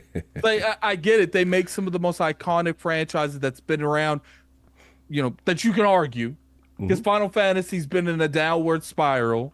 Dragon Quest, I will say, they still hit that out the park. Yeah, that's big. They delisted their Western ports just about, which I didn't think their Western parts were making like terrible games. They were making fun games that could have been better. So it's just like, what else does this company have to do for you to be like, okay, you know, let me see your build, Square Enix. So what is going on with this company? What's funny is they'll make games like Bravery Defaults, Triangle Strategy, What's another game that they've made? These games that are loved by all of these fans, and then they'll make these giant AAA games that don't have the merits where they came from, and be like, why aren't they doing good? Like, there hasn't been. What did Final Fantasy 16 get like Metacritic? 16 I thought was a little lower, wasn't it? I think like all things said 86. and done, I think it was. Wasn't it a low 80s? I say lower. Yeah, it was one of the higher Metacritics they've had in a very very long 87, time. 87, 87 currently. Now go look. Tell me what 15 made. Call. Just delete the 6 and put a 5. See what 15 makes. Why is it not coming up as Rock 5? There we go. Okay. Because there's like 8 of them. All right, so it's saying 81 Metacritic. Okay, then the last one. Look what 12 did. Actually, in those two, I'm gonna have you look up. I feel like he's entering a cipher, and something weird is gonna happen now. It gets lower. Like the longer this goes, it will get lower and lower until you hit 12, and that's the last game they made that was critically successful. Besides, I mean, I would say Zodiac. 60, That's the one. That's the Zodiac Age one. No, Zodiac Age was the re-release, so you have to look for the regular 12. Oh no, that was high. Oh wow, 92. Yeah, 12. Wow. Now look up 13, and that's the last one I'll have you look up. That wasn't as much. That's 83. Yeah, that's 83. And it's just like clearly the writing's on the wall. Now I will say 16, even though I wasn't the biggest fan of it, they were very good at visually showing you nice stuff. Yeah. Sure, it wasn't impressive to like a Final Fantasy head that expects certain things from the Final Fantasy franchise, but I'm sure Kitsune was drooling from the mouth with that game. So it's just like they do a good job at presentation. Maybe not so much as like the Final Fantasy name itself, but sometimes all you need is presentation. Yeah, that's a beautiful looking game. But it's just like the writing's on the wall, man. You know, they do look sure. Dragon Quest 12 still. Dragon Quest 11 was a phenomenal game. I love that game. But it's just like Square Enix is like hit and miss, and most of the time it's more misses than hits. Like, no, hey, look, they definitely said that, Yoshida noticed, he said as a general, that, they changing their approach. I'll just jump in. Look, it's clear his new leadership is a new day. That's how I look at it. They are like, we are not making these mistakes anymore. Why are we not multi-platform? Whenever you keep saying deepening relationships, and now you're going to make sure that, And real quick, Carl, they be locking down mid-games, too. Games which is interesting. That good, games that aren't that bad. Like, Forspoken. What part of PlayStation and Square Enix got together, looked at this game and said, "That's it, let's lock this"? Yeah, I mean, they were taking those bags, and it just seems like to One Way's point, like it still wasn't enough to get them out of stars. Yeah, they took a lot of bags. Enix lover, Foam stars took a lot of those bags, and we have to admit the Sony influence, and whether it be the install base in terms of and whatever the bag is, but clearly that has not worked for them. And then when the financials came out, they are wanting to go multi-plat. I agree with you. My hatred for them is I didn't mind they were in mercenary mode last generation. My issue was the inconsistency. Like you have these weird gaps, like you said. Octopath Traveler comes out Game Pass on Xbox.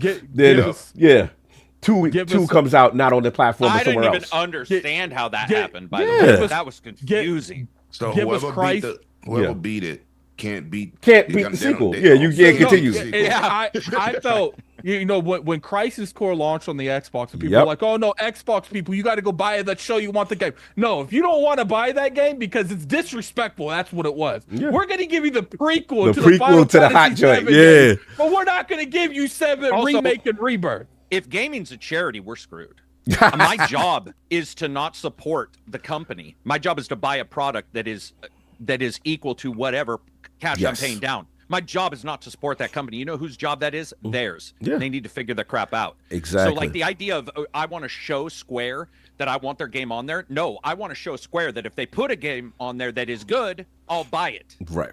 It has not this crap that's going on with charity and the weird charity case discussions that go around in gaming is so confusing to me, because where other in business do you see that? It's maybe you see it on a band, maybe you see this band's doing something on SoundCloud.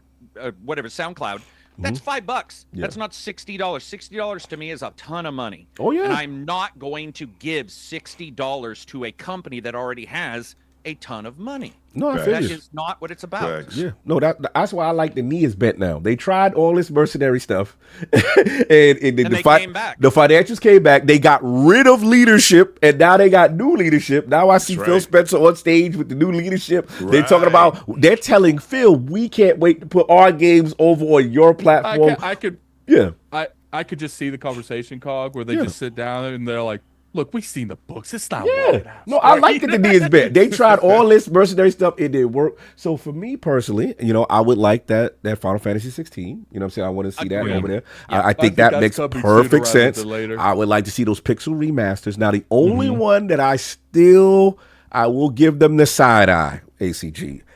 I still feel that remake, there's something contractually there. I do too. No, That we're there's 100%. okay. I as much as they're saying this, there's a part of me that I know, as much as how I know Sony and how they want their association with that title specifically, which was a major zeitgeist moment for the PlayStation 1. As remember, that was Square going away from Nintendo, making it with PlayStation, right? That's a huge symbolic thing that people associate the PlayStation platform.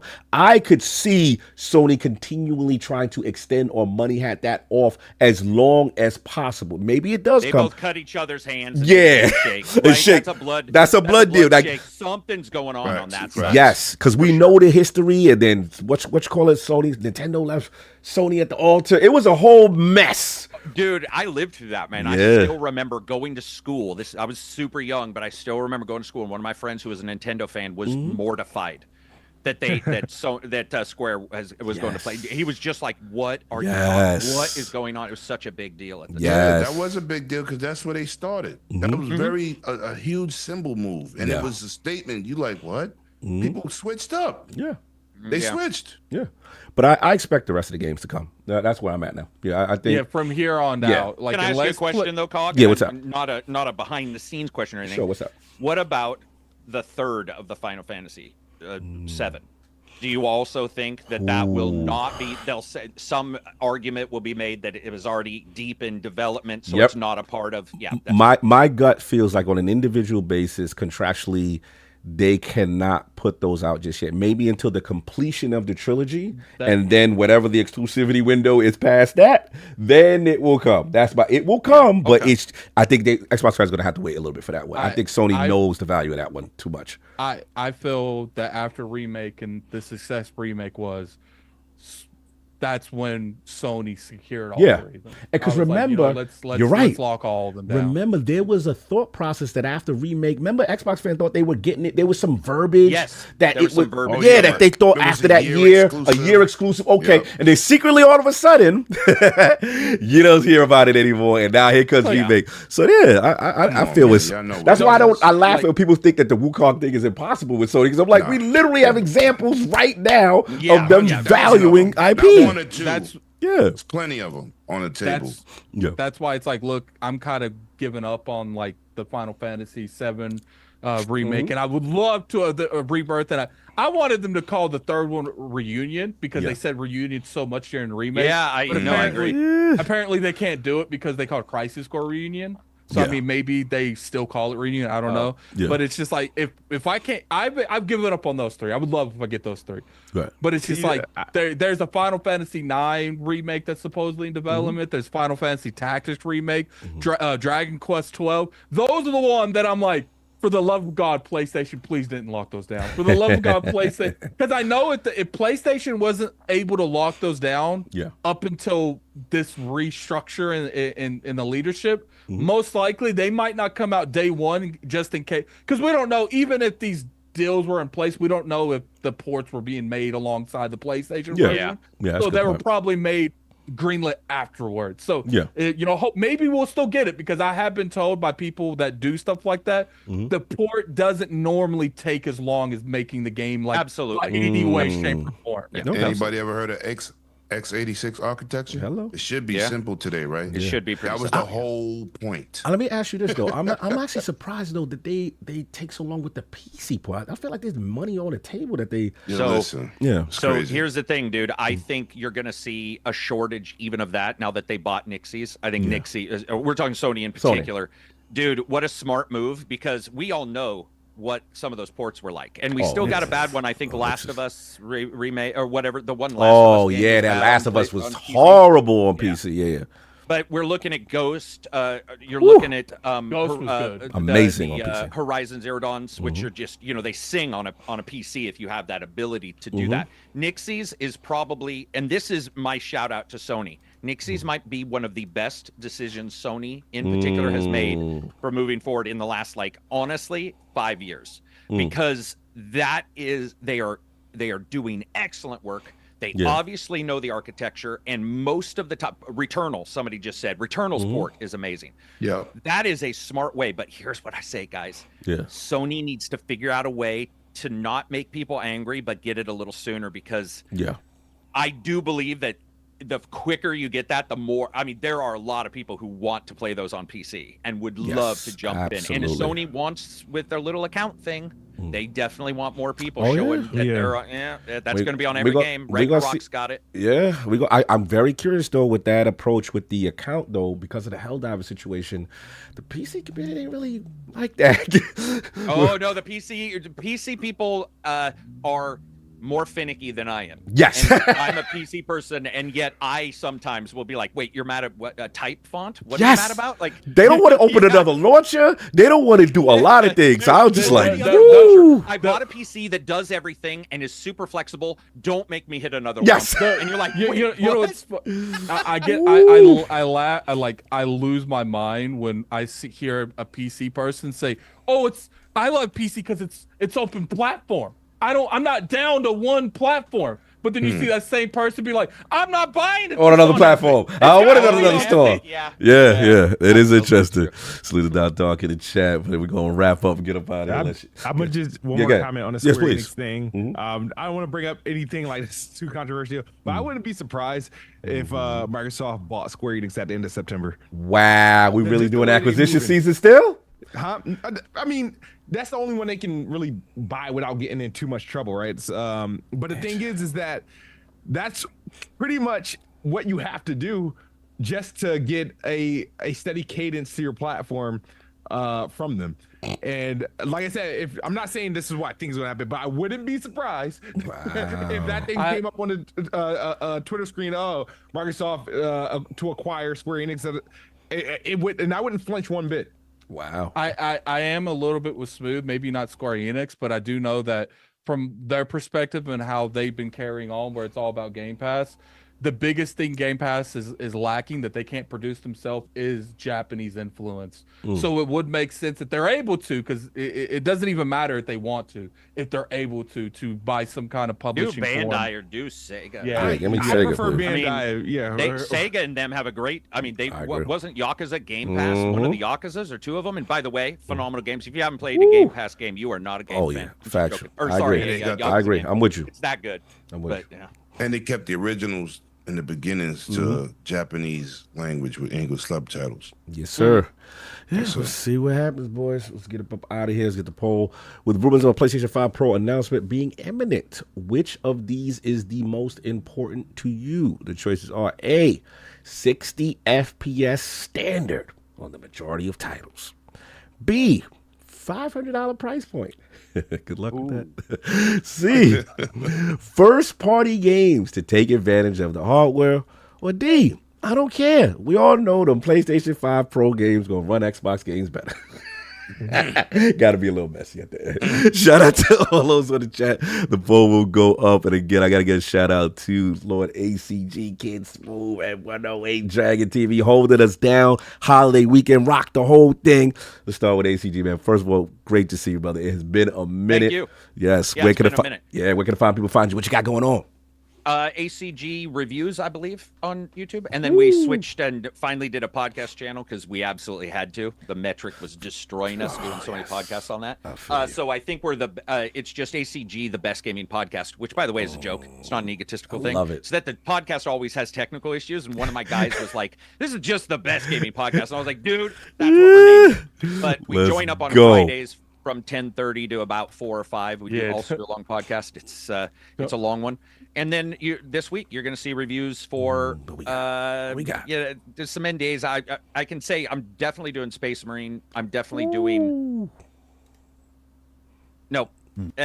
There's more than one. There's more than one. I didn't. I read the dates. We're not getting no one in trouble. We're not getting no one in trouble. Respect the NDA.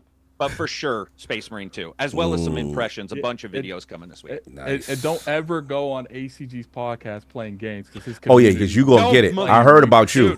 Dude, I felt so bad for Attic because I was not trying to be a jerk, but I was like, dude, what are you doing? Are you playing games? And he's like, oh, I sometimes do that. And I'm like, not on this podcast because you're going to get eaten alive. And my chat got quiet for a second, and then they realized it was real. And it just... And I was like, oh, God. Luckily, nobody was like horrendous, but it was hilarious. That's hilarious. Like, I've learned throughout the years of like doing podcasts, like because of my ADHD and how quick I am to like try to interrupt people. Yep. Like, unless I'm doing something, like 3 things to keep my mind busy. Yep. Like, love what I have a hard time not interrupting people. I just can't help it. Like, I'm shaking in my chair, but I've noticed like the only thing I'll play is like, because right now I'm playing, because I've been playing the whole time, is Iron Chronicles, where like something that's stupid that I don't have to focus on, that I can like play in the background just to keep my mind, like the left of my mind, focused on something, so I can listen to the conversation but not feel like obligated to interrupt everyone's speech. You know who does that? Jess does. He's the same way. He has to play a game while he's podcasting, whatever. So people, it's like that. I mean, I'm used to it, but it's funny to hear that ACG's audience was like, "What? How dare you?" Bro, and we have never used that. And I saw screens flashing in his glasses, and we're very particular about stuff like you don't want to eat while you're, nobody wants to hear you masticate while you're, chewing through popcorn. So we have these little rules, and then I just see him, and I see flashing lights, and I knew it was destiny when I saw a certain color, and I was like, Addict, are you? You know what's funny? When he said that, you know what's funny? I now my brightness on my monitor is like way down, so like no one will know anymore. Your monitor was snitching on you. Oh man, it snitched the hell out of me. No doubt. I was sitting there. He's like, "Are you playing games?" Like, no. Caught in 4K. That was what's up. Go support my man. We got the channel in there. We got ACG reviews, and we got the best damn gaming podcast. Go support the homie ACG. And of course, we got Brownsville, my New York brethren, in the building. 108 Dragons Den TV. What's going on? Where can people find you? Well, you can find me on 108 Dragons TV. Thanks for having me, chat. Y'all was awesome. Y'all definitely, y'all be wilding in the chat. Usually I'm wilding in the chat, but I appreciate it, bro. Thanks for having me, Attic. It's always a pleasure. Kiss Move. I don't really get to talk to you too much, so appreciate you too, brother. ACG, nice to meet you. Very man. So, find me on my channel, man. I want people to go check my. Yeah, I'll put the link. I'll put the link in there right now. Ally, yes, put them reviews, tech reviews. Listen, I got a lot of videos dropping. But I got an announcement to make while we here. What we doing? Shout out to my guy Paris, man. Oh, shout out to Lily. Thank you, Cog. You know what I'm saying? Anytime, but I'm gonna say this. Mm-hmm. I made this dude a promise. I know Hog eating the chat, so I'm gonna just say that, man. What we doing? I'm going to the Game Awards. Oh, we going. Yeah. All right, let's get it. I just went back to work, so I missed out on the. We talked about the whole Summer Games Fest. Yeah. I said I couldn't go. I told King stop calling me. I'll call Cog before and after, so I'll be showing up. Woo! I'll be showing up. Salute. Fresh to death. Yeah, we gonna be out there. Fresh to death. Oh, we outside with it. You know what he. I already see. New York. If New York was a preview, they ain't ready. Hey, that boy fresh. So but I'll be out there. I wanted to announce that here because people was like, "Yo, we didn't see you in the summer." I said, "Yeah, I just got back to work from having a broken kneecap. Leave me alone." The man recovering. I'm trying. I did PAX. All right. I respect it. Yeah, I remember that. Yeah, with the hobble. I salute to you, bro. We back. So Yeah. Oh, hold on, Beta Cypher. I got you. But he said drop a link to his channel. I'm trying to sub to the OG. We got you. It is right here. Greatly salute. Oh, shout out to Appreciate Special Nick. You know what I'm saying? Hey, he getting on Kid Smooth. You supposed to be doing Special Nick pod. You double dipping. Okay, we got to get Kid Smooth out. He said we waiting over here. The way he said it, he acted like you a late guest to his podcast. He sound like Square. I What? would We love supposed to to be put on games on Xbox Era podcast. What? Xbox, what that mean? No Tag doubt. me in, coach. Speaking of which, Kid Smooth. Where can the people find you? What you got going on, sir? YouTube.com/KidSmooth. Follow me on X at KidSmooth. I'm trying to get back into content production and reviewing games I actually care about from I feel that part. Publishers and developers I actually care about. And still doing one of the very few Ubisoft fanboys I know. Hey, no, but I mean, I like Ubisoft. They make enough games that people don't like that I find something that I like about, and then there's a ton of games I don't like from them. Like I thought Assassin's Creed Mirage was horrible.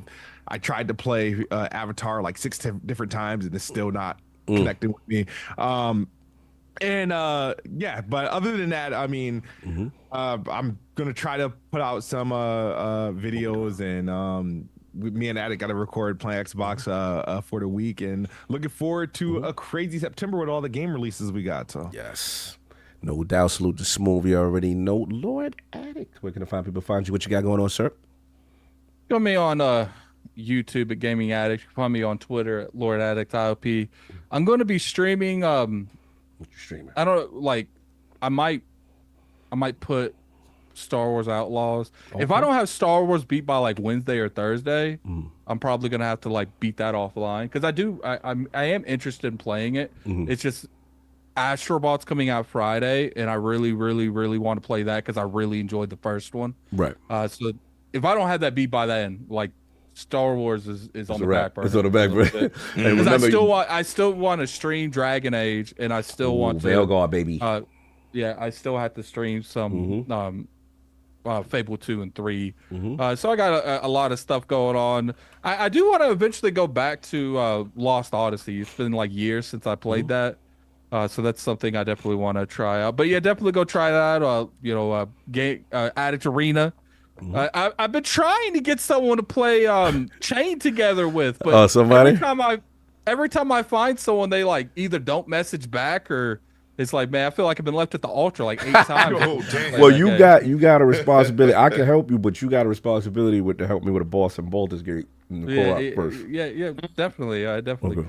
I'm trying to get Chase Money to play some Chain together with me. Like, that would be a fun. That'd be hilarious. Shout out to Chase Money. Salute. No doubt. Yeah, man, again, salute to everybody for pulling up. And again, just real quick, I just want to signal boost one thing. As you see pinned at the top, it's my brother Cerebral Paul. He does a lot of stuff for lordsofgaming.net. He's always the one that tells us about the accessibility features and how we need to focus on it. So right now, going through a little housing situation. So if you have it in your heart, I have it pinned at the top. He's got a GoFundMe going on. We halfway to the goal, trying to get him some proper housing in terms of the accessibility community where he's at.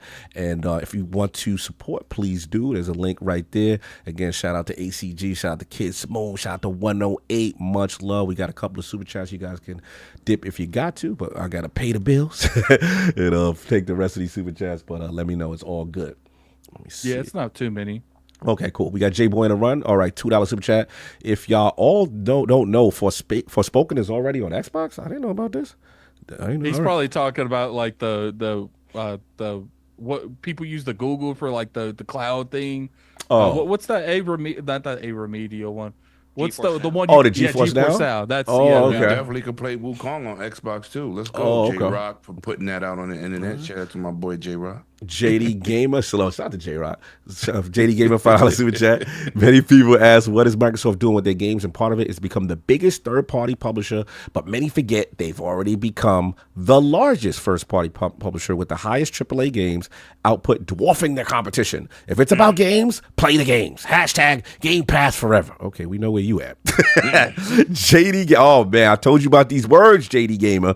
By the way, pathetic port begging, I'm not going to say the word, still got no games. All right, I see Xbox Frontline still in here. The Angry Therapist MD, $2 super chat. The best Final Fantasy was the last one on the Super Nintendo to me. Ooh. Ooh, okay, taking it back. Champagne Supernova with the $2 out Australia, I believe. Good to see COG clapping cheeks in Beef Op 6. Beef Op 6. Hey, Man.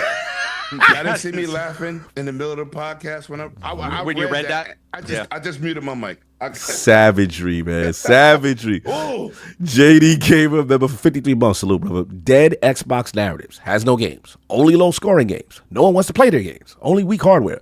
Only a shooter box. What's next, panel? Man, he outside with this. RDJ, $5 super chat. All this Square Enix talk doesn't matter until the actual games show up on all platforms. Yeah, ACG and 108 with y'all. And then RDX, Son of Fett with this. Looks like the $3 Canadian. Will Wukong ever come over now? I doubt I think it will.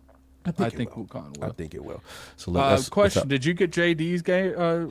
One? Yeah, I got two of them. Got all of JD's. Yeah, I got JD. I think we back to back because he did like a two-parter. An angry therapist. Yeah. With the FF. Okay, just Yep. making sure. Nah, we good. We good. Anybody? We got all that stuff up out of here. Anything else we got added before we roll? Or we good? No. Let me see who we sending them over to today. Who we sending them? What we doing?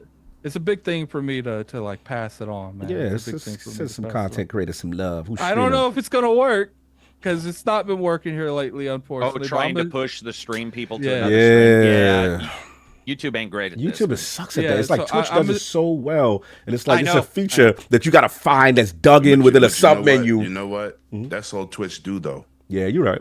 You're right. I'm gonna send you guys over to my dude Rex Gaming. He streams a lot of Final Fantasy, a lot of stuff. He's over there streaming Visions of Mana right now. He's a small streamer. Definitely go over there. I think he's he definitely brings a lot to. He's a very entertaining. I like how he handles his chat. You know, some people handle their chat with like kid gloves. He ain't playing no Like, games. He will stop his whole stream and be like, he about to smoke. He'll stop his whole stream and be like, okay, now we at it. He'll sit there like if someone tells him, like he allows backseat gaming, ACG, but at the same time, like 10 minutes go by, he'll do something because his chat recommended. He'll be like, okay, who said that? You getting banned? Oh, damn. Banned. Yeah. Damn. All right, let's see what's going on. But it's a joke. I've never seen him actually ban people, but it's a have a joke. fun with it. So we gonna send them So over. I'm gonna send you guys over there. Yeah. I know that everybody enjoy your Sunday. Happy Labor Day. Be But safe. ILP raid in the chat, man. ILP raid in the chat. Let them know that we sent you. We out of here. Peace.